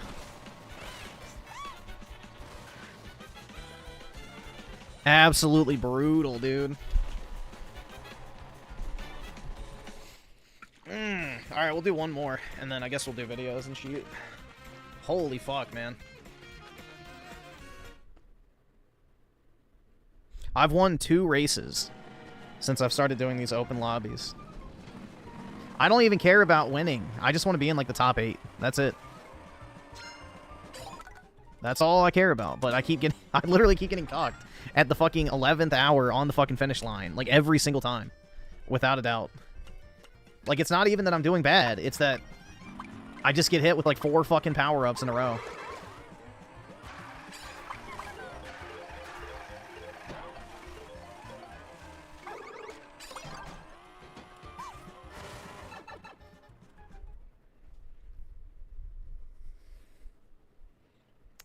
Level Nugget with the 2, game over. I know. I'm gonna game over myself. Shit. And also with the 2, you should race like this in real life. Yeah, for real, man. I'll bring my red turtle shells with me.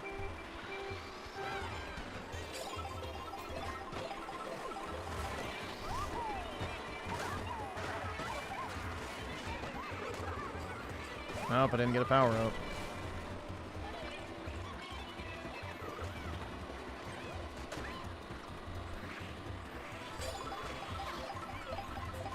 I don't think there's a single one of these Sandland maps that I actually like. Oh, you're fucking kidding me. That's it. I didn't get a single power-up.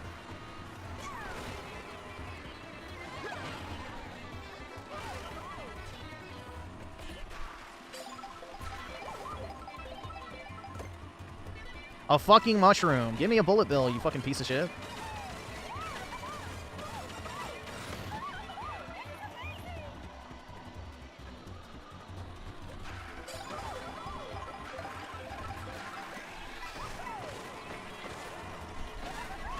You effing coward. Give me a fucking bullet bill.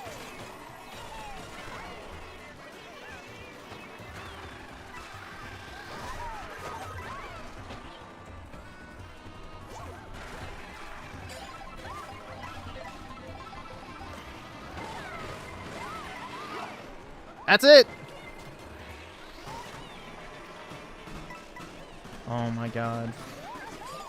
Bro, I don't even know how I made that.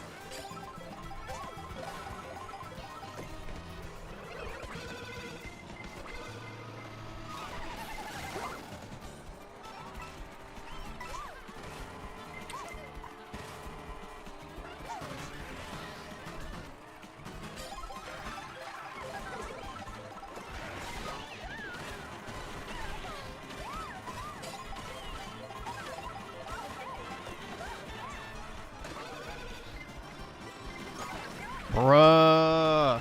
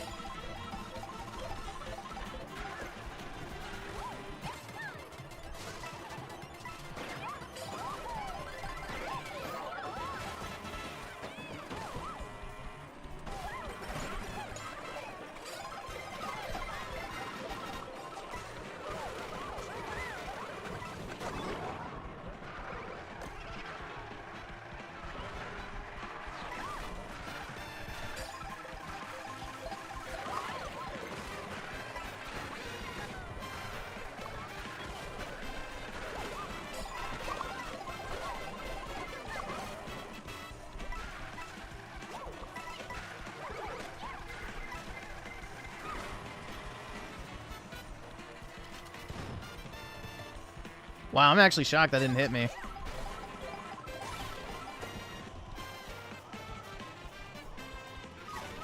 You're shitting me! I had the perfect power-up lineup. Damn. Come on, bro. Fucking lightning.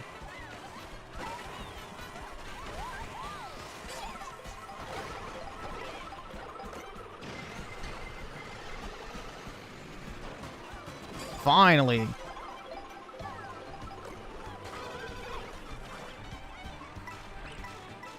Jeez, dude.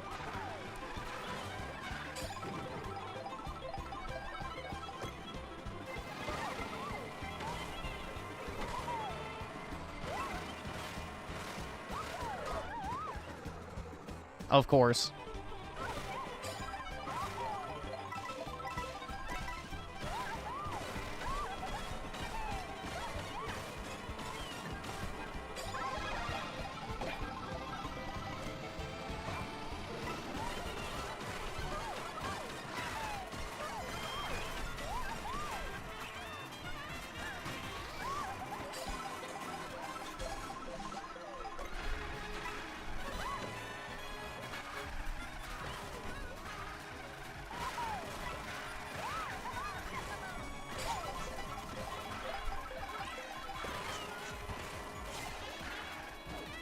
Oh, shit.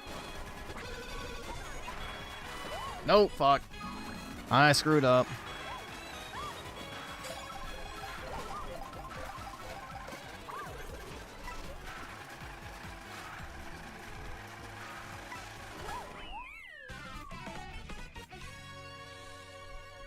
Oh well. Oh, man. This game is exhausting. It truly is brutal.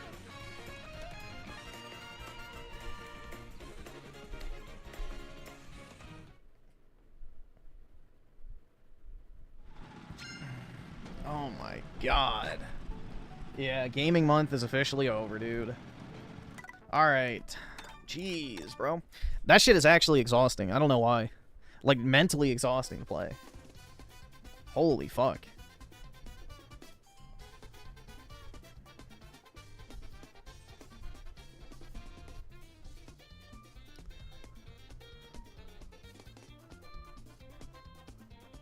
Unfortunately, I live in a Fanuc area, so I saw a bunch of homo shit.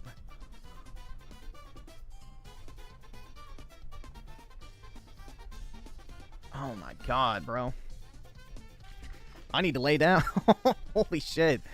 I'm not even joking. That fucking beat my... I feel like I've been abused. Fluffle Nugget with a 3. Appreciate it, man. Thanks for that gay pair. It goes a little way to boost my crushed spirit, so... Always appreciate the gay pair. Holy fuck, man.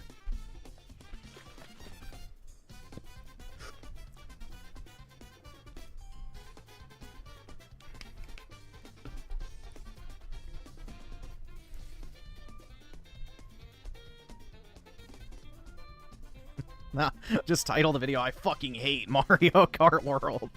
And just put a little fucking star for the F. Or not for the F, for the U and the C. I fucking hate Mario Kart World. Just something like that. I don't know, bro. Holy shit.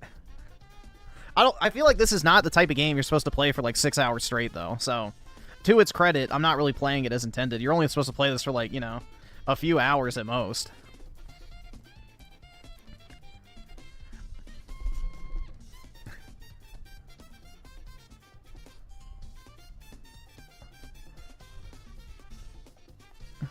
You get charged $80 to absolutely not have fun in any way? I don't know about that one, bro. I have over 60 hours in this bitch. I've definitely had fun, I would say. Here, let's see. Who added me? Holy shit, 12? Dear lord. CIA, I guess we can add him. Let's see. Senso Kid, yeah, you're fine.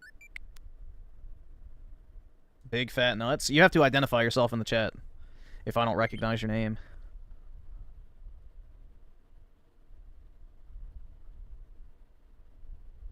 Yep, you have to identify yourself in the chat if you want me to add you, so. Big fat nuts. You better reveal yourself.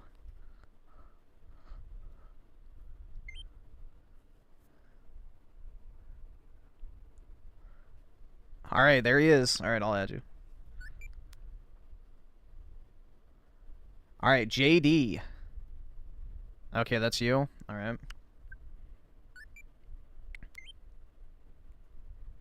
Synth Poir. Who is this? He's played with us a few times, so... Nah, didn't y'all say Synthetic Man was streaming while we were playing? So I don't think it'd be him.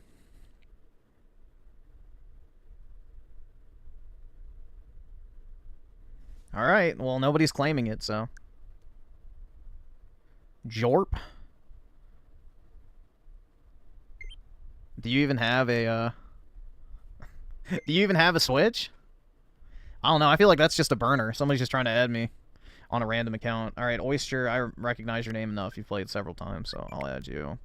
Yeah, I don't know who that is. Let's see. Holy fuck. Jesus.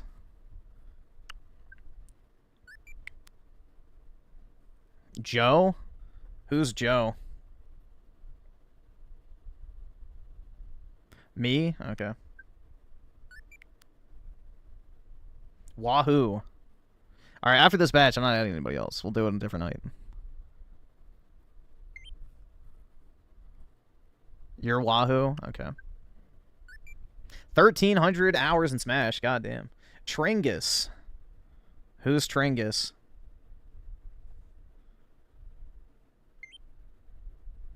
Okay. Xeno.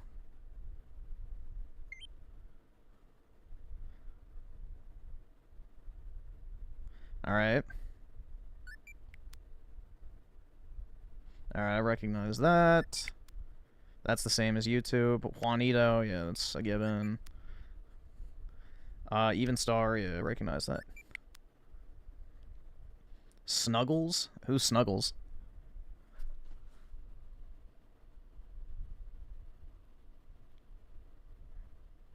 Zesty ass name?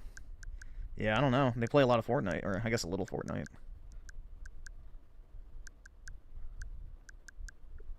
Oh, they didn't play Pokemon Shield? Oh my god. That's you? Shame. Shield is the superior game. Yeah, I recognize you from the chat. I saw you talking earlier. And Synth Poir, I don't know. Alright. Unless I have, like, hold on, let's see. Alright, that's not very many. This is it. So, Dan River, I recognize your name.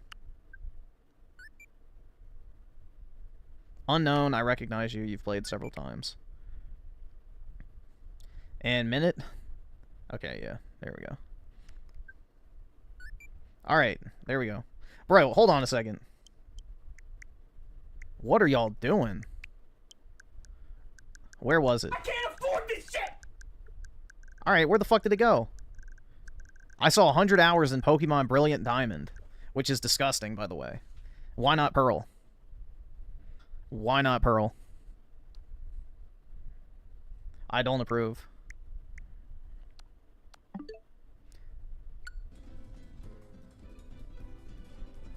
Nope, someone had it. Hold on. Here, I can pull it up on the stream. This is live, bitch. I can literally pull it up. Why not? Why not Brilliant? Oh. Where? What are y'all? Hold on a second. Yeah. There we go. Bro, hold on a second. Alright. Okay, never mind. It changed at the last second to Synth Poir. He is the one with 100 hours. And, Brilliant Diamond. Okay. Wow.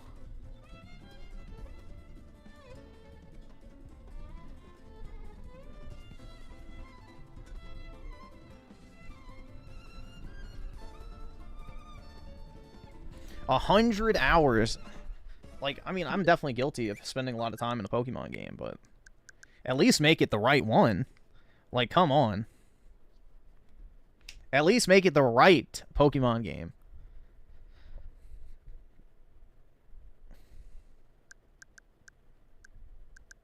My Smash time is off. I need to turn on my other Switch and maybe it'll sync. But I have like 60 hours, I think, in Smash, or 30, I don't fucking know. Something close to that. Yuck.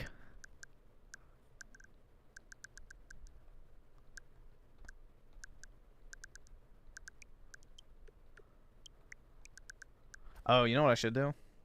I won't do it now. I'll do it later. Once I get my,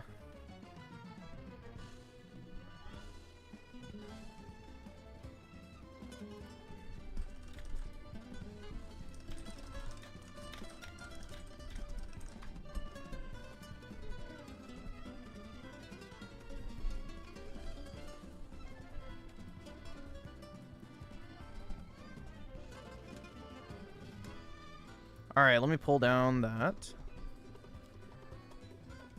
Daryl's on the 2. Good thing I'm not friends with you on Switch. That's right. Because then I can watch everything you do all the time. And Fluffle Nugget with the 2 would... Wait, it would be Synthetic Man if it was Pokemon Violet. Is that the one he played? I don't like Pokemon Violet or Scarlet. I think both of them are pretty cheeks. Personally.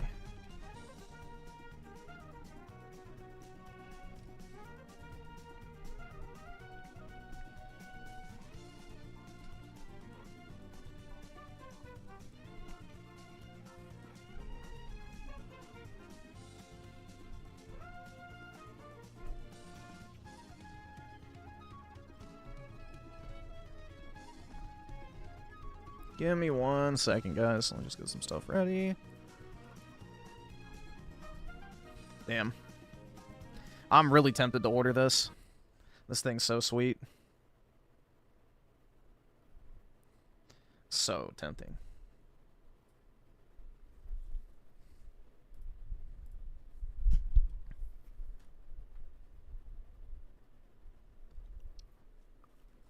Where did... Oh, there it is.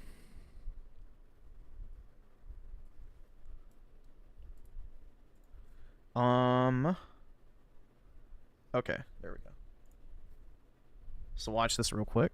And you're manic and you're an insane person, you can be a vexatious litigant. Let's stop there. So pseudo-intellectuals like Hassan like to use big words that they don't understand. The word vexatious litigant does not just mean someone who files a lot of lawsuits. A vexatious litigant is someone who files lawsuits with no merit. You have to tell me, Hassan Tiger, why legally they will win. Your Well, you can't. Like, legal mindset is looking at this from the perspective of a legal, logical, good faith perspective. Hassan is not trying to do that. Hassan Legal mindset need to focus on talking to ladyboys? Hold on, what? isn't stupid. Who is that? I don't know who legal mindset is, but is he a aficionado of the Thailand boys? He knows it's wrong. And so the only thing that you have left to do He actually does live in Thailand? Oh, God. is to try to make these emotional appeals, say that Ethan is crazy and stuff like that.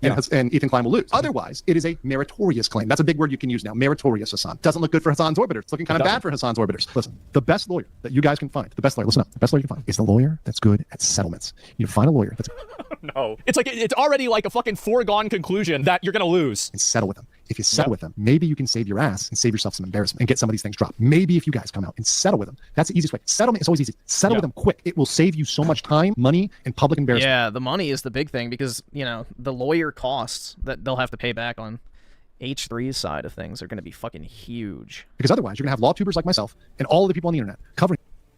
Please don't settle. Please do not settle. Let's ruin my whole year. Just to reiterate with all of you, I will be fighting this lawsuit. And you're going to get smoked. It's not going to look good. Legal YouTubers and free speech people are actually quiet. No, I think there's some legal YouTubers who have covered it, but they're like pro Ethan.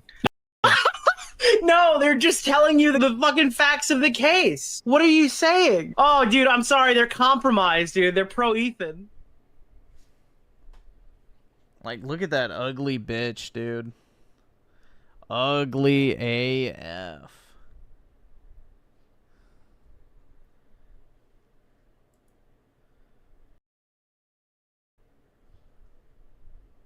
It's probably like some half-white, half-Arab, Mongoloid-looking thing. I have no idea.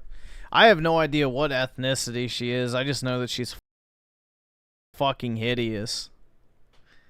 Holy shit. Like, there are certain women you can just look at and immediately know you want nothing to do with them. She has that look.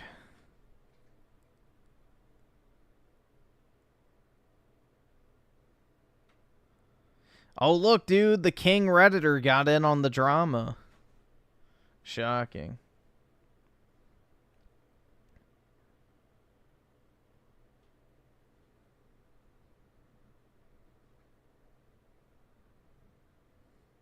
Ew, oh, gross.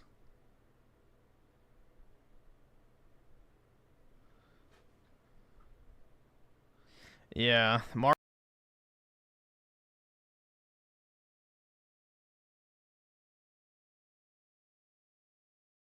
Hamill, you know. That'll be one of those days when a celebrity death notification comes across my timeline and I'm just like, God!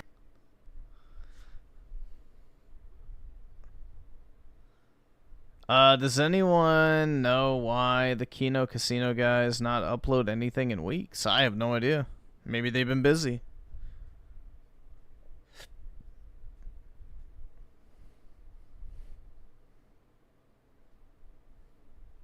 Because they don't want you to have white kids. That's the reason why. We gotta get rid of all those pesky whites, dude.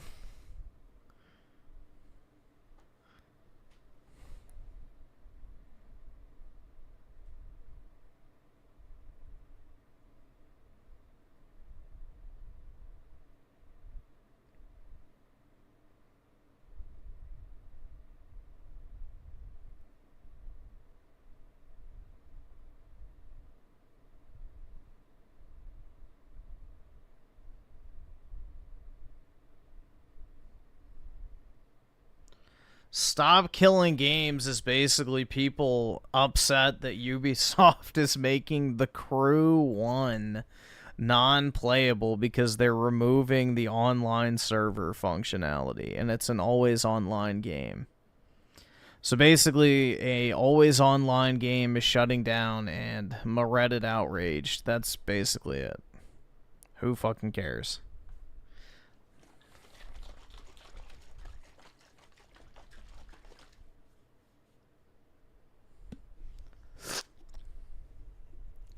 Is The Crew even a good game? Nope.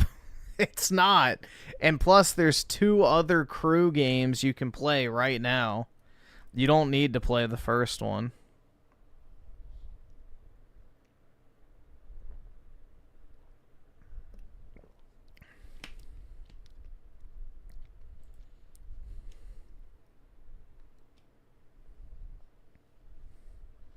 Because people would rather focus on shit they think that they can control than the actual issues that plague their lives. That's the reality. They view it as like in their matrix of control, so they think that they can enact meaningful change, or what they view as meaningful change.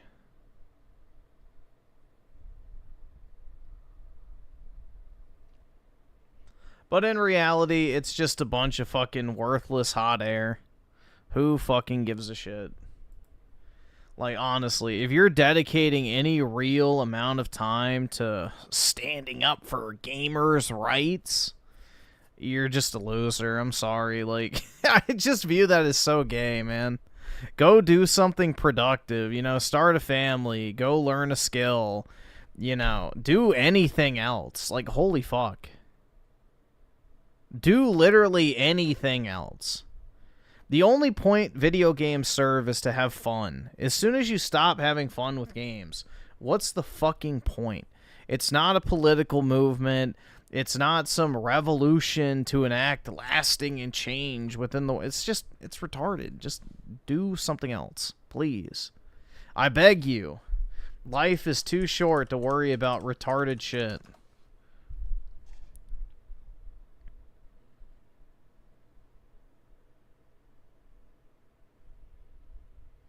Yeah, but nobody bought The Crew knowing that they... This is what's stupid. Alright, I buy World of Warcraft. Why can't I play it offline without a subscription? Oh, well, it said when I bought the game that I needed to buy a subscription and be connected to the internet. Okay. This would be different if it was a single-player game that never required an internet access, and then all of a sudden they're shutting it down. Fair point. But when you buy an always online game and they shut the servers down, you know, surprise Pikachu face, you can't play it anymore. Wowie zowie. How many games have done that? A ton.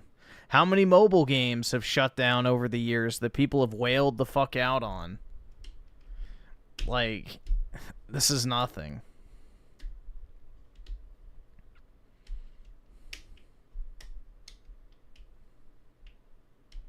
Yeah, exactly. Dead by Daylight will shut down. Ash versus the Evil Dead, or whatever that fucking game was. Friday the 13th is shut down. Yeah, he just has the wrong they. They do hate you, but he doesn't know which they he should be directing that towards. They were wrong about Death Stranding 2, dude. Oh my god. They? Who's they?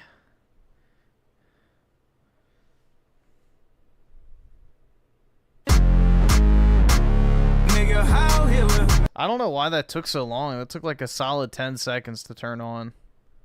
Maybe I have to refresh my soundboard, or it's just the file. Buying Crew in the first place, they supported the business model of online play. Yeah, exactly.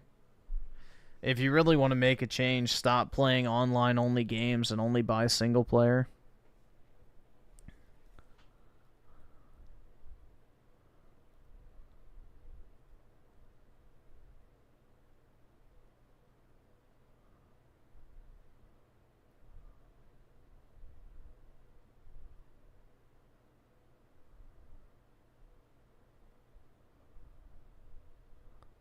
Griffin is fully indoctrinated into Kanye's group of social thing. Oh, yeah, dude, definitely. I 100% align with the fucking Nick Fuenteses and Jake Shields of the world. You know, truly the intellectual juggernauts of our time. He puts his face like that in the thumbnail to attract attention. I don't fucking know. Just makes you want to punch him.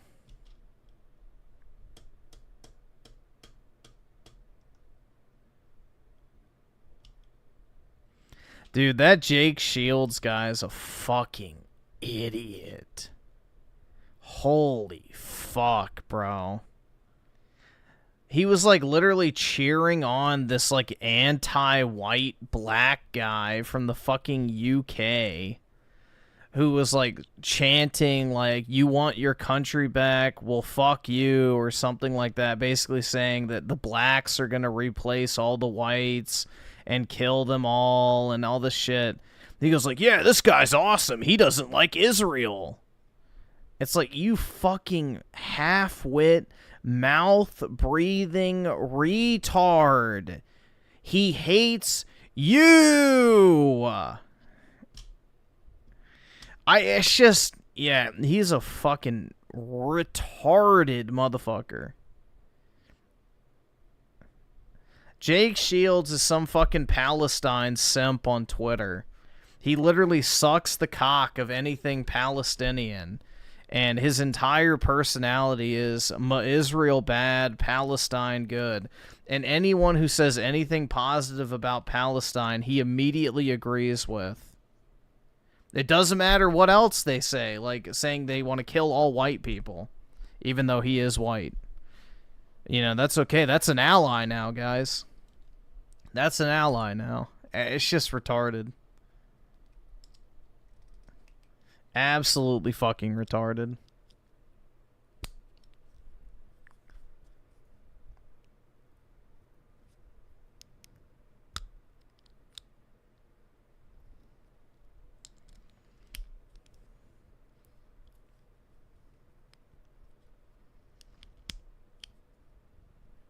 I'm guilty of buying Battlefront 2, but I won't cry years from now when the servers go down. Yeah, like the original Battlefront 2015. I don't even think that's back compat anymore, so, yeah, who cares? I don't know. Like, yeah, it'd be cool if you could play it, but whatever. Just keep it moving. Shit. Alright, we'll watch our coverage of the day. Is now finally the original that's static. creator of the Xbox. The original creator of the Xbox. Why is he bro, you're not a 13-year-old boy trying to convince a bunch of kids on the internet that you're not actually 12. Like, the fuck? Yeah, guys. The original I'm actually 17 and I have 4 girlfriends, dude. I drink beer all the time and my parents don't tell me shit. Sorry, Mom. Like, it's literally that. Why is he doing that voice? Bro, you don't sound like a man. The original creator of the Xbox. Like, yeah, the original creator of the Xbox.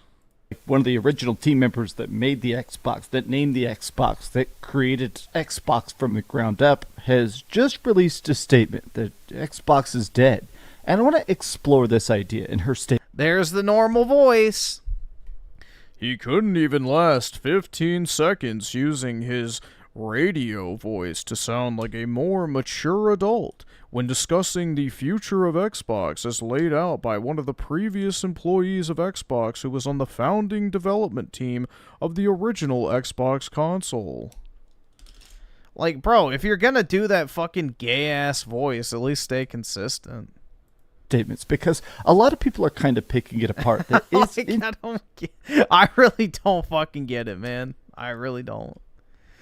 Alpha Chad, Gamers, Dreamcast, yeah, exactly. Interesting that the person that literally made Xbox what it is now finally just saying it's done. The idea of the hardware, the mission, the experiment of Xbox it's clearly over. But I want to talk about this today because honestly, it's been interesting watching the reactions to it because a lot of fans, both pro Xbox, anti-Xbox, a lot of people have some interesting takes about how it's strange that Xbox just lost. And honestly, it does seem like it's not really strange. It's not really strange. PlayStation is going to be a lot more lazy without some proper competition. But let's get into it. Hi, hope you're having a great day. I am Dreamcast Guy, and if you could please give this video a like and subscribe if you haven't already. I'll be honest, I spent a lot of this weekend doing funeral stuff, so if I sound slightly more sad, more melancholy, I'll be all right in a couple days. But he's doing his voice again. It's been a rough recent times in my personal life, but. I'm actually... Maybe it doesn't show up, but... I think Xbox hardware is dead, says Laura Fryer, one of the original founders of the Xbox team. Now, this is... Griffin loves Dreamy so much, he actually watches him at normal speed. Oh, I actually forgot to put it on 1.25. Thank you. Very, very significant. And a lot of people, I think, thankfully, people are treating this seriously because the whole original idea behind Xbox, if you watch any of the podcasts sort of about it or even read some of the interesting books. Yeah, the static is irritating. He shouldn't have that with this mic. It's coming in from a different source. About the early 3D. He probably has his camera audio turned on or something. I don't fucking know. Console wars and stuff.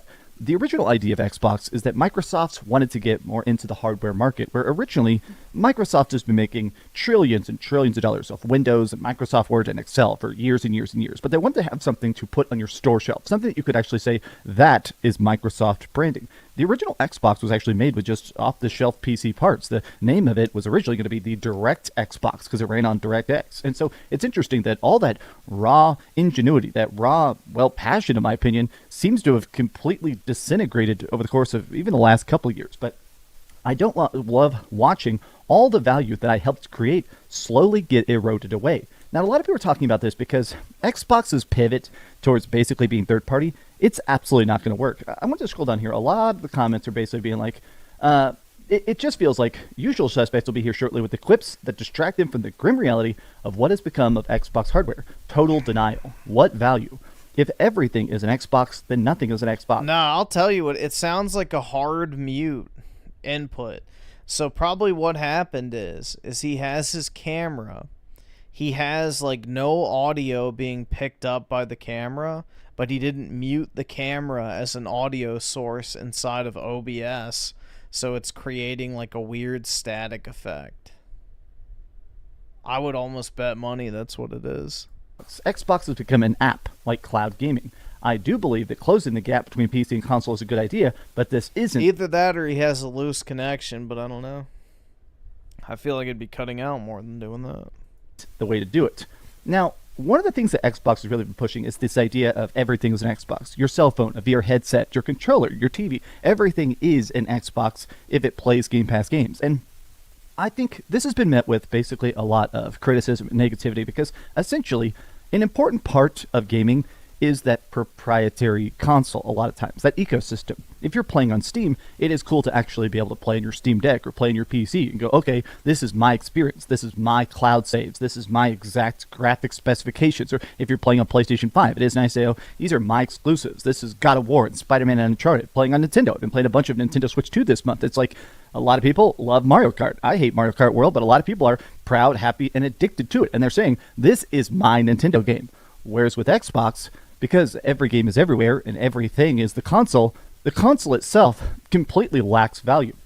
One of the founding members of the Xbox team has been questioning Xbox's multi-platform strategy, and they said they believe the Xbox hardware is effectively dead. It's so interesting that this big push about the idea of basically Microsoft wants more ways for you to play stuff on an Xbox. There's been a lot of leaks and stuff about the next Xbox is going to have Steam on it. Now, this sounds cool at first. All right, awesome. Steam is a great Thanks, marketplace. All right. Steam has some of the best sales and stuff.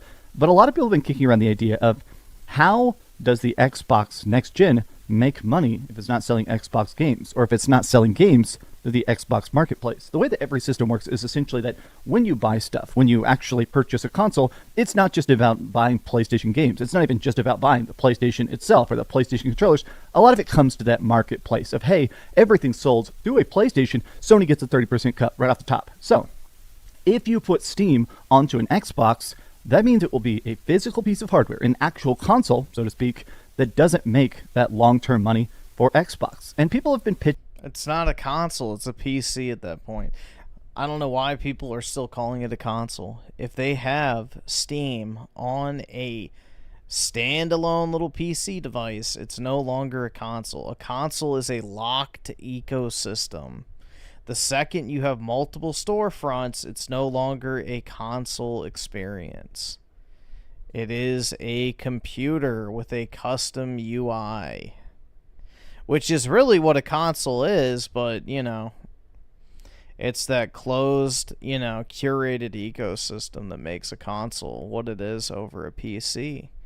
If you just have multiple different launchers, then you have a computer. Congratulations.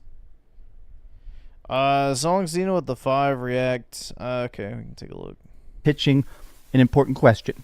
Right now, you make 3 versions of a game, right? A lot of times you make a PlayStation version, an Xbox version, and a Steam version. I think we're about to start seeing a bunch more Nintendo Switch versions as well, but a lot of people are saying, okay, if Steam is going to be on the new Xbox, why bother making 3 versions of the game? Why not make a PlayStation version, a Steam version, and a Nintendo Switch version? Which means that not only would all these games still run on new Xbox, but Microsoft would get no money. It's his microphone. It's his mic or camera or something making static. From it. They'd be selling, you know, hypothetically hundreds and hundreds and hundreds of games on their system that they make zero money for. What happens if you start buying Fortnite microtransactions? What if you're buying any microtransactions through Steam on your Xbox? Microsoft doesn't get a cut at all. But I wanted to go hear this take by Destin Legary. I think everyone is coming around to why this is such a big deal. But yeah, I think proprietary hardware could be done. If they put it off, it could be a console line of PC SKUs that remove barriers and reduces PC headaches with TVs. It's new, but interesting for sure. Now, this is the thing is, I do think the first company to really figure out high-end micro PCs is going to make billions and billions and billions of dollars. I know some...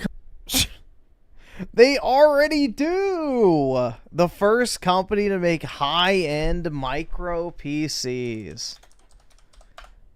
I mean, what world are you living in, bro?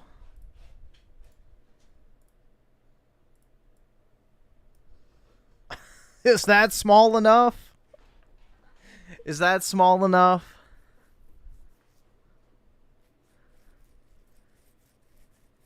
Does that do the trick for you? Apple has been doing this shit for decades. They've been doing this shit for fucking decades. This is not anything new. There's many PCs all over the place. And these are great, bro. The M4 Mac Minis are like insanely good. They're like $450. And they will absolutely kick the ass of any like Windows PC equivalent by a long shot. So, these are nice little computers. Companies have done it here and there successfully, but there has been this growing need, in my opinion. Maybe it's just inside my bubble of the internet, but it does seem like there's this big desire to have tinier console versions of PC. The ability to still customize your graphics, upgrade stuff. It is cool, the idea of having a micro PC so you can still swap out parts of it and stuff, but something you can predominantly play on the couch. You are not going to be able to swap the parts out of an Xbox PC. What are these people talking about?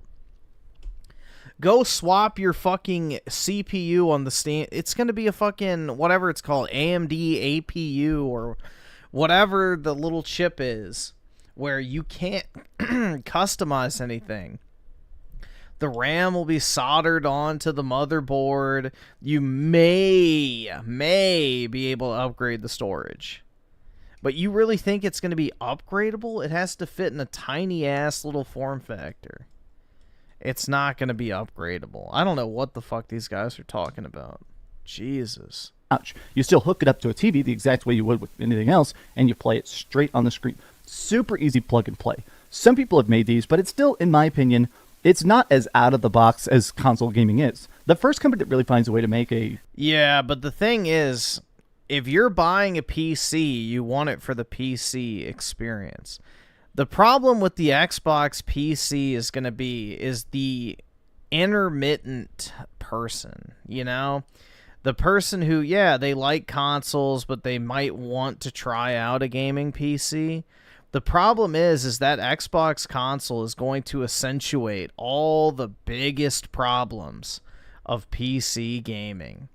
Because guess what it's not going to come with out of the box, I guarantee you? A keyboard and mouse. And what do you have to use to do anything on a computer? Like, no matter how good Steam Big Picture Mode is, no matter how well optimized a native Xbox controller experience is, what are you going to always need if you need to do something on a Windows computer when something goes wrong?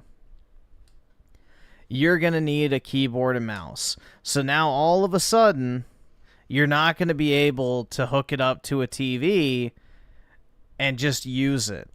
Because now you're going to have your USB keyboard and mouse on standby. You'll have to, like, plug it in, sit on the floor, look up at the screen with your fucking neck cricked back. You know, you're going to have to troubleshoot. I think it's going to piss people off more than anything, to be completely honest. I think PC and console are such different audiences that maybe something like a Steam Deck is better for that type of audience, which we know it's not even that big. Like, the amount of people that were looking for a console-like PC in the form of a Steam Deck was not that large. Like, if that was actually a pretty big segment of the market, a bunch of Nintendo Switch people would have switched over, which they did not. So, I don't know. I don't really see it doing super well if they go that route. I think people will just buy a PlayStation if they want a console, and they'll build a PC if they want a PC. And the people who do buy the Xbox thing are going to have a shit ton of problems. That's my prediction, but, you know, maybe I'm wrong. We will have to wait and see, man. And Blue sent you with the 2. What is Bitchcast Guy talking about now? We are talking about the creator of Xbox admits that Xbox is dead.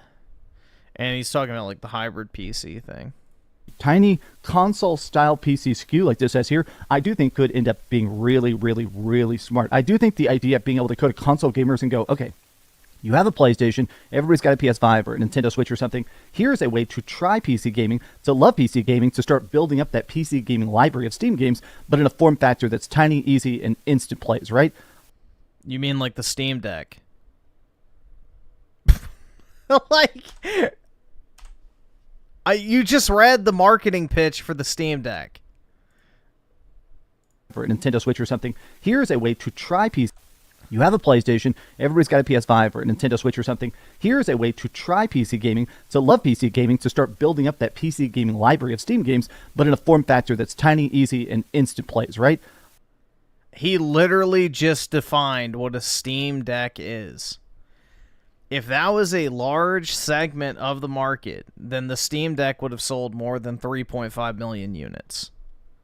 I do think that would actually be a big success. The thing is, I just don't feel like Microsoft is the person to do that, but let me keep going here. So, I've been saying for 10 months, this is by Destin Liguri again, that Xbox will likely shift to this strategy. Laura Fryer is right, they're probably the end of proprietary hardware. On that we agree. Time will tell if that's a good thing or not, but now it seems like everyone wins. I feel like the main reason I wanted to show this tweet here is that I guess a lot of Xbox people have this weird group mentality that I feel like is a bit reductive. They're 40-year-old losers who have nothing in life other than their loyalty to a video game brand that is committed self-sabotage at every opportunity. They're not rational people. One wins. Xbox loses. If Xbox is not selling Xbox games... The only platform I'm genuinely a fan of, not even like, you know...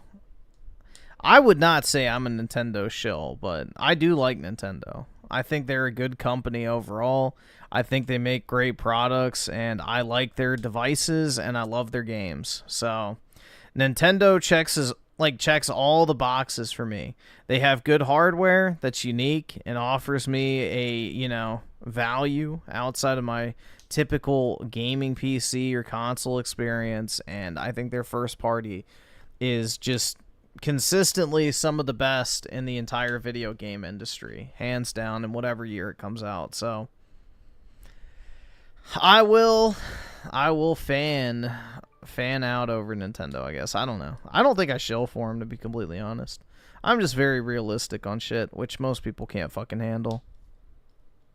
They can't handle the reality. You know, we were told the Switch 2 was going to bomb. Nobody was going to buy it. It'd be sitting on store shelves for months. It'd be the Wii U 2. And it's sold out everywhere. Every single time it restocks, it sells out. Blah, blah, blah, blah, blah. In 2017, he wouldn't be glazing Nintendo this? No, I've always liked Nintendo. I got the Switch day one, bro.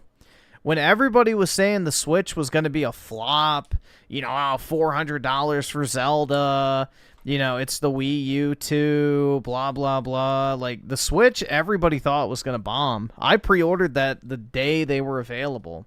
And I pre-ordered like 10 of them because I knew it was going to be popular. So, no, I've always been a Nintendo fan. I grew up playing Nintendo games. I like Nintendo games. I love their IPs. And, yeah, I've always liked Nintendo.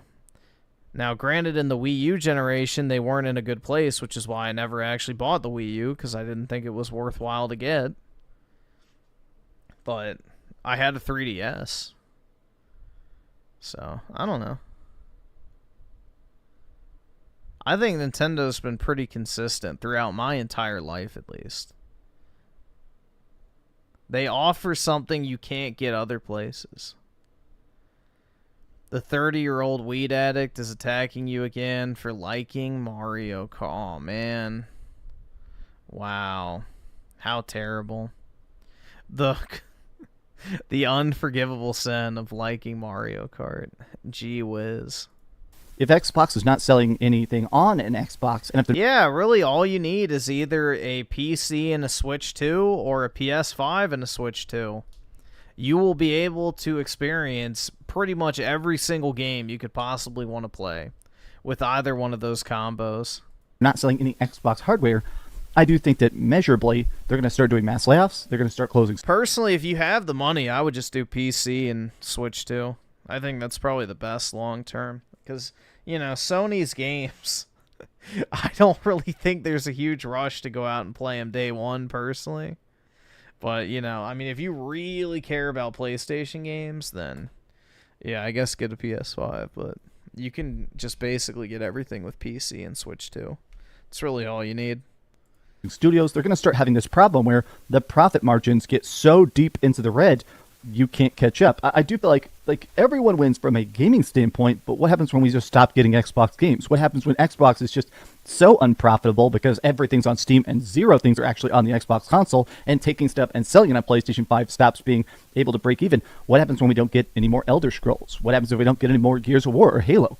That to me is my worry, is that in the short run, everyone wins, but in the long run, how long can Xbox last without an actual ecosystem, closed or open? I don't think Xbox is going to last because I don't think their games are going to do well. I genuinely think Microsoft is going to tank that gaming division. Call of Duty, we already know, is on the way out, unfortunately. You know, the modern Call of Duty development teams are a fucking joke. So Call of Duty, unfortunately, is on its way out. You know, the player count is dropping year over year on the Call of Duty app, which, you know, every year they keep adding more games to it. So that's already a terrible sign. On top of that, if you look at concurrent player counts on Steam for Call of Duty, ever since Modern Warfare 2, it's been on a steady decline. I just, like, we had Black Ops 6, now we're getting Black Ops 7 the year after. Like, it just sucks, bro. I really hate the state of COD. I genuinely do. Like, they haven't made a good campaign since Infinite Warfare. Like, come on, bro. Like, now we have these pseudo-emotional movie campaigns. It's like, bro, what the fuck is this? Like, go play an old COD campaign and then tell me that Advanced Warfare or, you know, Modern Warfare 2, the original, or Black Ops 1, that those campaigns are worse than what we get now. Like, I don't think anyone being honest could actually say that. Like, people had the gall to say that Black Ops 6 might be the best Call of Duty campaign of all time. Like, what the fuck? Bro, any quote-unquote Call of Duty fan that says that has no right to an opinion at that point. They are a fake and a fraud. You know, I would respect the opinion of Black Ops 4 having a better campaign than Black Ops 6, because at least they had the decency to not fucking make one. And that's on God. I don't know, dude. That shit drives me insane.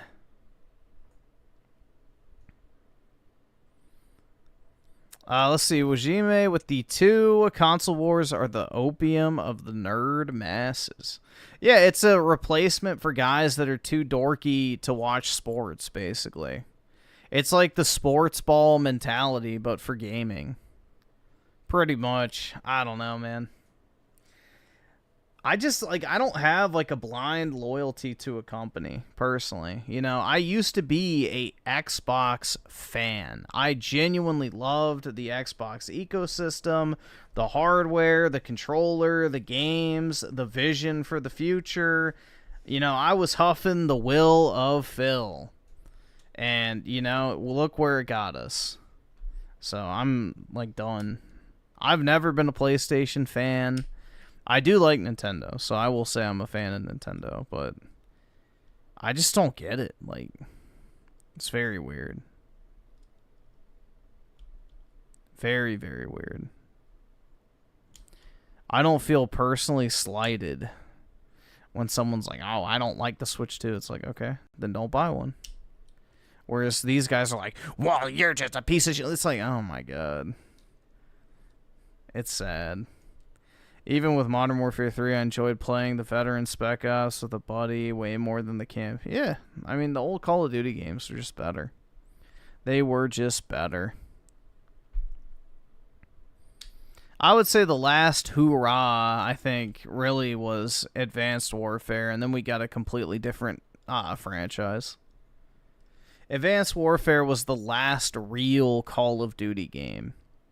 And after that, it just became a disease. But I did like Modern Warfare 2019 and Modern Warfare 2022. I think both of those were good. But aside from those, Call of Duty is no longer Call of Duty. And even then, the campaign sucks, so. Open. Now, this is what I actually wanted to look at. This is Mike Ibarra. This dude used to be the vice president of Microsoft, or one of the VPs at Microsoft, both at Windows and... Yeah, he's based. Mike is a good video game executive. Xbox. This guy was way, way up, and then he was formerly the president. He was one of the few good guys left at Xbox, and they fired him because Philip and him didn't get along. Let's see. Three-way lie with the 10. Instead of selling the games as a sub-service, they should have sold the platform a Series X. Don't you fucking tell me to my face to shut the fuck up. A Series X virtual machine of sorts on any hardware possible and charged the games of full. So kind of like a Google Stadia setup. Is that what you're getting at? Or... like, are you talking about just straight up streaming? I think they're trying to move towards that, but the trouble is making sure that that you have good enough internet. That's the biggest hiccup with that. But I think at this point they're kind of doing that, but not really. I mean, they're just third party, so technically that is kind of similar to what they're doing now. But, yeah, I don't know. I mean, that's kind of what Google tried to do with Stadia, and it didn't really work out well because of the pricing. Because people didn't want to pay Because the problem is, if you sell the games at full price, you still have a massive amount of server like overhead. So it costs a ton of money to stream video games for these companies. Like, it's not cheap to have cloud streaming. So you have to charge like some additional subscription price in order to make it worthwhile. And I just don't know if people will do that, to be completely honest. But I guess we'll find out in the future. Because that's where we're headed. You must be getting old, Griff. Everything was better back in the day. Yeah, everything was better back in the day. Bro, name one aspect. Oh, let's just stick with entertainment. The entertainment industry. Name one thing about movies, TV shows, music, or video games that's better. Other than graphics. Which, in the case of movies, they've gotten worse. Movies were better back in the day. TV shows were better back in the day. Video games were better back in the day. Music, you know, I would say it was better back in the day. Nowadays, it's just a bunch of TikTok slop. And the same people from 10 to 15 years ago trying to hold on to any sort of relevancy. So, we are in a cultural, I don't know, I guess plateau. Or maybe a tailspin. But, yeah. We're not progressing anymore. We're in a state of managed decline. Even animes were better back in the day. I can't think of a single thing that's better now besides open world games. Yeah, which even that's debatable because open world games back in the day were a lot more focused and less checklisty. Like, open world games back in the day earned the right to be open world. Like, Oblivion deserved to be open world. You know, a lot of these games don't deserve to be open world. Like, there is no benefit to having a lot of these games being just these long, drawn-out walking simulators. U-Generation with the 53 months. Appreciate it, man. Another one. Well, big ups, dude. Thanks. President of Blizzard during the mergers to Activision and stuff, this guy knows Xbox literally inside and out. This guy has spent thousands of hours at the headquarters, right? Tough to see Xbox confused about who or what it is and what it should be. Some great people there still. They have to figure out what needs to change and fast. I'm a big fan and will always bleed green. Cheering them from the sidelines. Pick your lane and stick to it. Now, I'm sort of reading between the lines here, and I could be wrong, but I get the vibe of what he's saying is that you have to start cleaning up your messaging. Everything as an Xbox stuff is not going to work long term. But if you can find a way to say, hey, this is the current Xbox games, this is the current Xbox hardware, apply it, buy it, love it. Or go to the other lane and say, we are completely third party. The games you already own, your current Xbox games, still playable on PC. Your current Xboxes aren't going to self-destruct, but going forward, next generation, we're just going to put stuff everywhere. Going forward, we're completely third party. Every project is going to be optimized for the PS5 Pro and high-end PCs and Nintendo Switch 2, right? I almost feel like they need to do that. I do truly believe that this everything that's an Xbox marketing campaign, to me, it seems to have created more casual confusion than anything else. If everything's an Xbox, then nothing is an Xbox game. All right, very last one I wanted to look at here, which is one I saw people sort of mad and picking apart. So this is... Rebirth didn't need to be open. I agree. I don't think it needed to be open world either. But, yeah. I mean, I didn't play... That's the thing with me and Rebirth. I did not play it as an open world game. So... I just went straight through the story and then did a few of the side quests. So, I played it like it was a linear game, which luckily you can do. But yeah, I agree. It did not need to be open world. Most games don't need to be open world. They just want to be for the sake of padding. And three-way lie with the 5, you'd install the Xbox virtual machine on the hardware. Oh, okay. Gotcha. And be able to play using your device's power. Did Stadia do that? No, they were purely streaming. So, okay, yeah, that makes a lot more sense. Awesome. Like Thanks, that, nigga. All right. Yeah, the way you describe it now, it definitely makes sense. You could definitely do that, yeah. Which maybe that'll be the solution for PC. Like when you boot up the Xbox app going forward, it launches like that virtual machine and it like, you know, emulates the console experience. So yeah, that's entirely possible. You could 100% do that. Like just have an Xbox Series X emulator, but it's basically just the entire console. So yeah, you could definitely do that. The only problem would be is if you had, you know, some inconsistencies with like, you know, specs, but for the most part, yeah. In theory, that should work.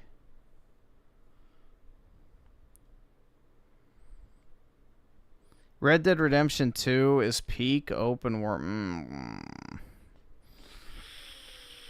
I guess. I didn't like Red Dead Redemption 2, but yeah, I guess for it being like a simulation game, then sure.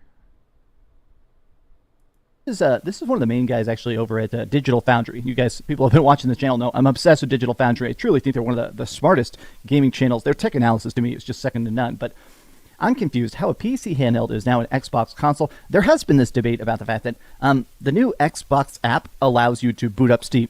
And when you boot up Steam through that, you can boot up any Steam game.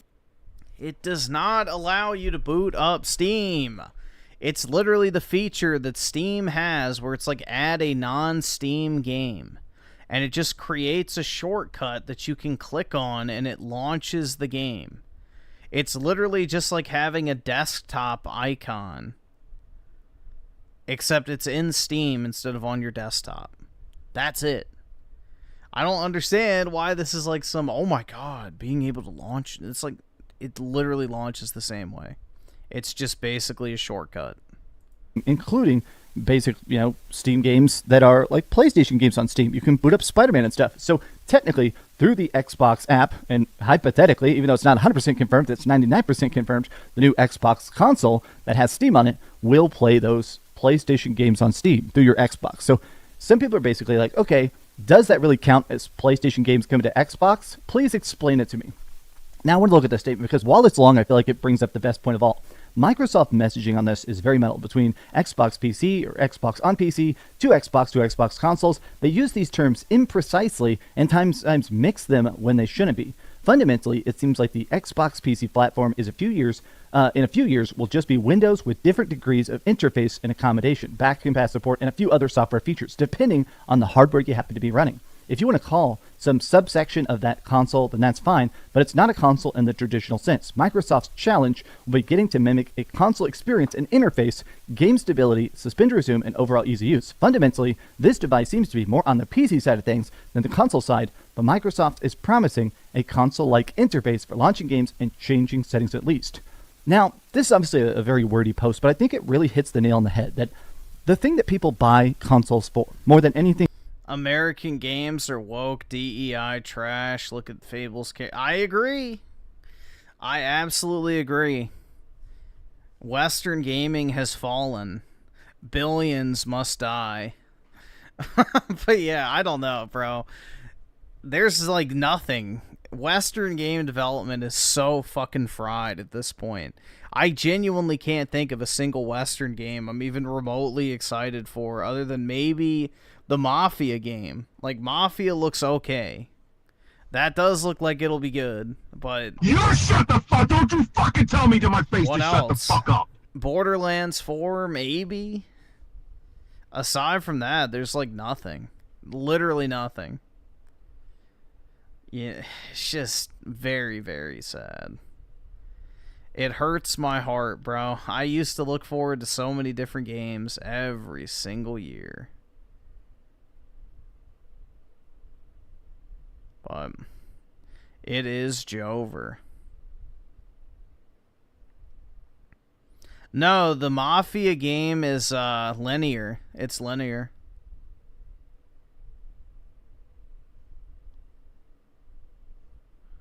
The new Mafia game is a linear single-player third-person shooter. Ben Tech Gamer with the 14. Really appreciate it, man. Having cloud-only gaming is not a good idea. The cost is high that companies will have to charge you for accessing the games you already paid. NVIDIA, for example, starts to limit their cloud streaming to 100 hours per month. Yeah, exactly.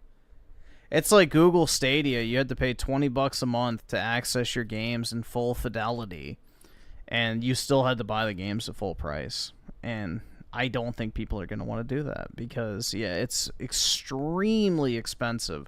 Not only to build out the infrastructure to have all those different instances running at the same time, but you have to power them, you have to maintain them, and then on top of that, there's only so many you can actually build.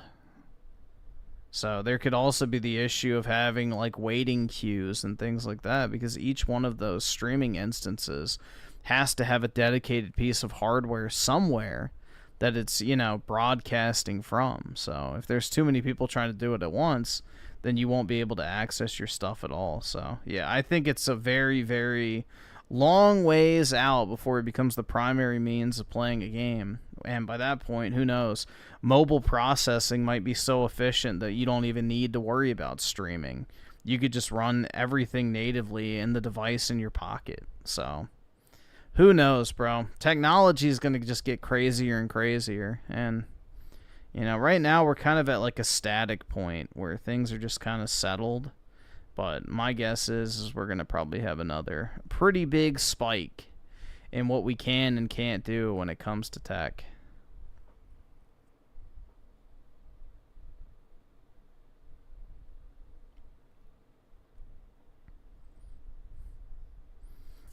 Three-way lie with the 10 for $20 a month. You get 3 games to install. For $30, you get 5. And if you own an Xbox device and for $20 a month, You shut the fuck! Don't you fucking tell me to my face to shut the fuck up! Install as many of your own games on. So kind of like let me get this. So kind of like Game Pass, but instead, it's like an a la carte thing where you can pick out, a certain. Yeah, I mean, you could do that. I don't know how receptive the general public would be because if you look at it, $30 a month for a year and a half would pay for the actual hardware. So maybe, I don't know. It's plausible. We'll just put it that way. But I think the path forward is them just selling the actual games on other people's platforms. I don't know. But we probably will get to a point where they do have like a dedicated Xbox emulator, is my guess.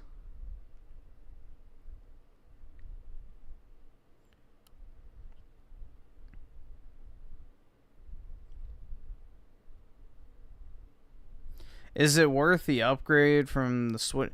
If you use your Switch a lot, then yeah, I would just say do it. Like, if you enjoy your Switch, you like Nintendo games, I think it's a no-brainer to upgrade from the Switch 1 to the 2. Because the Switch 1 is not going to be worth anything in a few years. It's going to be like a $50 to $60 device.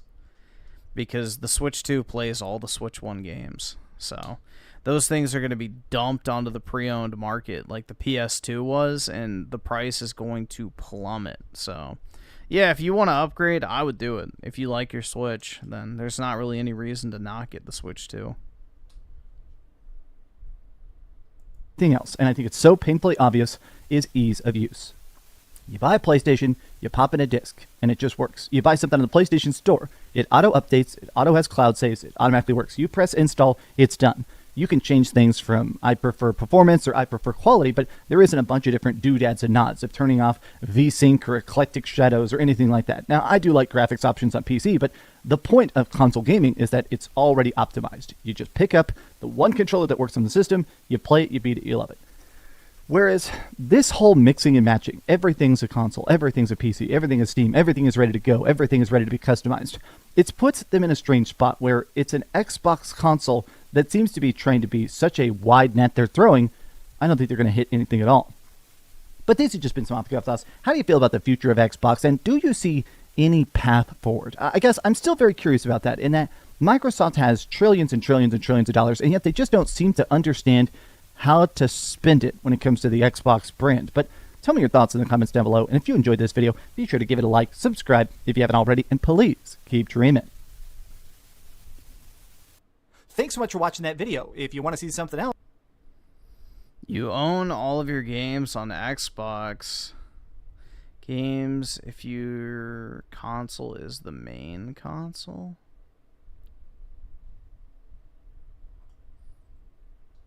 Oh, like your digital games? I mean, technically, you don't own them, but yeah.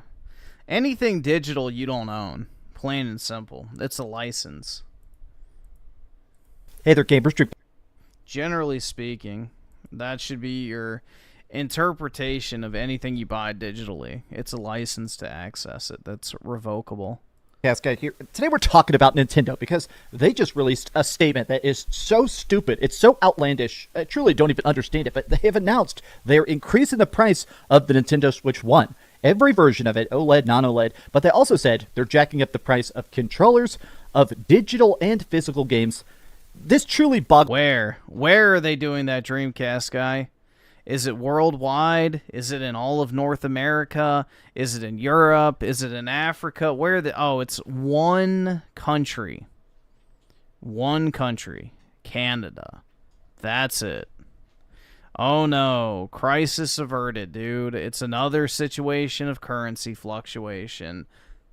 Wowie zowie. Who cares? Why are you even buying a regular Switch 1 at this point? There's no reason to. In this announcement, they specifically said that the price of the Switch 2, accessories and, games will not be changing in Canada. It's only affecting the Switch 1. Boggles the mind. And I have to admit that I'm incredibly frustrated because this is the kind of stuff I think is going to kill gaming. More than anything else, it's just this. It's not going to. Ridiculous, rampant corporate greed. How the hell is this not $100 right now? Why are they about... Because it costs more than $100 to make? To make this thing $400. Let's talk about it. Let's take a look at their stupid excuses. And I want to just explain to you why this is measurably going to damage gaming. Hi, hope you're having a great day. And if you could, please give this video a like and subscribe if you haven't already. Now, this is currently just being rolled out in Canada, but historically... Yeah, it's just in Canada. Whenever there's a price increase, it always ends up in every area, especially here. Nope, that is not true at all. Here in the United States, if they increase the price in Europe, those price increases always jump over the pond and land here as well. So currently... No, they do not, because Europe has something called value-added tax. And the Europeans tax imports much higher than the United States does. Nintendo of America has announced this. I think it's going to be worldwide. I think when they reveal these new prices, currently they're saying, we're increasing the prices, but we will tell you by how much coming up on August 1st, so in 1 month from tomorrow. I truly do believe that they're going to say at the same time, oh, this also affects the United States. But to be clear, they're blaming... Oh my god. Again, remember when the console was going to cost $800? I remember. Hey there, gamers. Dreamcast guy here. Remember the $800 Nintendo Switch? Which was sure... Yeah, there it is, dude. Nintendo confirms Switch 2 price increase coming? $800? Wow, that really panned out to be completely fucking false. Shocking absolutely no one. There was another one too, I'm sure. Let's see. I thought he made more than one. Maybe he deleted it.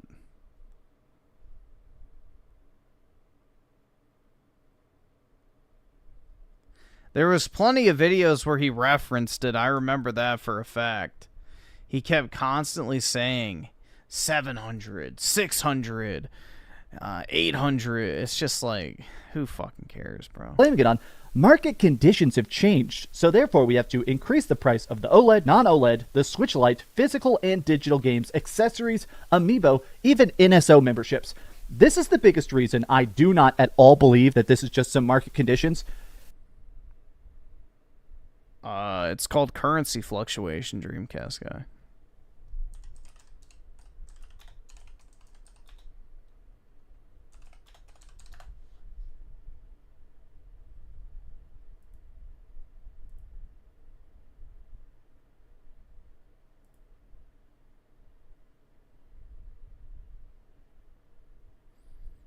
Here, look.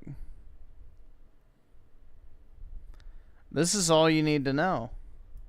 This is the Canadian dollar. Look. So this is back in 2010. This is where we are now. So at one point, the Canadian dollar was worth just as much, pretty much, as the US dollar. Over the past, decade and a half, the Canadian dollar has significantly declined over time. Shocking, I know. But whatever. If it's digital or physical, or NSO memberships. Also, the Canadians have value-added tax, which I think, didn't Canada just implement, like, new taxes and shit? I don't know. I don't really follow Canadian politics, but I'm pretty sure, because they just tried to put on a digital service tax on the United States, which they just removed. But I'm pretty sure they just passed a bunch of that type of stuff. This digital-only stuff, this isn't being shipped. This isn't being put on boats. It's not being flown across the sea. This is literally, in my opinion, maybe somebody can explain the math. This feels like they're just going, we can afford to rip. Hey, Dreamcast guy, what is the common denominator in all of these things? It's only taking place in Canada, and it affects the consoles, the games, the subscriptions, the amiibos, and the accessories. What is it in Canada that you use to purchase all those things?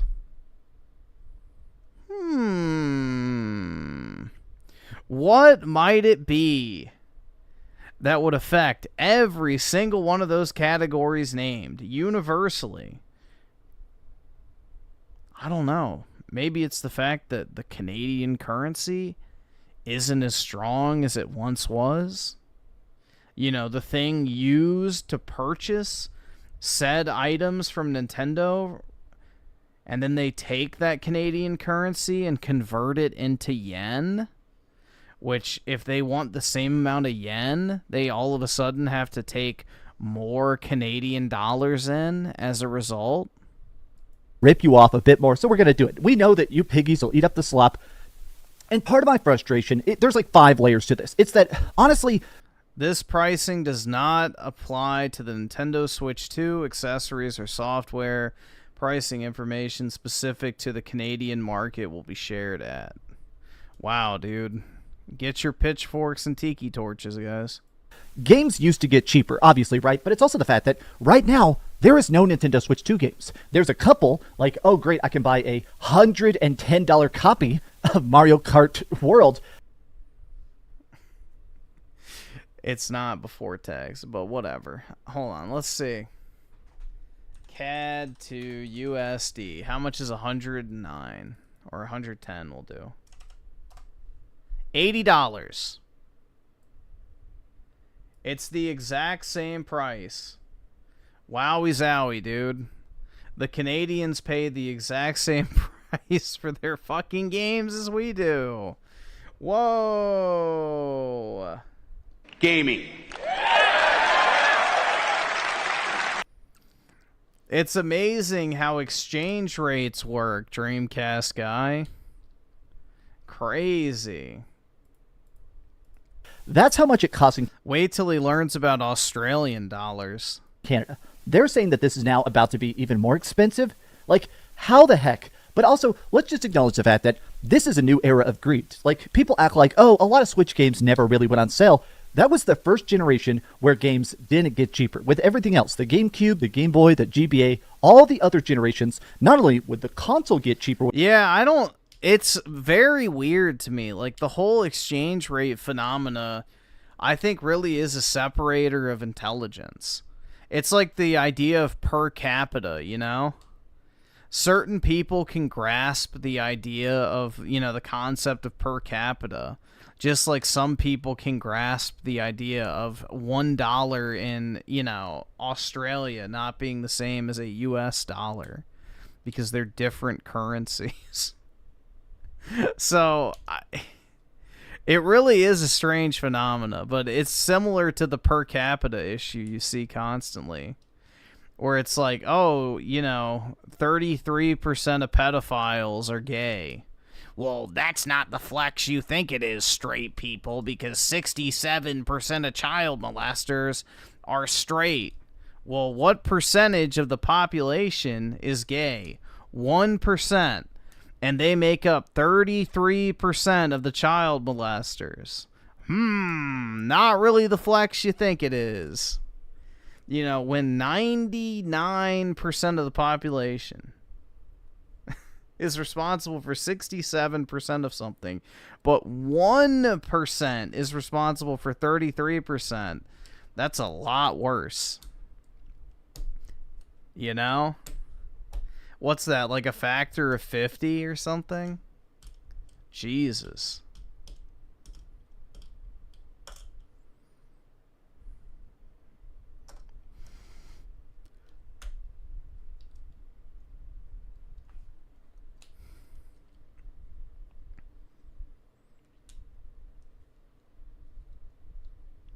Who needs basic economics when the mug read narrative is all you need? I know. It's tiring, man. Who cares?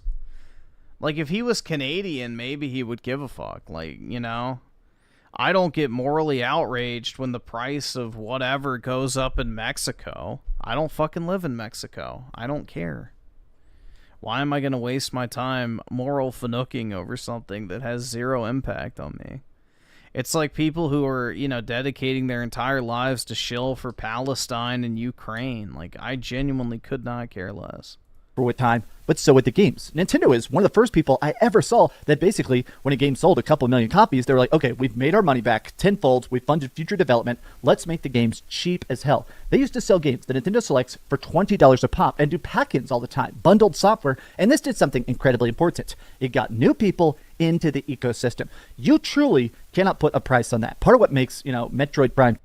Wait, hold on. It brought new people into the ecosystem? Then why did the GameCube completely bomb? Why did the Wii U completely bomb? And why did the Wii have one of the worst software attach rates of any Nintendo console ever, if that was the case? Why is it that the Switch, the console with zero discounts, had the best software sales in the history of Nintendo? Call me crazy, but making the games cheaper did not directly impact the lifetime sales. 2 sell so good is Metroid Prime 1 getting so popular, right? The original Metroid Prime that came out, it was pretty popular, and then they put it on Nintendo Selects. A ton more people buy it. Oh, man. Griff, you know nothing about life. Will you teach me, PK? Will you be my guide through this crazy spiral of events we call life? Even start with the 5 Dreamcast guy mad for a potential Canadian price hike in August. Meanwhile, I'm getting a 3.5% pay raise that same month. Hell yeah, dude. From your favorite Canadian. Gaming.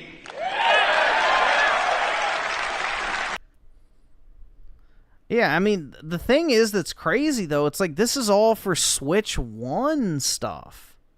Like, who's going out and buying a Switch 1 at this point? Like, is anybody actually like, oh, damn, bro, I really wanted to go buy a Nintendo Switch 1 8 years after the fact. But, fuck you, Nintendo. You raised the price, but you're not raising the price on the brand new Switch 2 that also plays all the Switch 1 games. So, how fucking could you? You betrayed me. Man, this is so discounted. A $20 first-person space shooter on the GameCube? Of course I'll buy it, even if I don't typically know it, which means that now they're prepared for the sequel. It gets people excited. Same thing with, you guys truly cannot even imagine what it was like back in the Game Boy Advanced era, where games would come out, they'd be pretty popular, cool ports, stuff like Final Fantasy and stuff is on there, but then, when they started to do discounted games, hey, here's a game for $10 or $15, a huge RPG for $15, especially because the Game Boy Advance later on was $99. I mean, stuff like that made it where people were like, okay, whenever the Wii comes out, I gotta get in on that next generation. Whenever the 3DS comes out, I gotta be in for that next generation. It's not just about... So I'm just curious. Switch OLED Canada price. What is it in Canada? So the Switch OLED in Canada is $449.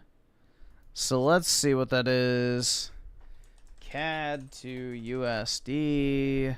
I should be able to do this in my head, but I don't trust myself. It's $3.30.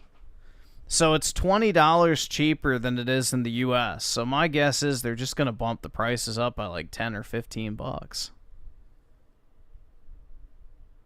So yeah, it's cheaper to buy the OLED in Canada than it is to buy it in the US, which means that's an arbitrage opportunity which Nintendo is not going to let stand. They're going to close that arbitrage because they want to make sure they're bringing in the proper amount of money per unit sold regardless of the market. So this is basic foreign exchange concepts, but most people don't have any sort of background in that whatsoever.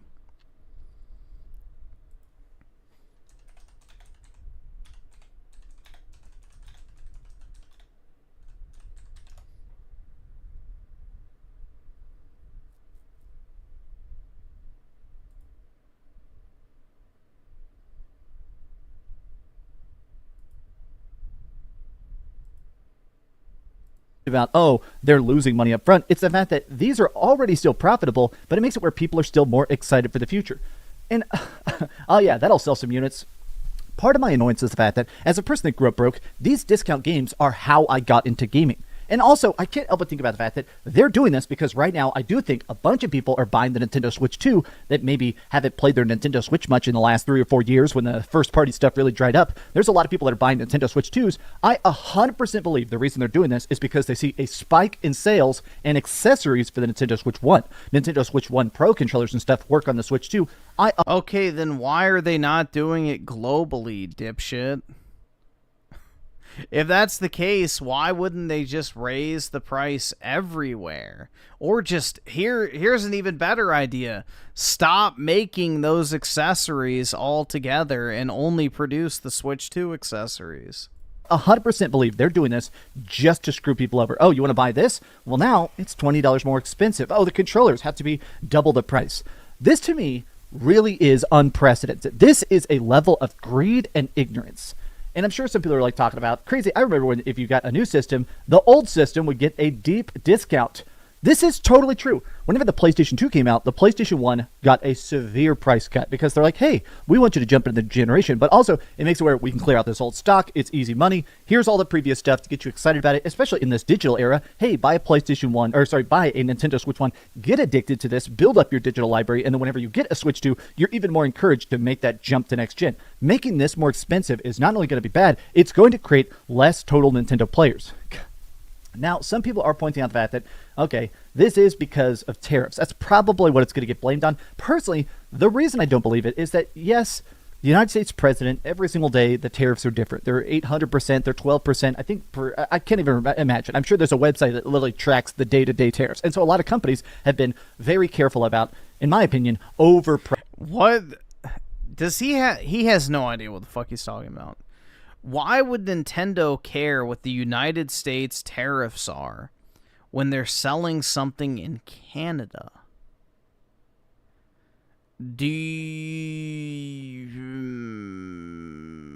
Never mind.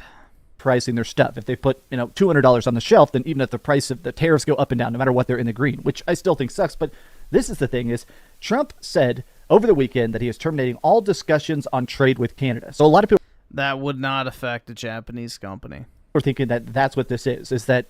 Nope. They're wrong. Somehow that's connected. I guess maybe somebody in the comments could explain it, but I guess I don't understand how the tariffs America is putting on Canada is going to affect game console. No, the tax would have applied to both domestic and foreign tech companies with a 3% levy, meaning that Canada, not the United States, is imposing a new tax on all technology companies, foreign and domestic, meaning that Nintendo now needs to collect more Canadian dollars for the same product in order to pay said tax. Oh my goodness. Wow, it's amazing what can happen when you can read at a 3rd grade level. Coming in from Japan, maybe there's something I just don't get. I'll fully admit that maybe all the Nintendo Switches for North America are actually being stored in the United States, so it means that every Nintendo Switch now has to cross the US-Canada border. That's an extra fee they have to pay. I guess the reason I don't like that excuse is that we know for a fact the Nintendo Switch has always been profitable. The Nintendo has said that. They've straight up said, we make these systems as good as possible, with as many games as possible, as cheaply as possible. We try to make sure that even when we sell it, even if it goes on sale, we make sure that we're getting a big, juicy, profitable... Why? Dude, this is what's so stupid. Who is buying a Switch 1? If this was the Switch 2, I could see being a little bit pissed off, but 1, you don't live in Canada, and 2, it's the Switch 1, not the Switch 2. The Switch 2 is remaining the same price. Why do you care? Genuinely, who is going out and buying a Switch 1 over a Switch 2 at this point? Cut. And I still feel like there is no way this thing, which cost $350, what, 3 years ago, 4 years ago, whenever the OLED came out, you cannot convince me that this thing now needs to go up in price. Nothing in the world can convince me you need to make this more expensive. I truly think every Nintendo Switch 1 console... Dude, he's dating a single mom with 2 kids in her 40s. Of course he's, like, anti-Trump. You know, he's probably dating some, you know, bitter old hag that's, you know, angry at the Orange Man. So, I'm sure... console should have a $100 discount right now today. Right now, a just dramatic cut to the price. Straight off the top. That's right, Dreamcast guy. You're the new business director of Nintendo. Make the games. I think every game should be 20% cheaper. Every single game. I think all the games that are $60 should go down to like $45. Every single game. At this point, I think we should get rid of poverty and we should just print more money so that everyone's a millionaire. Gaming. Like, that's literally the logic on display. If people are poor, why don't we just print more money? Like, oh my god. Wowie zowie, man. It's all raw profit. Are you guys really that upset about less profit? Yes. Their entire point of existence is to make more profit. Of course they're going to be upset about less profit, you fucking dunce. Holy shit. Just like if YouTube was like, actually, we're keeping 75% of your earnings from now on. You're only going to get 25% of your revenue. Do you think Dreamcast guy would bitch about that? I think so. This is super stupid. Tell me your thoughts in the comments down below. I'm actually aggravated because this truly just shows the current era of Nintendo. How much can we possibly get away with? It's a scam. Tell me your thoughts. A scam. Yes, buying something at a set price and getting exactly what you paid for is definitely a scam, dude. In the comments down below. And if you enjoyed this video, be sure to give it a like and subscribe if you haven't already. And please keep dreaming. When I was at the funeral yesterday, I was talking to my dad about when he bought me a Game Boy Advance for my birthday in early 2000s. I think around 2002, 2001. And I was talking to him about how, that was one of the first systems he bought purely for me. It wasn't like a shared, you and your brothers got to fight over this kind of thing. He bought me a Game Boy Advance. And I still remember playing that pink Game Boy because that was the only one that went on sale. And while I was playing it, it was so fun. And I was talking to Dad about, wow, that was so cool. And he's like, yeah, man, I just walked in the store and I said, what's the cheapest current game? And he went, oh, it's this thing. And I just think about the fact that if somebody's doing that today, some dad that doesn't know gaming walks into the store and says, what's the cheapest current game? What the hell are they going to point at? A $400 last-gen OLED? I guess that's it. No, the $200 Switch Lite. Holy fuck, man. He's just so disingenuous. So disingenuous. It's painful.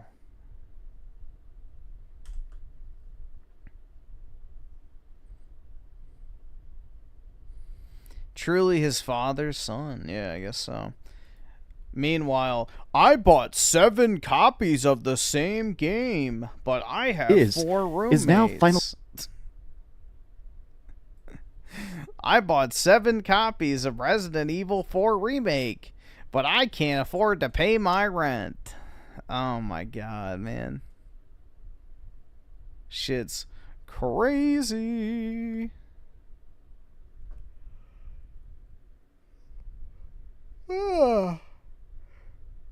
What's ironic is key cards actually run the game the best. Like, if you have the game on a cart versus downloaded onto your system, there's like a 50% faster loading speed having the game like installed from like a key card versus running natively off the actual game chip itself, which is an interesting little tidbit. If you care about load times, then the key cards actually give you better speeds because it's a download directly to the device. Alright, so this video, let's see. Alrighty, guys. We're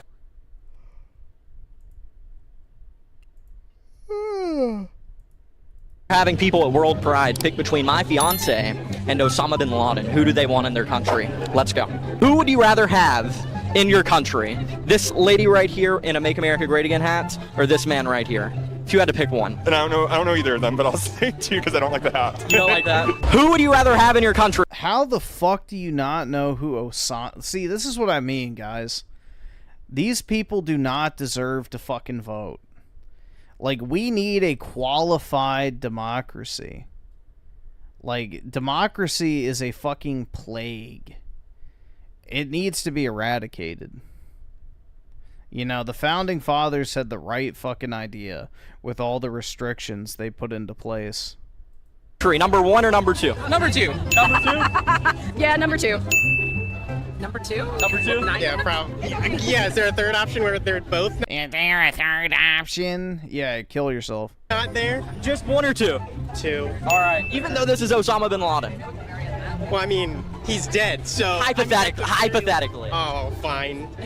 Yeah, I'm not a fan of traitors or fascists. Okay, so let's just bring it... I'm not a fan of traitors or fascists. Yeah, Osama would fucking crucify your disgusting... child molesting ass. Terrorists into the country. Peekaboo, I know you love me. I hate you, Bo. It's Pride Month. Have the pride in loving me. No, Bo. No, Bo. Come on. I'd rather have 100 Osamas versus all these gay people. Can I just ask you one question, and then I'll get out of your hair? Yes, what do you need? All right. Who would you rather have in your country? Number one or number two? Number two. Why? Because that one is a terrorist, that one is not. You know who that is? Yeah, that's Osama bin Laden. He was... That is a terrorist. That is not. Okay. I'm just making sure. Yes. All right, a promise is a promise. You enjoy your pride, okay? The irony in that is insane. Tell people who that is if they don't know. That's Button Guy. That's Button Guy. He's been in all the protests in D.C. He never misses a D.C. protest, but I know they're crazy, but they're not that crazy, and I promise I wasn't scripted either. Who would you rather have in your country? Number one or number two? Number two, hands down. Hands down? Yeah. What makes you say that? She doesn't even recognize that I'm a human being, and like there's religious purposes that are behind that, and so they're extremists on both aspects, but at the same time, like he's not targeting me as an individual. This person is going after my... Dude, these people should go to the fucking Middle East. Please. My rights every single day. Okay, so number two. Yeah. Alrighty. Alright, thank you.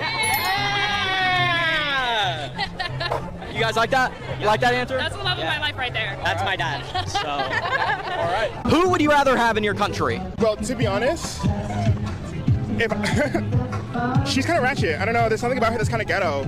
I mean, at least he looks dignified. He looks put together. And this is the straightest black guy after a stint in prison. I don't like her energy. It's nasty. It's wicked. I would never allow her into my country. So you would pick number two? Honestly, yeah. I think so. She just... Yeah, what's her name? That's the people that picked him? They wrote it down? Do what? Two people. I just started. Oh, I see. Yeah, no, he looks ghetto. Sorry, she looks ghetto. There's something wrong with this picture. I would definitely... He looks like he has some values and morals to him. Who would you rather have in your country? Number one or number two? Number two. Okay. Two? Alrighty. And what makes... Dude, all these people need to be crucified. You guys choose number two? Feel safer. Feel safer? Yeah, same thing. Who would you rather have in your country? In my country. Number one or number two? Two. And why number two?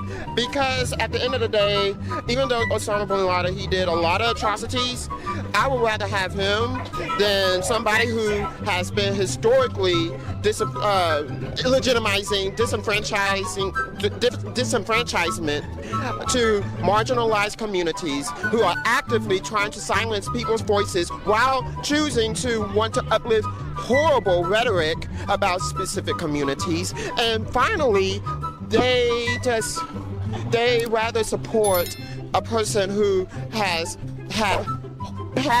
horrendous history in regards to being We need death squads. a racist, homophobic, transphobic, you name it, he's been that way. So, yeah. Okay. How about you guys? This is, like culture. I know about culture, and I know about like being pressed upon you. This is a normal crowd in DC, which is what's scary, bro. This area is fucking hell. And an understanding, somebody like that, you would think that understands either side and still chooses. Some of it is like a movement, it's a culture. This is not culture. This is a choice. Choices, could be had, and no. Yeah. So you agree with number 2? Neither, but this is culture. This is not culture. This is a choice, and so I had to choose neither. So neither. Okay, well, we'll choose number 2. We're talking about, funny enough, they're reacting both to the same level of global capitalism and shit that's hurting everyone. They're doing this because it's white America, they're falling behind, so like, what are we gonna do because the DNC can't do shit. This one is fighting against global capitalism to over their people for a very long time. So of the two, I'd have them there, but frankly, I feel like they're on the very same page. Yeah. All right. Likewise. Sorry. I knew you guys would be a good vibe. They're basically the same, right? Who would you rather have in your country? You gotta pick one. Gotta pick one? Yeah. But they're both the same. Yeah. Well, one is a girl, one is a boy, one is in red, one is in white. If you had to pick one. They're both fundamentalists. It's some nonsense, so they're both awful. I don't want either of them. Both horrible. Yeah. You gotta pick one to stay in your country. Okay. Who would you rather have in your country? I don't want to do this. Pass. All right. Who would you rather have in your country? Number 1 or number 2? Oh wow, this is a setup. Probably number 1. Can I say neither? Gotta pick for the sake. Neither. We want That's crazy. I don't know who that girl is. She can be here. She can be here. She's already here. I saw her yesterday. So you guys pick one. Number 1. All right, that's actually my fiance. We love her. Who would you rather have in your country? Number 1 or number 2? I'm Key saying ain't it so? Yeah, he probably was there. MTG? No, it's not. We're going based off appearance, number 2. Number 2? Number 1 or number 2? Probably neither. If you had to pick one. Yeah, dude, they should just have an AC 130 going, just lighting that fucking whole place up. Let's see, Wujime with the 2. Proof you need more than 2 planes. Yeah, they need 2 chopper gunners out there. Just emptying the mags. I think they're kind of both very embarrassing. Yeah, to have like in my country, I think they're both embarrassing, yeah. So you would say neither? I would, yeah, prefer to have neither of these individuals in my country, yeah. If you had to pick. It's still neither, yeah, to be honest. Okay, I can't force you to give one. Maybe the child of this crazy lady who would maybe be more... Is this your culture? No, let me just say this. If I was in charge, my crucifixions would put Crassus to shame. reformed than her because of her political views. Okay. So maybe her child in like 20 years. Who would you rather have in your country? Oh, no, I don't know anything. Number 1 or 2? Who are they? I'm so I just like that hat. Just from, I guess, appearance. Who would you rather have? I don't want to pick. But I don't like that hat. What are these X's for? They picked that one. Okay, I'll pick that one. You'll pick it? Who is that? That's Osama bin Laden. No! Do you change your answer since you know that now? Your work. How would you rather have in your country? I'd rather have no one in my country. Neither of them. Number 1 or number 2? Number 2. Number 2. Nope. Nope. We're done. Thank you. Have a great day. 1 or 2? Number 2. Number 2. Who would you rather have in your country? Number 1 or number 2? You know what? Honestly, number 2 at this point. Number 2. It's a tough choice, but oh god, I don't know. I guess I gotta. I mean, you know, actually, I'll go with number 1 because I think I could talk to her and change her mind. Yeah. Oh, I don't know. It's an impossible choice. I think she's had the wrong influences. Yeah. Well, I'm her fiance. Okay. Well, I think that I could probably, educate her. I'm the educator. Yeah. Okay. Okay. Well, you know what? You maybe want to look at reading some of the Bible. Yeah. Yeah. Like what? 1 Corinthians 6:9, Romans 1:27, Leviticus 18:22. Which one are you talking about? Which one are you talking about? Because I'm well educated on the Bible. Oh, it's too fun. It's too fun. Hope you guys enjoyed that video, because I know I did. No, I'm just kidding. I was kind of sounded weird. That's what I mean. You can't live with these people. My area is complete fucking shit. So I am filled with a sense of disgust every time I go out in public. So, you know, if I die in a nuclear blast, it'll be worth it because all these fuckers will be going with me. So, you know, if nuclear war ever does break out, I don't mind dying in a nuclear flame because it means all these fucking degenerates are burning along with me. So, yeah. I can take solace in that fact.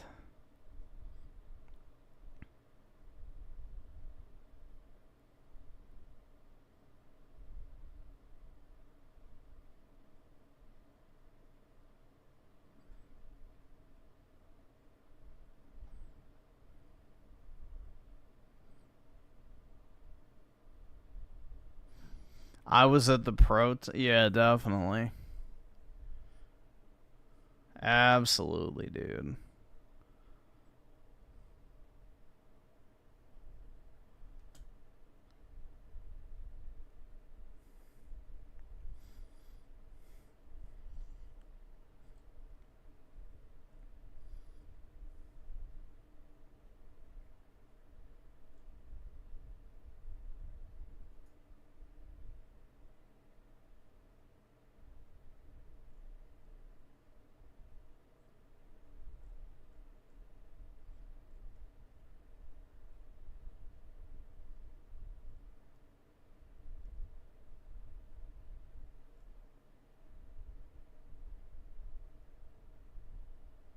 Uh-oh, guys, we need to talk about it. Oh my god. We did it, Reddit.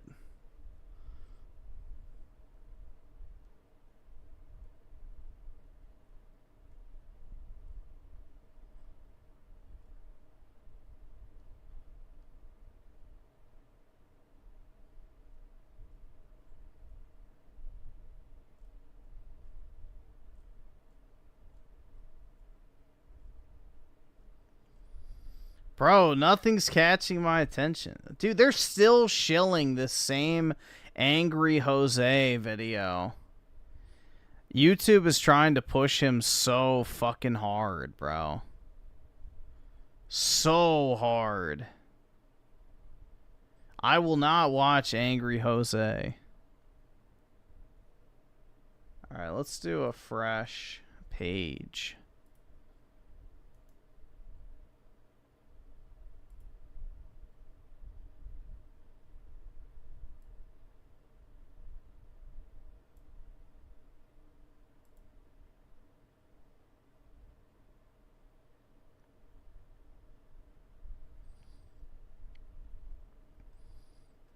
Griffin's Mexican, bro? I don't think so.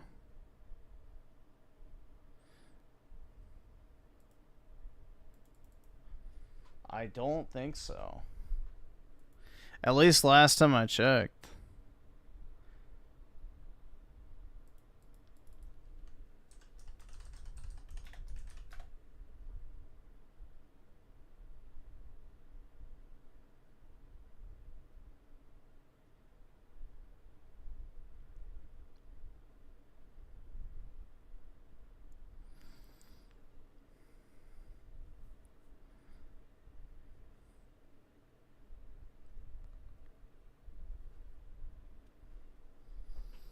I was adopted?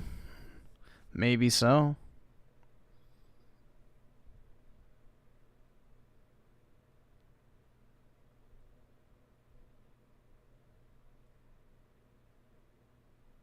Work? What the fuck?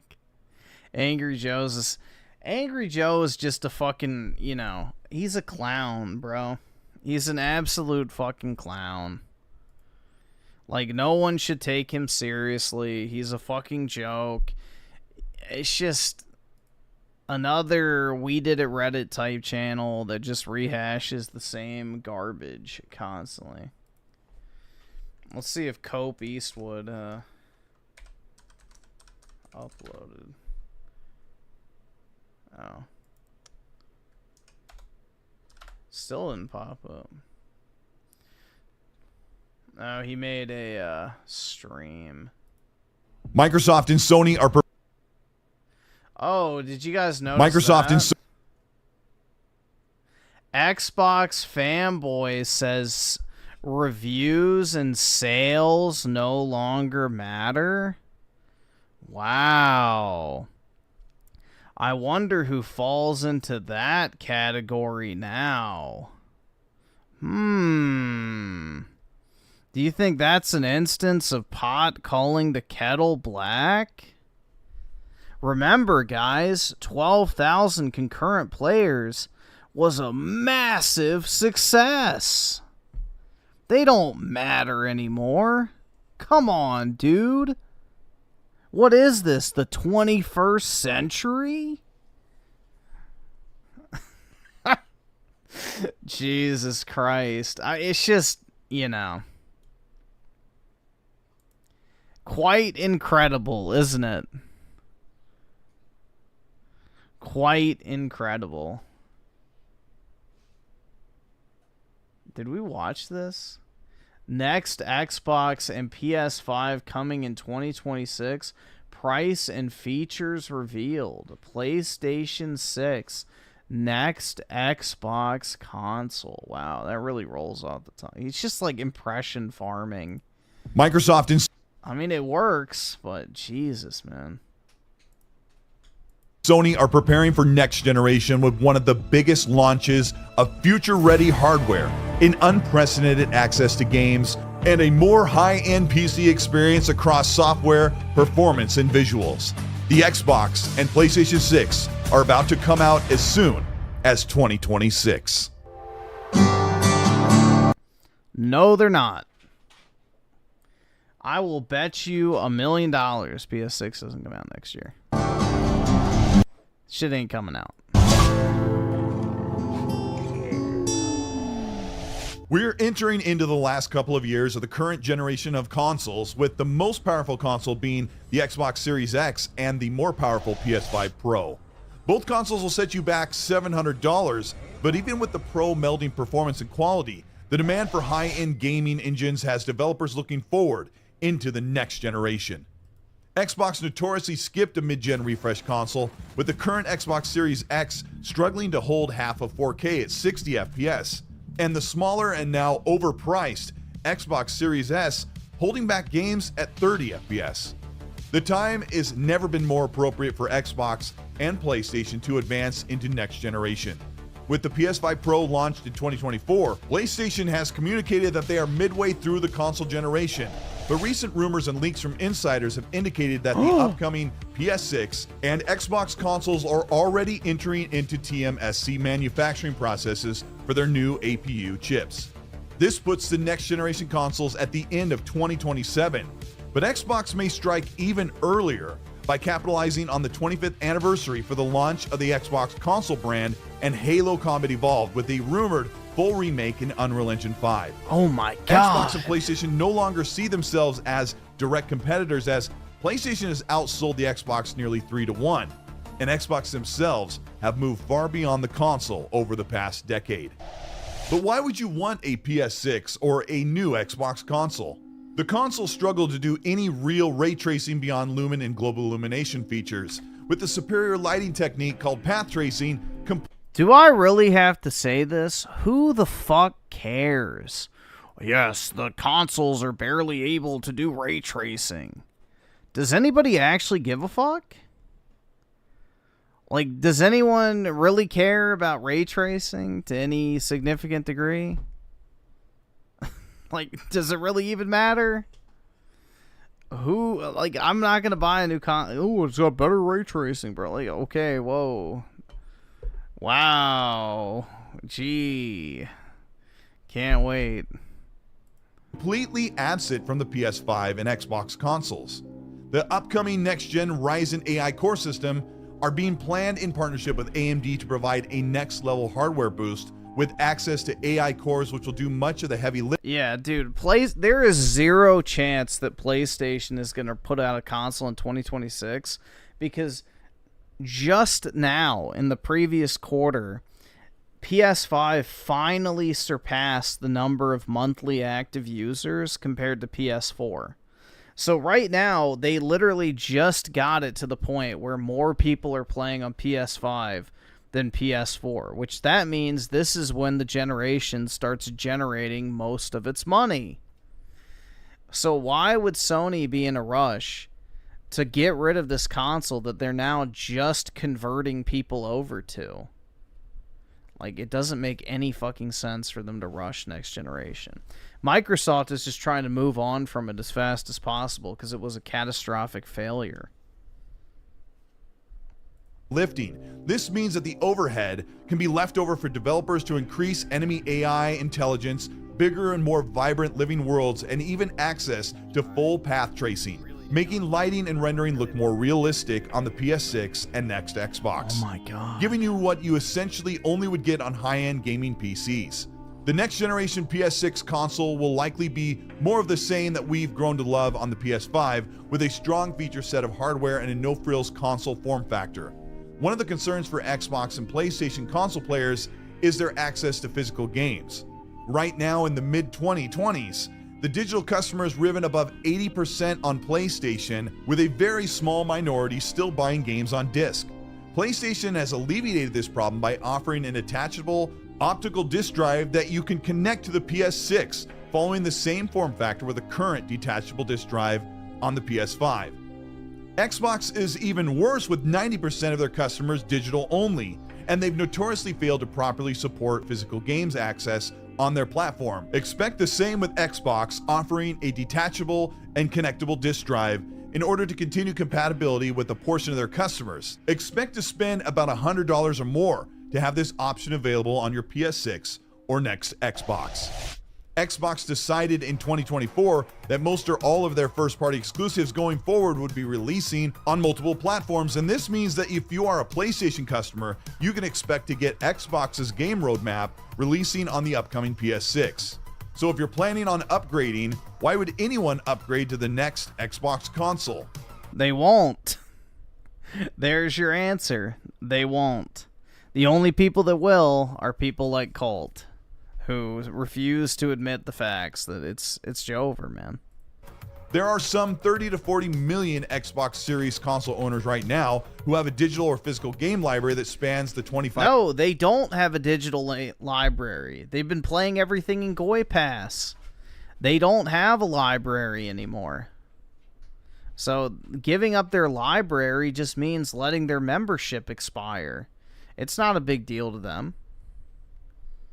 5 years, and you can expect that at least 15 million of those customers will move forward into next generation on Xbox. This will retain their library and continue to grow, but Xbox has something even bigger in the plans to make that Xbox console more viable in the future. Because a lot of people are asking, why would you bother to buy a next generation Xbox hybrid console when you could just buy a PC? With the native... Yeah, exactly. Just buy a PC. Get an actual good computer, and you'll be better off. Console games and entitlement, Xbox is integrating GOG, Steam, Ubisoft, EA Play, and other PC storefronts into their next generation dashboard. This means that Xbox console owners in the future will be able to play millions of games across the PC storefront. There are not million... Oh my god, he keeps using this number. There are not millions of games to play, Colt. There aren't. There literally are not millions of games. Holy... It just pisses me off. It shouldn't piss me off, but it's such a stupid fucking just over-exaggeration. As well as their native console games, which makes the next generation Xbox the most flexible console, but also offering far more games than even a standard gaming PC. When you include the native console games, which Xbox plays almost 10,000 games. The PlayStation roadmap going into the PS6 is a bit vague, as their biggest titles, which include Ghost of Yotai and Wolverine, are set to come out in 2026. With the PS6 rumored to be 2027, we don't know what Sony plans to launch for the PS6. Sony plans to continuously support the PS5 console generation well into the PS6 generation. How much will the next generation PS6 and Xbox consoles cost? Right now, the current consoles are priced for full profit and no longer subsidized by hardware. And Xbox especially has overpriced their consoles to make up for their shortfall this generation. With the next generation Xbox reported to be more PC-like than ever before, with next generation Ryzen AI cores and more PC-like power, full compatibility to PC storefronts, expect the next Xbox to be priced well over $800, even as high as $1,000. Sony has already set the standard for their current PlayStation consoles by setting the PS5 Pro at $700. The PS4 Pro launched at the same price as the standard PS4. Now, with an elevated market position and being in second place behind Nintendo Switch, PlayStation can sell their PS6 as low as $700, but probably closer to $800 when you include their next generation hardware tech. Excuses for inflation and rising costs only paints a small part of the picture, especially with the fact I don't think it's going to be $800, but Xboxes could very easily be up to $1,000. Factor of expensive game because they'll have to make money on the hardware, storage on SSD, and the markup of AI cores in the console hardware. The reality is that next generation will be very expensive. Would Xbox really release their next generation console early in 2026, a year ahead of the PS6 in 2027? With Xbox competing directly with the gaming world across PC handhelds and cloud, Xbox stands to benefit from launching their next generation as soon as possible. Right now, Xbox hardware teams are developing the next cloud-based system to run across smart TVs, mobile phones, and handhelds, and the next generation power will rival the current GeForce Now, which is running RTX 4080s for NVIDIA. Xbox plans to have a very competitive console and a competitive seamless cloud structure as well as the integration on PC and Xbox, giving more choice than ever before. The PS6 will be a 2027 release, a no-frills gaming console with access to most mainstream games, and a strong lineup of first-party games from Sony as they alleviate their games as a service issues and spin up their flagship first-party titles to get ready for the PS6. If you feel like you just got started with the current consoles, expect Xbox and PlayStation to support the Xbox Series and PS5 consoles for quite some time. But if you're ready to move into the future with better performance, realistic real-life path tracing, and sharp, beautifully rendered games, and access to a bigger library than ever before, the wait for PS6 and the next Xbox consoles are palpable. If next generation starts as soon as 2026, we will see the big reveals coming in just a few months, and leaks for the hardware will soon become a reality. With so many games to choose from and small developers pushing the boundary of what next generation hardware can do, it's truly going to be an exciting time, and I can't wait to see what happens next. This is CopeEatsWood. Thank you so much for checking out this video. Are you excited about the upcoming PS6 or the Xbox 6? I think that's what they're going to call it, like Xbox V1 or something. Their naming convention is absolutely terrible, and I don't know what they're going to call it, but it looks like we're really moving into the next generation, and things are still going really well if you're on consoles right now. But I'm excited to see what they have to reveal and what will give our options more robust features, more access to games. I'm waiting for those big reveals. It's going to be a really exciting time, especially in the next coming months. If you ended up enjoying this video, let me know by liking and subscribing to the channel. Jesus, man. It's just pure slop content.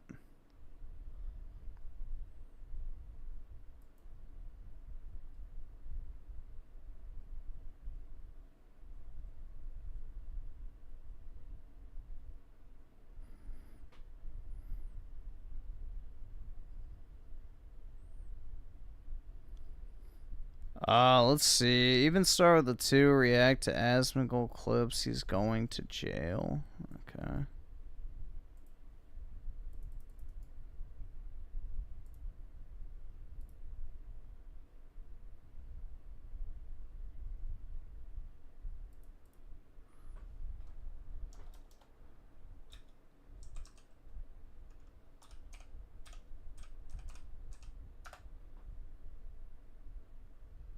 What is this here? Oh, I saw this. So, There was an individual. This person has decided to go out, say that Imuru hangs out with every rapist that she meets, and to say that Israelis are fine. This had nothing to do with Israelis. It had to do with React content. And this person is making all of this up and farming hate on someone who doesn't even know what the fuck a Zionist is. Simp!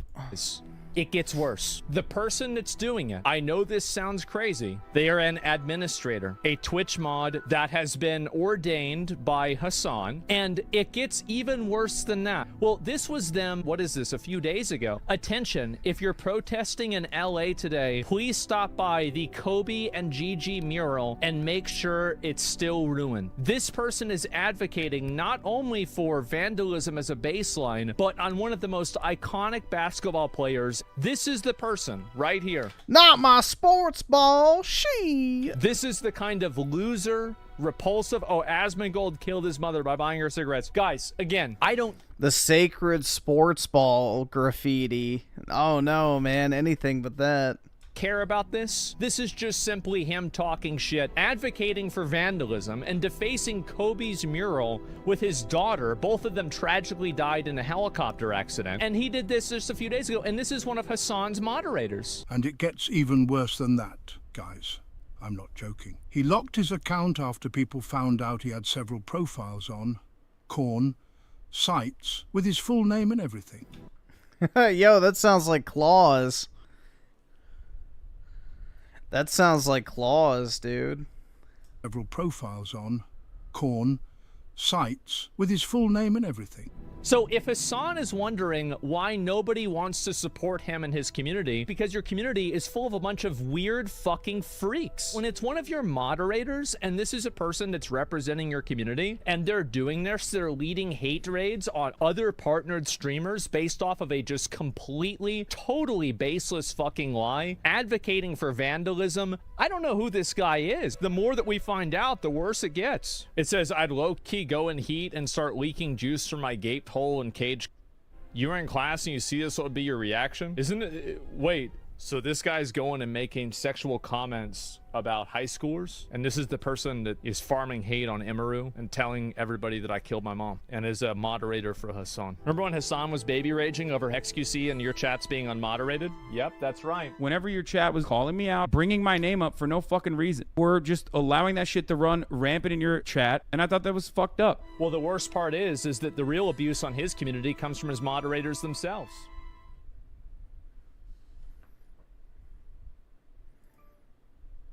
Not my Ladies and sports gentlemen. ball mural.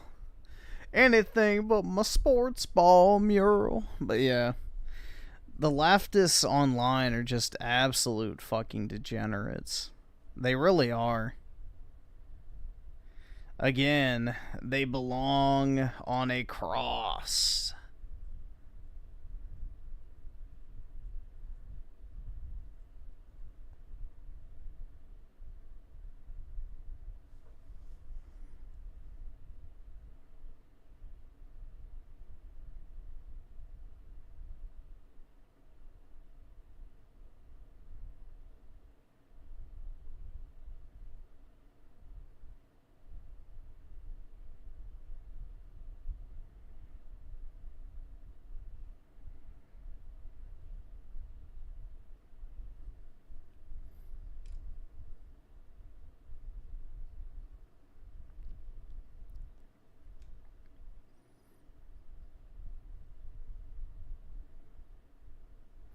Uh, 2023. All right, awesome. Thanks, nigga. All right. Why does he keep saying 1 million on Xbox with backwards compatibility? Xbox has 4,000 to 5,000 games. Even with emulation, it's 15,000 to 17,000. Easy to look up. Yeah, and then Steam only has like 100,000 or so. So, yeah, I don't get it. It's trying to make it sound like Xbox has all these millions and millions of games. It's like, no, there's not even 1 million video games that have been developed. So, actually, it was 6 million. Wait, hold on. Are we living in a reality where we have, give or take, 200 to 300,000 total games that have ever been made? Meanwhile, an internet propagandist tries to convince us that there's millions upon millions upwards of 6 million that might exist at any given moment. Where have I heard that before?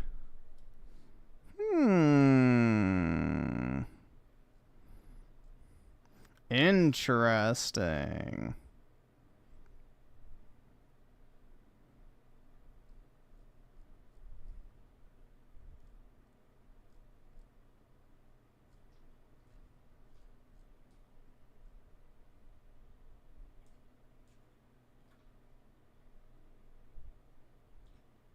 Is this like his Asian wifey?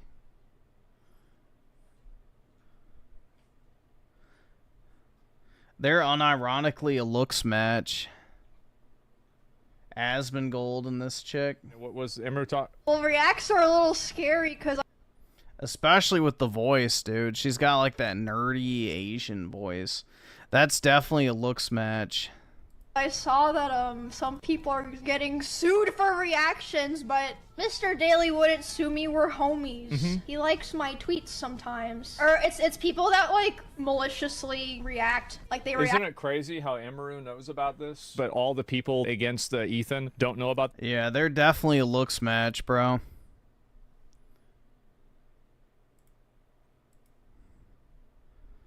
That's a 100% looks match couple.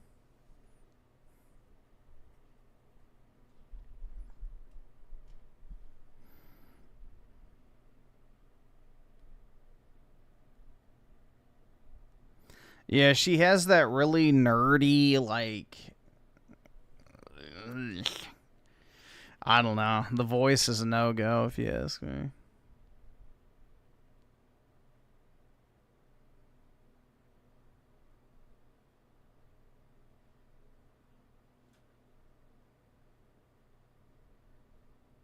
Yeah, suffering, shakatan, like the eternal braces. It's got like the nerdy braces mouth voice, I guess is a good way to put it. But...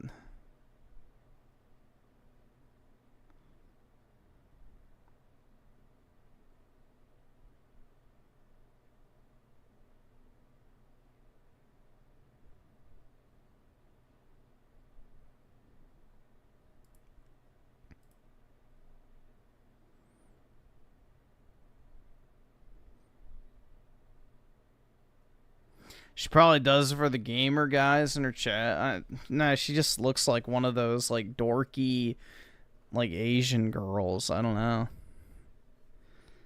She looks like the average, like, Asian mid in, like, a computer science class or... I don't know. Like, you just see them all the time.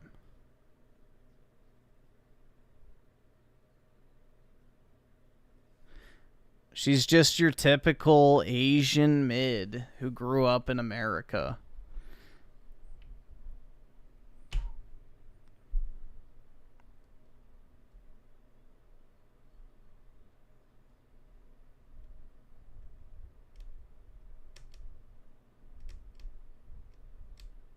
Nah, she's not Rich's type of girl. She's not 300 pounds and doesn't have kids with 3 other guys.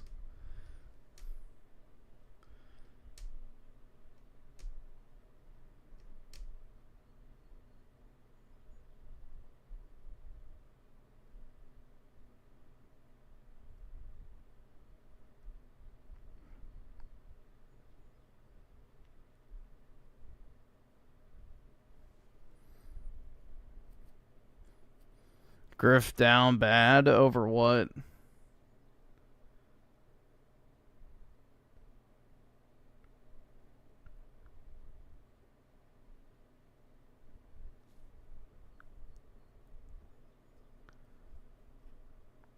Nerd girlfriend? I don't want a nerd girlfriend.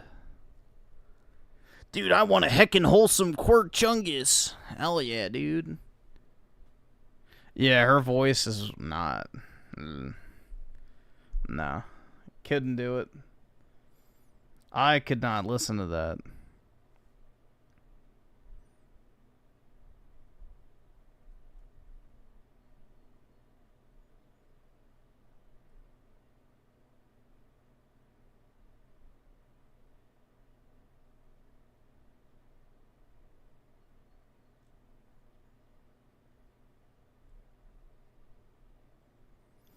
Spending $500 on old games at a retro game store.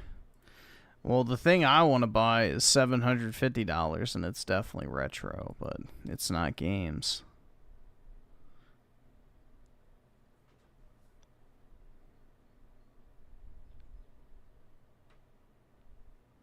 Whoa, mama.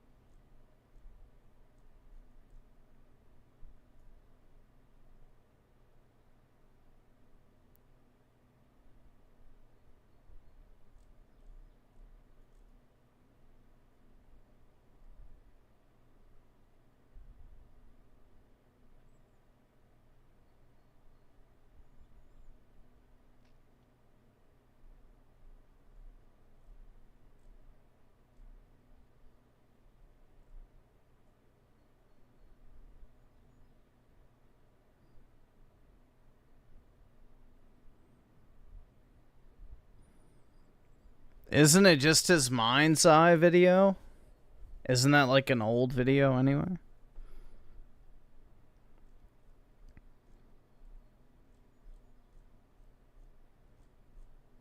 I don't think Synthetic Man's made a new video recently. Griffin would be too shy to talk to a nerdy girl. No. I'm just not into Asian chicks, dude. Nerdy Asian chicks are not for me. I'm good. I wouldn't be nervous at all to talk to them because I would have zero intentions to date them. So the only reason you would ever get nervous talking to a woman is if, you know, you actually somehow saw a world where you want to get with them. I feel like that's the only reason you should be nervous talking to a girl, is if you're attracted to her and, you know, you're nervous oh, I want to ask her out. Otherwise, there's no point in being nervous. It's just another human being. So, yeah, with a chick that I would have zero interest in dating, I would have no problem walking up to them and talking to them because I have zero intentions other than to just walk up and talk. So it's not like I'm trying to make a good first impression because, you know, future life depends on it.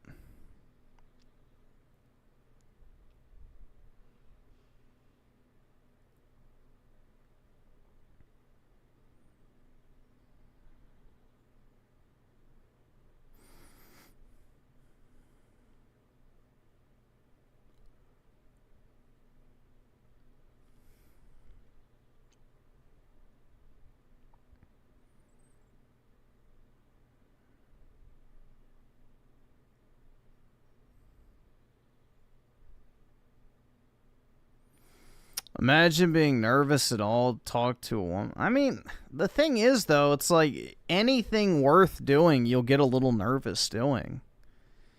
Like when you have your first job interview for, your dream job, or if you're having, I don't know. Anything worth doing will make you nervous. You got a big presentation at work, or I don't fucking know. You applied for a house and you're waiting for the call from your realtor to see if you actually got it or not. You know, anything in life that, is actually worth something will make you a little nervous. Nothing wrong with that.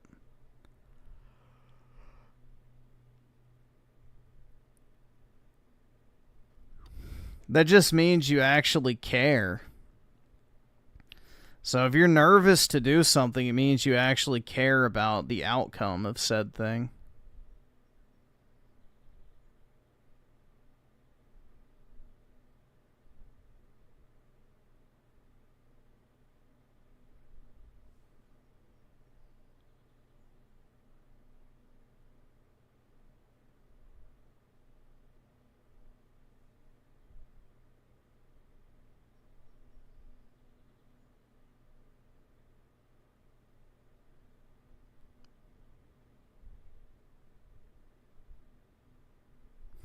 So many Linus Tech Tip videos, yeah.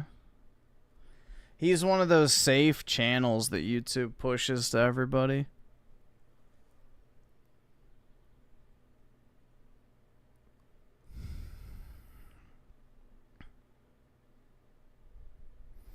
I don't know. I'm kind of tempted to click on this, but I don't know if I can handle it. I don't know if I can handle it, bro. The dyke lesbian staring at me is just really irritating already.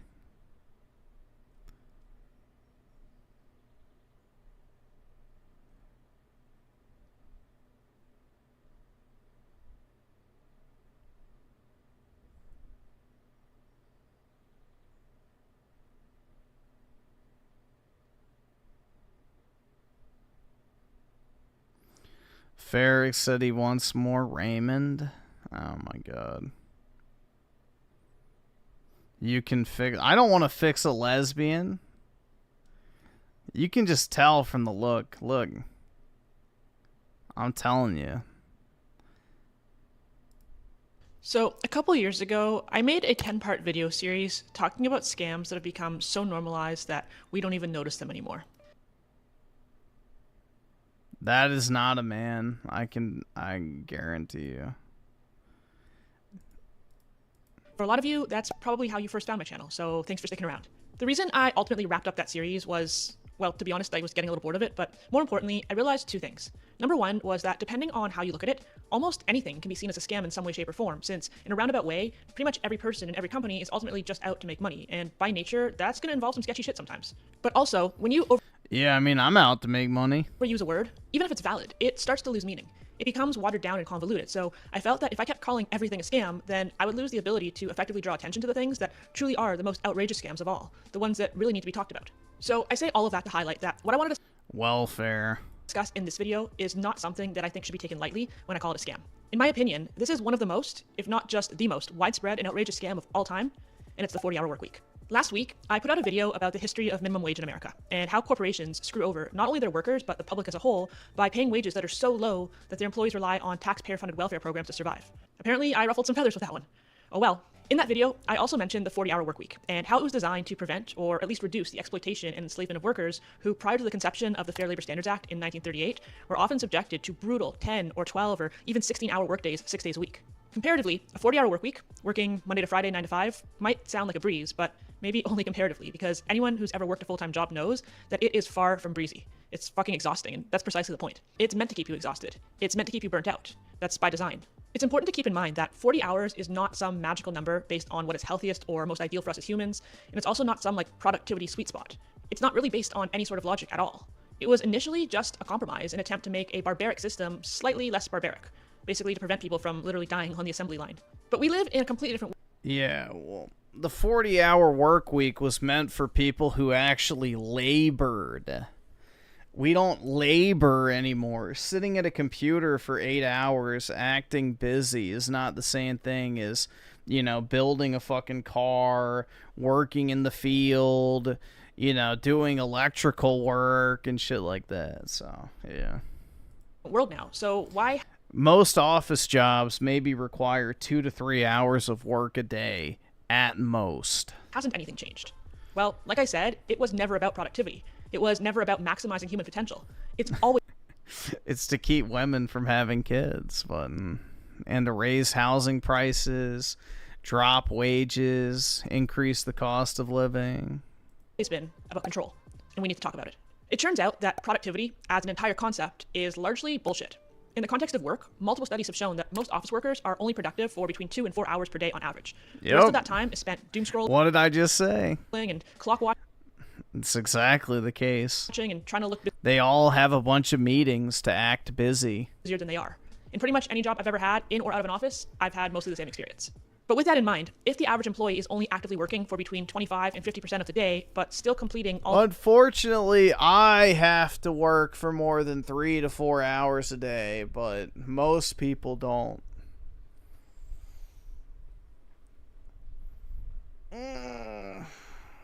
Which sucks, but whatever.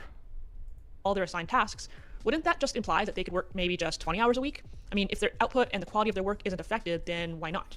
Well, most companies don't allow that at all. And the ones that do would likely only pay you half your salary because you're only putting in half the time, which really just goes to show that they're not paying you for your work. They're paying you for your presence, which makes no sense. With that system in place, the most productive workers, the ones who are the best at their jobs or who can get the most work done in the least amount of time, are actually punished for being good at their job.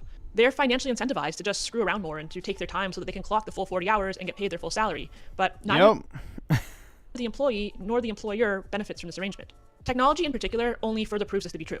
Over time, we've gone from handwriting to typewriters to computers to now having AI and all sorts of apps that can automate so many parts of so many jobs, not to mention like machinery and robots revolutionizing manufacturing. So it would make sense that a lot of people can get their work done a lot faster than ever now, and that the standard work week should be getting shorter. But has that actually happened? Of course not. Instead, depending on the job, employees are either expected to produce more and more output for the same pay, or they just have to sit around all day pretending to be busy when they're not. It's all a charade. Story time, but I had this exact experience at the last job that I ever had where I was working for someone else. It was a data entry job that definitely wasn't difficult, but it was mind-numbingly boring and monotonous. And about a month into the job, I realized that I could use Excel to build a formula that would allow me to do what I had to do in about half the time. So I did.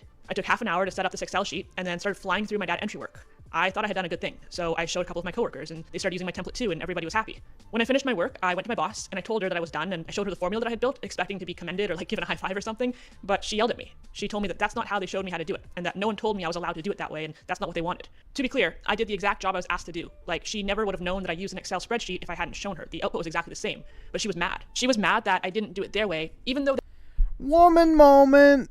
Their way made no sense, and she was mad that I wasted time making this Excel template, despite the fact that it actually saved a ton of time. And most surprisingly to me, she was mad that I got all my work done by 3 p.m. because what was I going to do for the next 2 hours? Just sit around? I wasn't allowed to leave before anyone else. It's like when a woman tells you to load the dishwasher and you do, and they're like, not that way, and then they redo it. Because that wouldn't be fair. If I had needed just one more reason to believe that corporate culture is all a hoax and a bunch of bullshit, that was it. Really, it's all about optics. It's all about the illusion of fairness. Yeah, I wouldn't have told the boss shit. I would have just sat there and let the formula work, pump it in real quick, and then act busy for the rest of the day. It's about catering to the weakest link to keep the peace so that the less efficient employees don't throw a fit when the more efficient ones get to clock out and go home earlier, but it doesn't make any sense. And obviously, technology is far from the only thing that has changed since the 1930s. Nearly 100 years later, we live in a completely different world. With the cost of living wildly outpacing most people's wages, a few things have happened. For one, women started working. Women in the workplace may have started out as a move towards equality. Obviously, allowing women to earn our own incomes independent of our husbands is a good thing. But now it's not even about equality. It's just about necessity. Like, most families need 2 incomes to get by nowadays. Yeah, because there's 2 times as many people working. Oh my God, you're getting close, but you can't figure it out. What happens when you double the fucking workforce? It reduces the pay by 50%. So what happens to wages relative to costs? This is not hard to figure out. Back in the day, usually the man would go to work and the woman would stay home to cook and clean and take care of the kids, and that meant that, at least in theory, evenings and weekends could be free time, family time. But now, with both adults out of the home during the week, things like cooking and cleaning and grocery shopping and laundry and yard work, all that kind of stuff has to be taken care of during what should be your leisure time. But even that so-called leisure time, as unleisurely as it may be, is disappearing. Because of the cost of living, people have been forced to move further and further from their workplace over the years, making for longer commutes. Now, your 9 to 5 is probably an 8 to 6, or maybe even a 7 to 7 if you're really unlucky once you account for your commute. Add in things like getting washed and dressed and packing lunch and thinking and stressing about work and making sure you have enough gas in your car to get you there the next morning, etc., and before you know it, your job has kind of consumed your entire life. Like, it controls when you go to sleep, it controls when you wake up, when you eat, where you live, pretty much everything. This is what you fought for. So, if you're not benefiting from this, and your employer isn't really benefiting from this, then who is benefiting from it? Like, what's the point? Okay.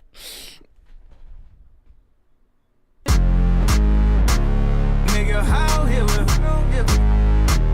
Nigga, how Hitler? They don't understand the things I say on I don't know. Who? Nigga, how Hitler? Who could benefit from such an arrangement of increasing cost and decreasing wages? Capitalism. When you work yourself to the point of burnout. Yeah, capitalism. Do you know what you're a lot more likely to do? Spend money. Lots of it. Lots and lots of it. You get takeout for dinner. You hire someone to clean your house. You hire someone to walk your dog. You hire someone to cut your grass. You forget to cancel that subscription you're not using. You can't be bothered to return that thing to the mall. You spend because you just can't cover all the bases on your own. And corporations love it. Also, burnout leads to anxiety and depression, which means a payday for the medical system and the pharmaceutical industry and possibly the alcohol and tobacco industries, plus or minus whatever other coping mechanism Who owns those industries? someone might reach for. And when you're exhausted and burnt out, do you know what you're a lot less likely to do? Revolt.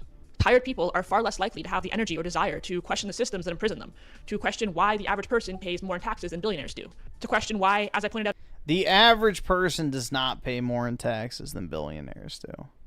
That is a massive misconception. The top 10% of taxpayers pay 75% of all income tax. That is not true. out in last week's video, corporations are allowed to subsidize their payrolls with taxpayers' money. To become politically active, to organize a union, to take interest in issues affecting your community. If we were all well rested, we might try to shake up the political landscape in a way that could actually put people ahead of corporate profits, but they just can't let that happen now, can they? The 40-hour workweek was never about productivity. It was never about work-life balance. It was never about anything more than suppression, than weaponizing exhaustion to keep us all docile and blind to the corruption that's happening around us, and to ensure that we're too tired to care or take notice or do anything other than consume. Notice? Don't believe me? Well, plenty of other countries have experimented with this already. They've Oh, come on, bro. The jokes write themselves. experimented with 6-hour workdays or 4-day work weeks, and they found that not only did productivity actually increase, but worker morale overall increased. People took fewer sick days, they changed jobs less often, and reported higher levels of overall job and life satisfaction. And the resistance to remote work, in my opinion, only further proves all of this to be true. The pandemic showed us all very quickly that a lot of jobs can be easily done from home without any negative effects on worker productivity. Not only does the option to work from home benefit employees by eliminating their commute and... Yeah, anytime I'm in public, I check my Bluetooth devices on my phone to just see if anybody has an unlocked speaker, just in case. I do make an attempt. Saving them money and expanding the options for where they might choose to live, but it benefits employers too. I mean, think about it. How much money can companies save by not having to lease office space and pay for desks and chairs and coffee machines and all that nonsense? But just the idea that you might be a little bit happier and a little bit better rested, or that, God forbid, you might take a slightly extended lunch once in a while or throw in a load of laundry while you're on the clock, well, that just can't happen. They have to babysit you so they can maintain control. So back to the office you go. Who's they? Despite the fact that it makes everyone miserable and costs everyone money. So what do we do? Like, what's the solution here? I wish I knew. For me personally, the solution was to... So I became a Nazi, yeah, bitch, I'm the villain. Nigga, how Hitler? Nigga, how Hitler? They don't understand the things I say on Twitter. I mean, there you go. There's a solution. Start my own business. Time to become the villain. I know. Less, but that's not a perfect answer, and obviously it's in Minecraft, of course, right? not something that everyone can do. I think the most important part of all of this, and the reason that I make these videos, is to raise awareness. These are conversations that we should be having with our friends and our family and our coworkers and our neighbors. Hustle culture has poisoned our minds to such a degree that we feel ashamed or like we're lazy or getting away with something if we don't work at least 40 hours a week. Get your fucking ass up and work. And again, this manufactured shame was all strategic. It's the same reason we've always been told. Well, if you want to make a lot of money, you have to work. So that's not wrong. You actually do have to work if you want to make a lot of money, because the average person is going to put in substandard effort. So you have to be able to, you know, excel where others do not if you want to make more money.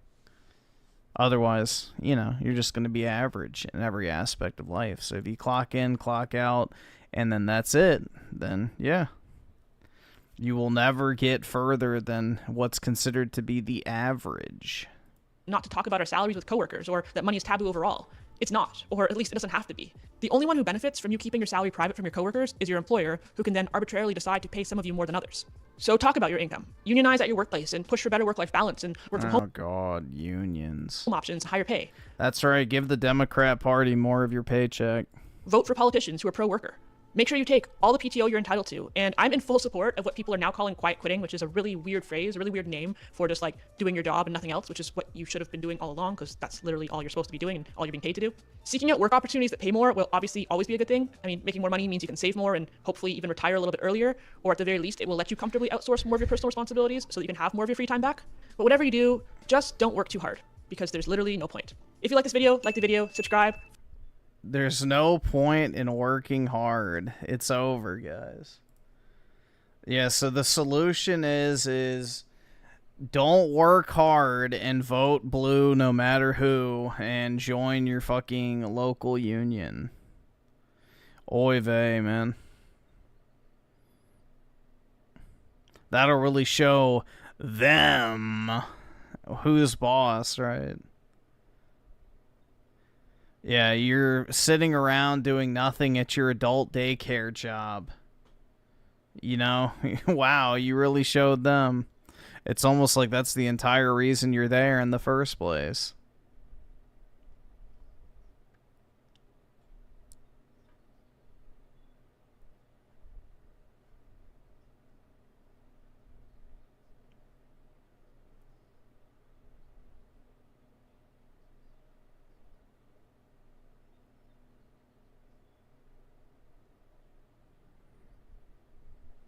Dude, his jeans didn't even put up a fight. That's his son, apparently. Wow. Which way, Western men?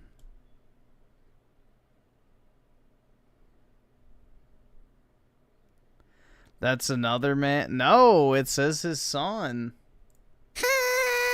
Happy birthday, son! Here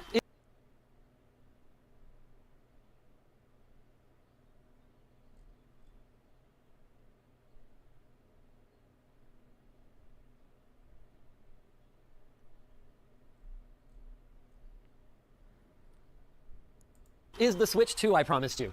And you can have it as soon as I make sure that you're not making the biggest mistake of your young life. You see, there are a ton of amazing handheld gaming devices these days, and I think you should at least try them before making your decision. And the question...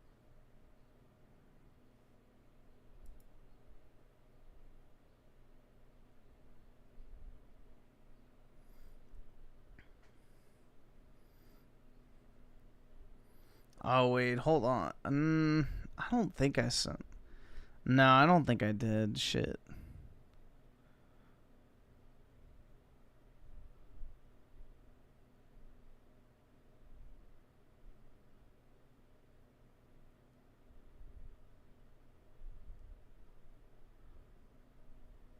Will I ever have a son? Multiple. God willing.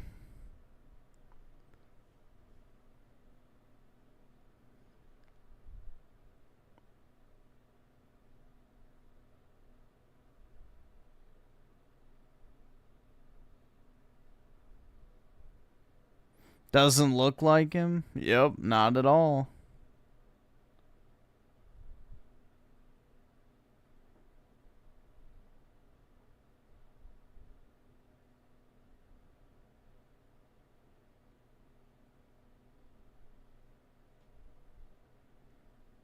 Griffin will die of old age busting into a young 20-year-old woman. That's right. But by transferring all my life force through my AWC, average white cock, and, killing myself in the process at the point of insemination, it'll make the woman pregnant with quintuplet boys. So, not only will she be pregnant, but she'll give birth to 5 sons at the same time, guaranteeing my legacy forever.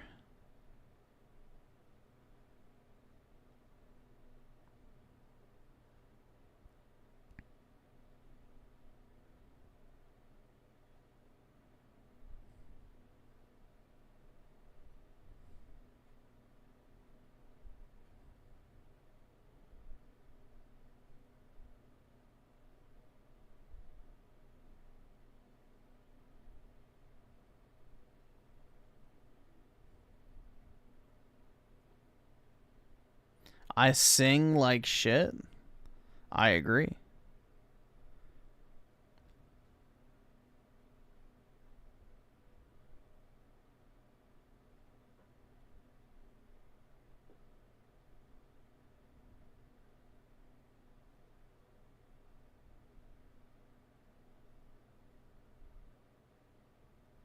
And then they will all 5 get brainwashed into becoming Troon. Leave your sexual fantasies at the door, man. If you want to fantasize about my hypothetical children getting molested and trooning out, then keep it to yourself at the very least. You don't need to share that with the class.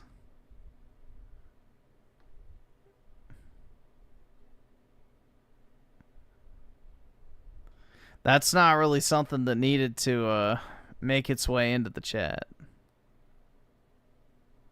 Just throwing that out there.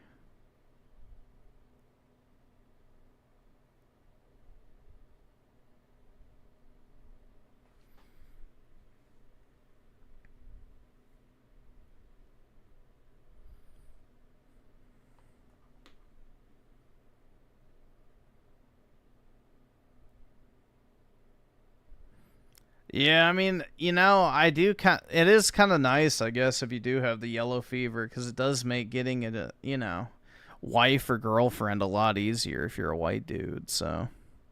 Unfortunately, I don't have it at all.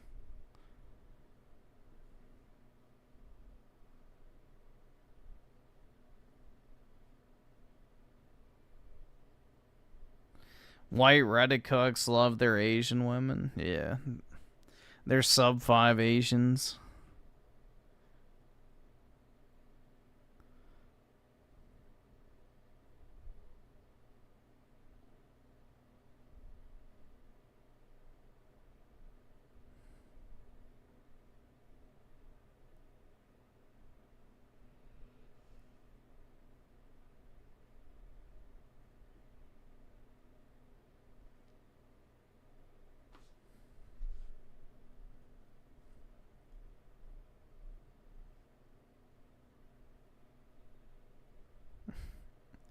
Damn shame their sons turn out to be like Elliot. Oh, God. Yeah.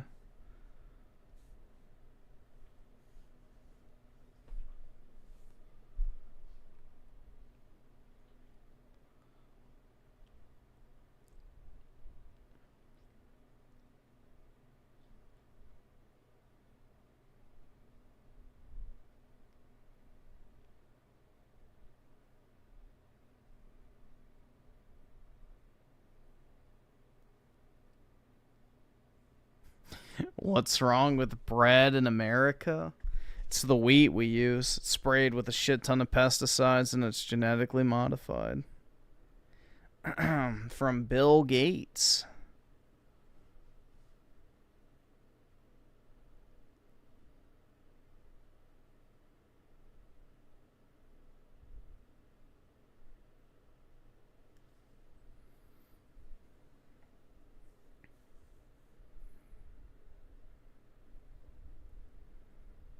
Why would you want kids? What purpose would they serve in your life? It's your legacy.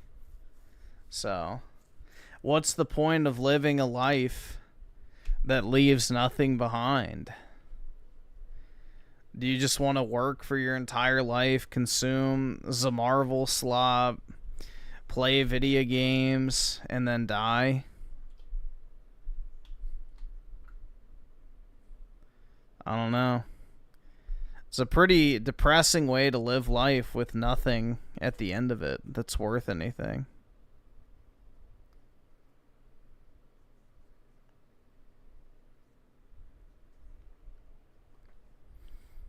Yeah, after AOC's public milking on the White House lawn, then, yeah, she'll join the Republicans. Her conversion will be over.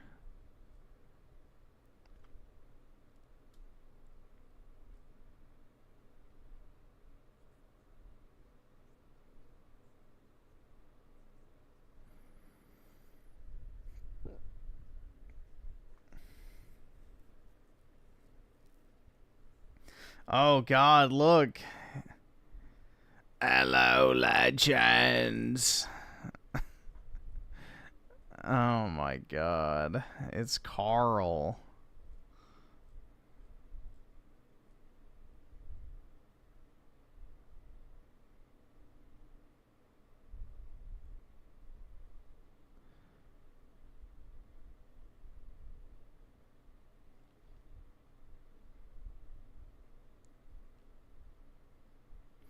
Yeah, I mean, I can't even find anything doom scrolling. That's the problem.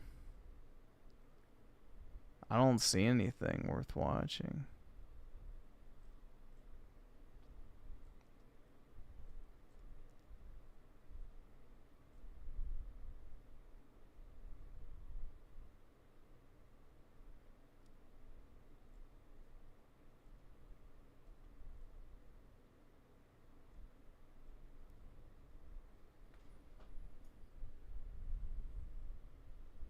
Not getting any Doomer slop. Well, that's because we didn't watch any Doomer slop yet.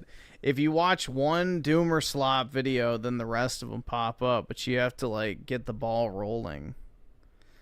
So you got to feed the algorithm that first video, and then after that, it's like, oh shit.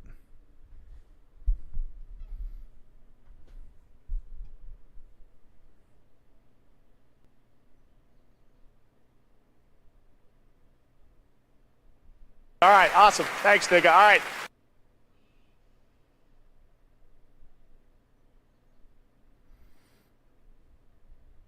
Let's see. So get Junko Ferrutade Ferrix with the 100 pesos. So another clause ult.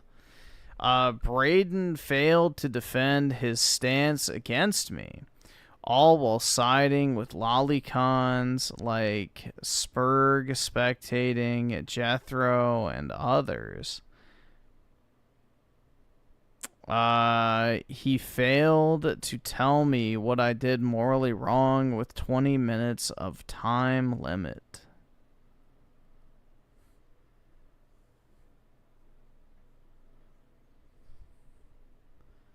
Claus, you gotta let this shit go, bro. You gotta move on, dude. Delete the accounts, make a new persona, and act like it never happened. It ain't worth it. It genuinely is not worth it, dude.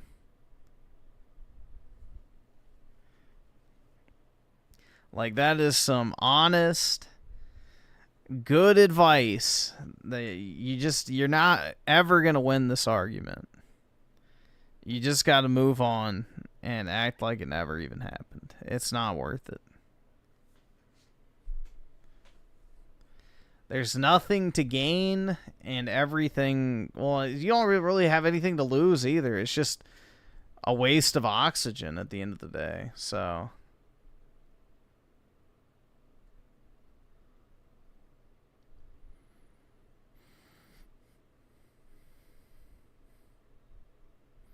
all women the same no matter where they're from? Yes.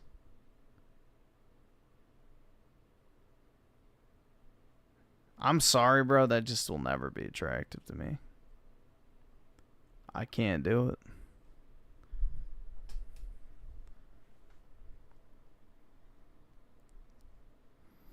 Yeah, with social media nowadays, all women are pretty much the same. Because they're all being programmed by the same TikTok algorithm. No matter what country, state, city, whatever they're from. They're all watching and doing the same shit.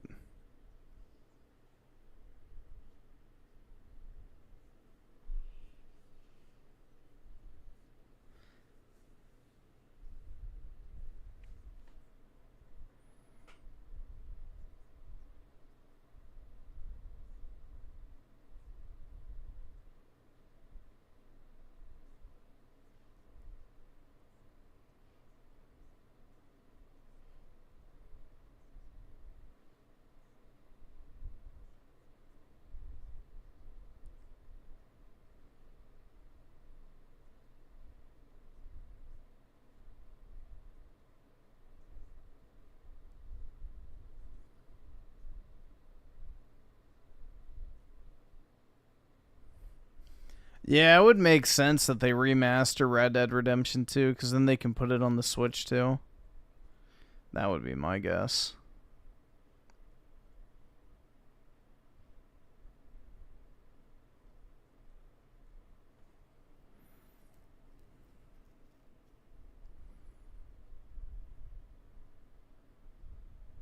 Bro, what the fuck is this dog shit?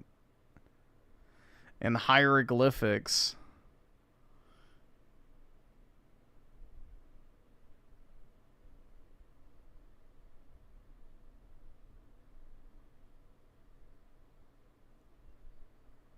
I don't remember the COD channel. I don't remember his name.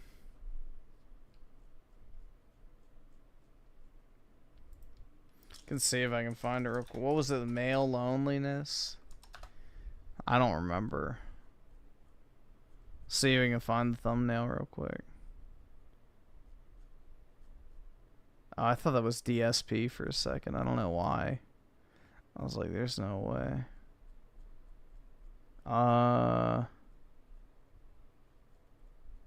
Looks like it's not gonna come up. This is such an oversaturated topic anyway that it's like Vosh talks about male lonely. Yeah. Vosh is the furthest thing from a man in general.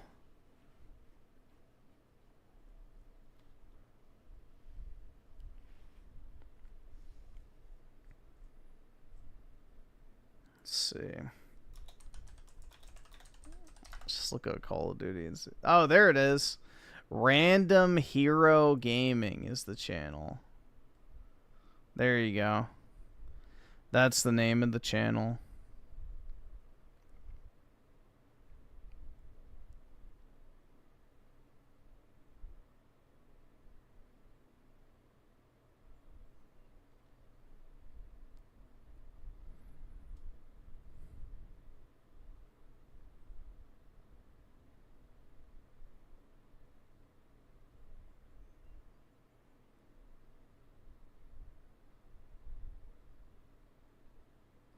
The thumbnails, yeah.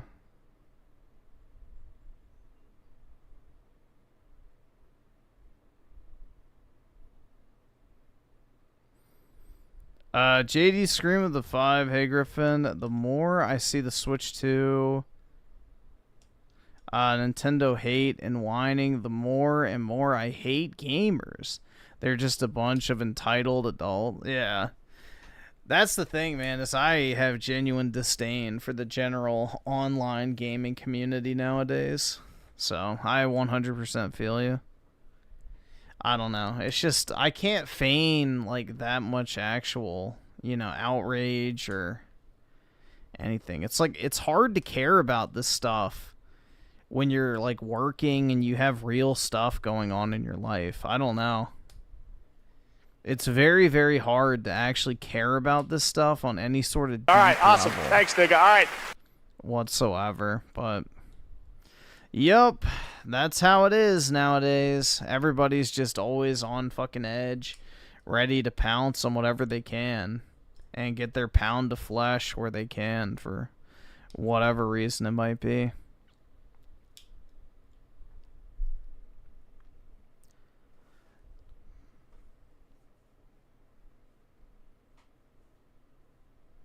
You shut the fuck! Don't you fucking tell me to my face to shut the fuck up!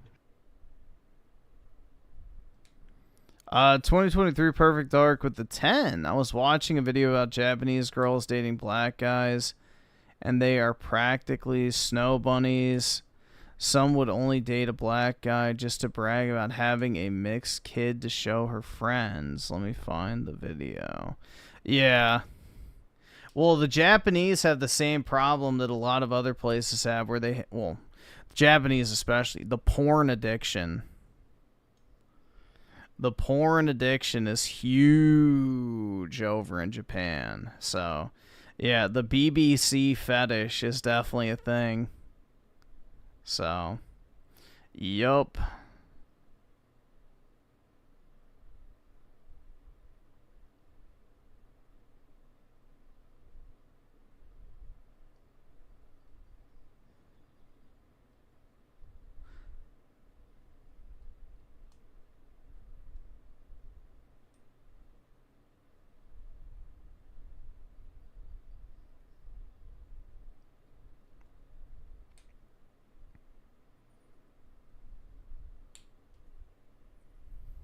Well, dude, Your LBC is basically a BAC.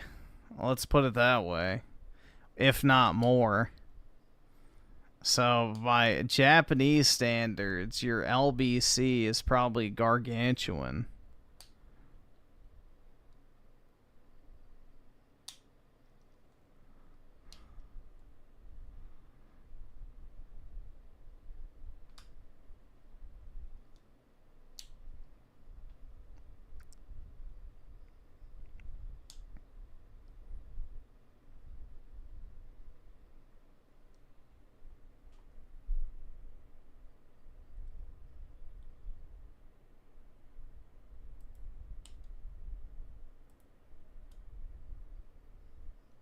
I'm actually surprised with that search it didn't put more, but I guess because we didn't click on the video. The guy who invented mewing is dead. Thank you for your sacrifice.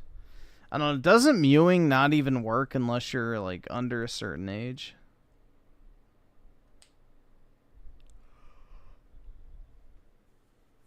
I don't think mewing even works if you're, like, past the age of puberty, right?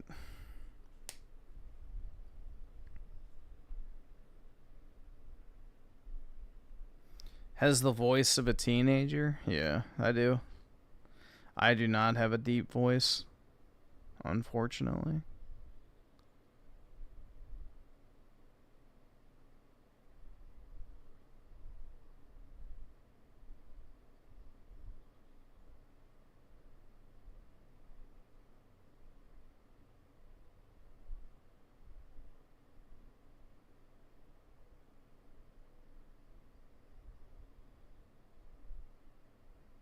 You're broke! You're fucking poor!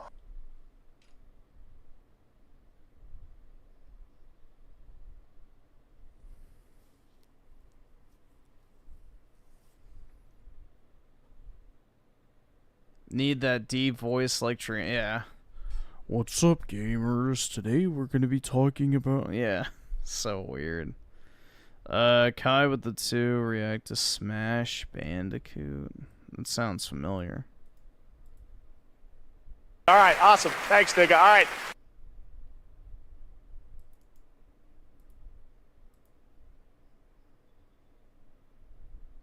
Yeah, we watched this before.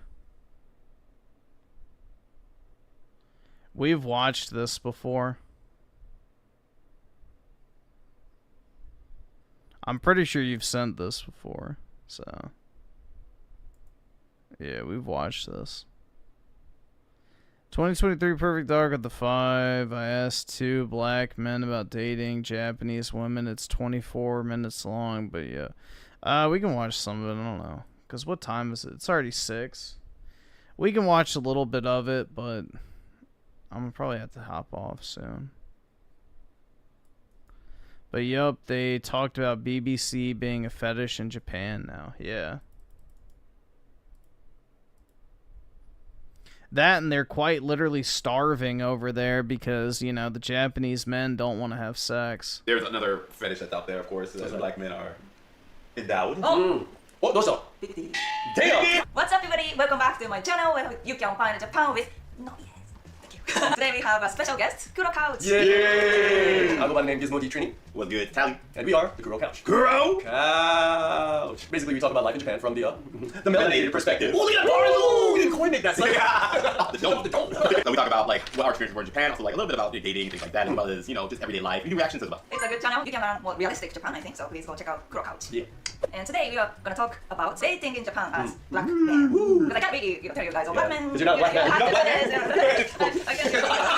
I want to, hear your perspective. Alright. But this is more casual question, but how do you enjoy dating in Japan? I think I think dating in Japan has been a very unique experience, to say the least. For the most part, I've quite enjoyed dating in Japan. There are things that I like about Japanese women, where I say, for example, they're a little bit more maybe go with the flow and kind of like let you take the steering wheel in a sense. But things I miss about Western women are they're more direct. So it's a bit of both words. But having been here for 14 years now, but yeah, it's been really good. I've met some great women that are a lot different than what I I thought the Japanese woman traditionally is. And yeah, I met good women, I met bad women. I've just been enjoying myself for the years that I've been here in Japan. Cool. How about you? Oh, well. I just dating in general, just to put it across the board. I actually have more fun dating Western women than I did dating Japanese women. I'll say this because Western women were more adventurous. Yeah, I was just thinking that, like, more spontaneous. Yeah, they do hold men more accountable, but I think that's actually like they challenge their partners more, like being romantic more. Like, and I think in some ways I do appreciate that. Like, instead of just they miss their BBWs, bro. They want their domineering big black woman to scream and punch them. Like, hey, let's go to McDonald's. Okay. But like, if you tell that to a Western woman, she's like, what? Yeah. who do you think I am? But, man, what the fuck you say to me? Shit. Cool. As long as, like, you drive her there, like, plus points. You open the door for that, that's plus points. Yeah. But it's kind of like playing the game on easy mode sometimes, I feel like. And that little bit extra challenge is a little bit more fun. But at the same time, like, in the place where I am now in my life, like, I don't really want to have to put, like, all that effort into dating. We have to go to a new place. All the extras. Yeah, all the extras. Like, going above and beyond, my old boyfriend did this and this. You have to think, I have to do more than him. Yeah. So that's the point where I just kind of want to relax a little bit more, have a little bit more, just chill. But when I was younger, I did enjoy dating. Interesting. Well, I guess I should make some notes then. That's why Japanese men abstain from sex. They don't have BBWs. Bro, if anything, having BBWs around makes me want to abstain from sex. Maybe I wouldn't be single if most women weren't fat. If 90% of women, like over in Japan, were actually a normal size, maybe I wouldn't be single. Who knows? But with all these nasty-ass, tatted-up beluga whales walking around everywhere, it's pretty easy to not want to even bother. So I have many Western audience, including black men, and many people ask me, where can they meet Japanese women? Like, how do you guys? Everywhere. We're in Japan. To be honest, of course, there are Japanese women everywhere. You see them everywhere, but you can't really approach people on the streets or like in a supermarket or in a cafe, just like, hey, I'm Bob from accounting. No, you can't do that. So what you do is, well, I see a lot of black men do is they go to the clubs. Yeah. Right? There's a couple reasons I think for that. There's kind of this thing where Western men are Caucasian, from the less melanated variety. So in a lot of situations, when Japanese women say they want to date foreign men, they're really saying I want to date Caucasian men, right? Well, we talked about it in your video. Yeah. That's the influence we kind of get from the Western content. We get it from advertisement, Western content, Disney, all these things, right? But anyway, going to the hip hop clubs, things like that, those women tend to have more of a it's because I live in, dude. If anything, this area has a disproportionately large number of in-shape women compared to the rest of the country. I hate to break it to you. Because the area I live in is a very young area. So most people in my immediate area are not above the age of 35. So most of the women I see are, usually normal sized the younger they are. The problem is if you go anywhere outside of the immediate area of which I live, then I don't know. There's not like actual colleges, but there's like satellite colleges, if that makes sense. Like there's schools that have like their satellite campuses, but no, it's just because the area like outside of DC is, a very young area. It's where people go right after graduating from college to go work. Already. So it's easier for, I think, black men to find their niche in these kind of situations. I have met a lot of women in the club, and I've also met a lot of women at like your foreigner bar, like your pub, and stuff like that. But I would say be cautious in those scenarios because it really depends what you're looking for. You could quite possibly find a lasting relationship out of those places, but it's highly unlikely because because club, I think the girls that you meet in the club kind of have a superficial image of black people, and even though we're black. I've met people that question my blackness because I don't dress traditionally hip hop, like Japanese dudes with fronts in their mouth look at me crazy. I don't have grills and Jordans on. It's like, bro, if I'm looking for a serious relationship with a Japanese person, the best place to find someone is, first of all, you gotta get your Japanese level up, or at least engage with someone who has a similar hobby as you, and that will break the barrier, and perhaps they'd be interested in getting to know more about you at that point, as opposed to going to the club and she's like, oh, do you play basketball? Oh, you must be a rapper. DJ! Yeah! Sick! Legs of canyons! You run fast or something, but Maybe club and places like that are good for practicing. Approaching women. Talk to women. I think that's how we learn, I think, how to at least have a conversation in the beginning. Like, hey! What's your name? Name wa nani desu ka? Onamae! This is the same Japanese talk nowadays. Those those are great tips for those who are living in Japan, but I'm guessing a lot of you guys are still living outside Japan, and as Gizmo told you, you need to level up Japanese when it comes to approaching women in real life. If you are not ready for that, I still recommend online solutions such as dating apps. There is less language barrier and you don't need to live in Japan. And if you want to learn how to attract Japanese women online, I recommend reading my ebook, Dating Apps and Cultural Gaps. Do you think being a black man is a disadvantage when it comes to dating in Japan? I get that a lot. In general, I don't think so. I know we complain a lot about like how Western men are advertised or shown in Japan. Like you drive down the street, you see a advertisement for a dental clinic, and it's a blonde-haired or blue-eyed Caucasian man. But I would say recently I've been seeing more. Yeah, I've seen a little bit more. Advertisements. But generally, if women are open to foreigners and they give me a chance to talk to them, right? I don't feel like I lose because of my thing. Maybe I lose because I don't speak Japanese well enough, or they're just not interested in my personality, or something like that. But in general, I don't think like they're like, no, I actually was interested in that Caucasian guy over there, right? Japanese people are just like any other people. Like they look at the whole package, right? Yeah. So it's not just physical. It's also going to be like personality. Do we match? Do we have things to talk about? Things like that. Yeah, in general, I feel like I've never actually been at a disadvantage. To be honest with you, I've never felt like I've been at a disadvantage. I do feel that maybe like white people are like the highest preference, but it really depends on where you meet the person and what that person's looking for. Because I've met Japanese women that are not interested in foreigners at all. Yeah. I've met Japanese women that are interested in Caucasians, and just interested in black people. I've just met people that are just interested in like good people. Oh, you're a funny guy. Oh, I never really talked to a foreigner. You're cool. Like, hey, well, let's get a drink together. Okay, sure. And like things have opened up from that. So to say that like I'm down bad because of my blackness in Japan, I wouldn't say that's the case necessarily. Not at all. Yeah, but I do think that Japanese people, when they have a perception or an idea of what a foreigner person is, it's usually what's his name? Titanic. Leonardo DiCaprio. Like, so many girls will like be like, yo, if I'm dating a foreigner, I'll be like, yo, Leonardo DiCaprio. Brad Pitt. But I would say like, okay. All right, yeah, we're good.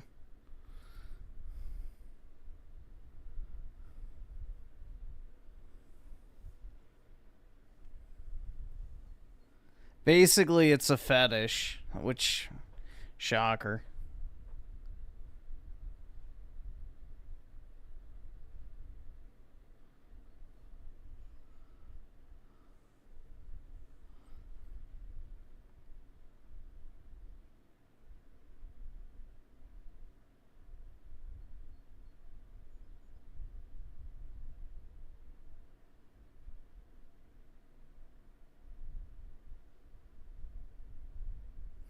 What time? Oh, it's 6:10. I probably should go ahead and hop off, guys. I do gotta go to the gym and shit, so I gotta go take the dog out and then get ready to go. So have a great Tuesday, everybody. Appreciate y'all hanging out, even through the torture of Mario Kart. But yeah, I'll talk to everybody later. Peace out, guys.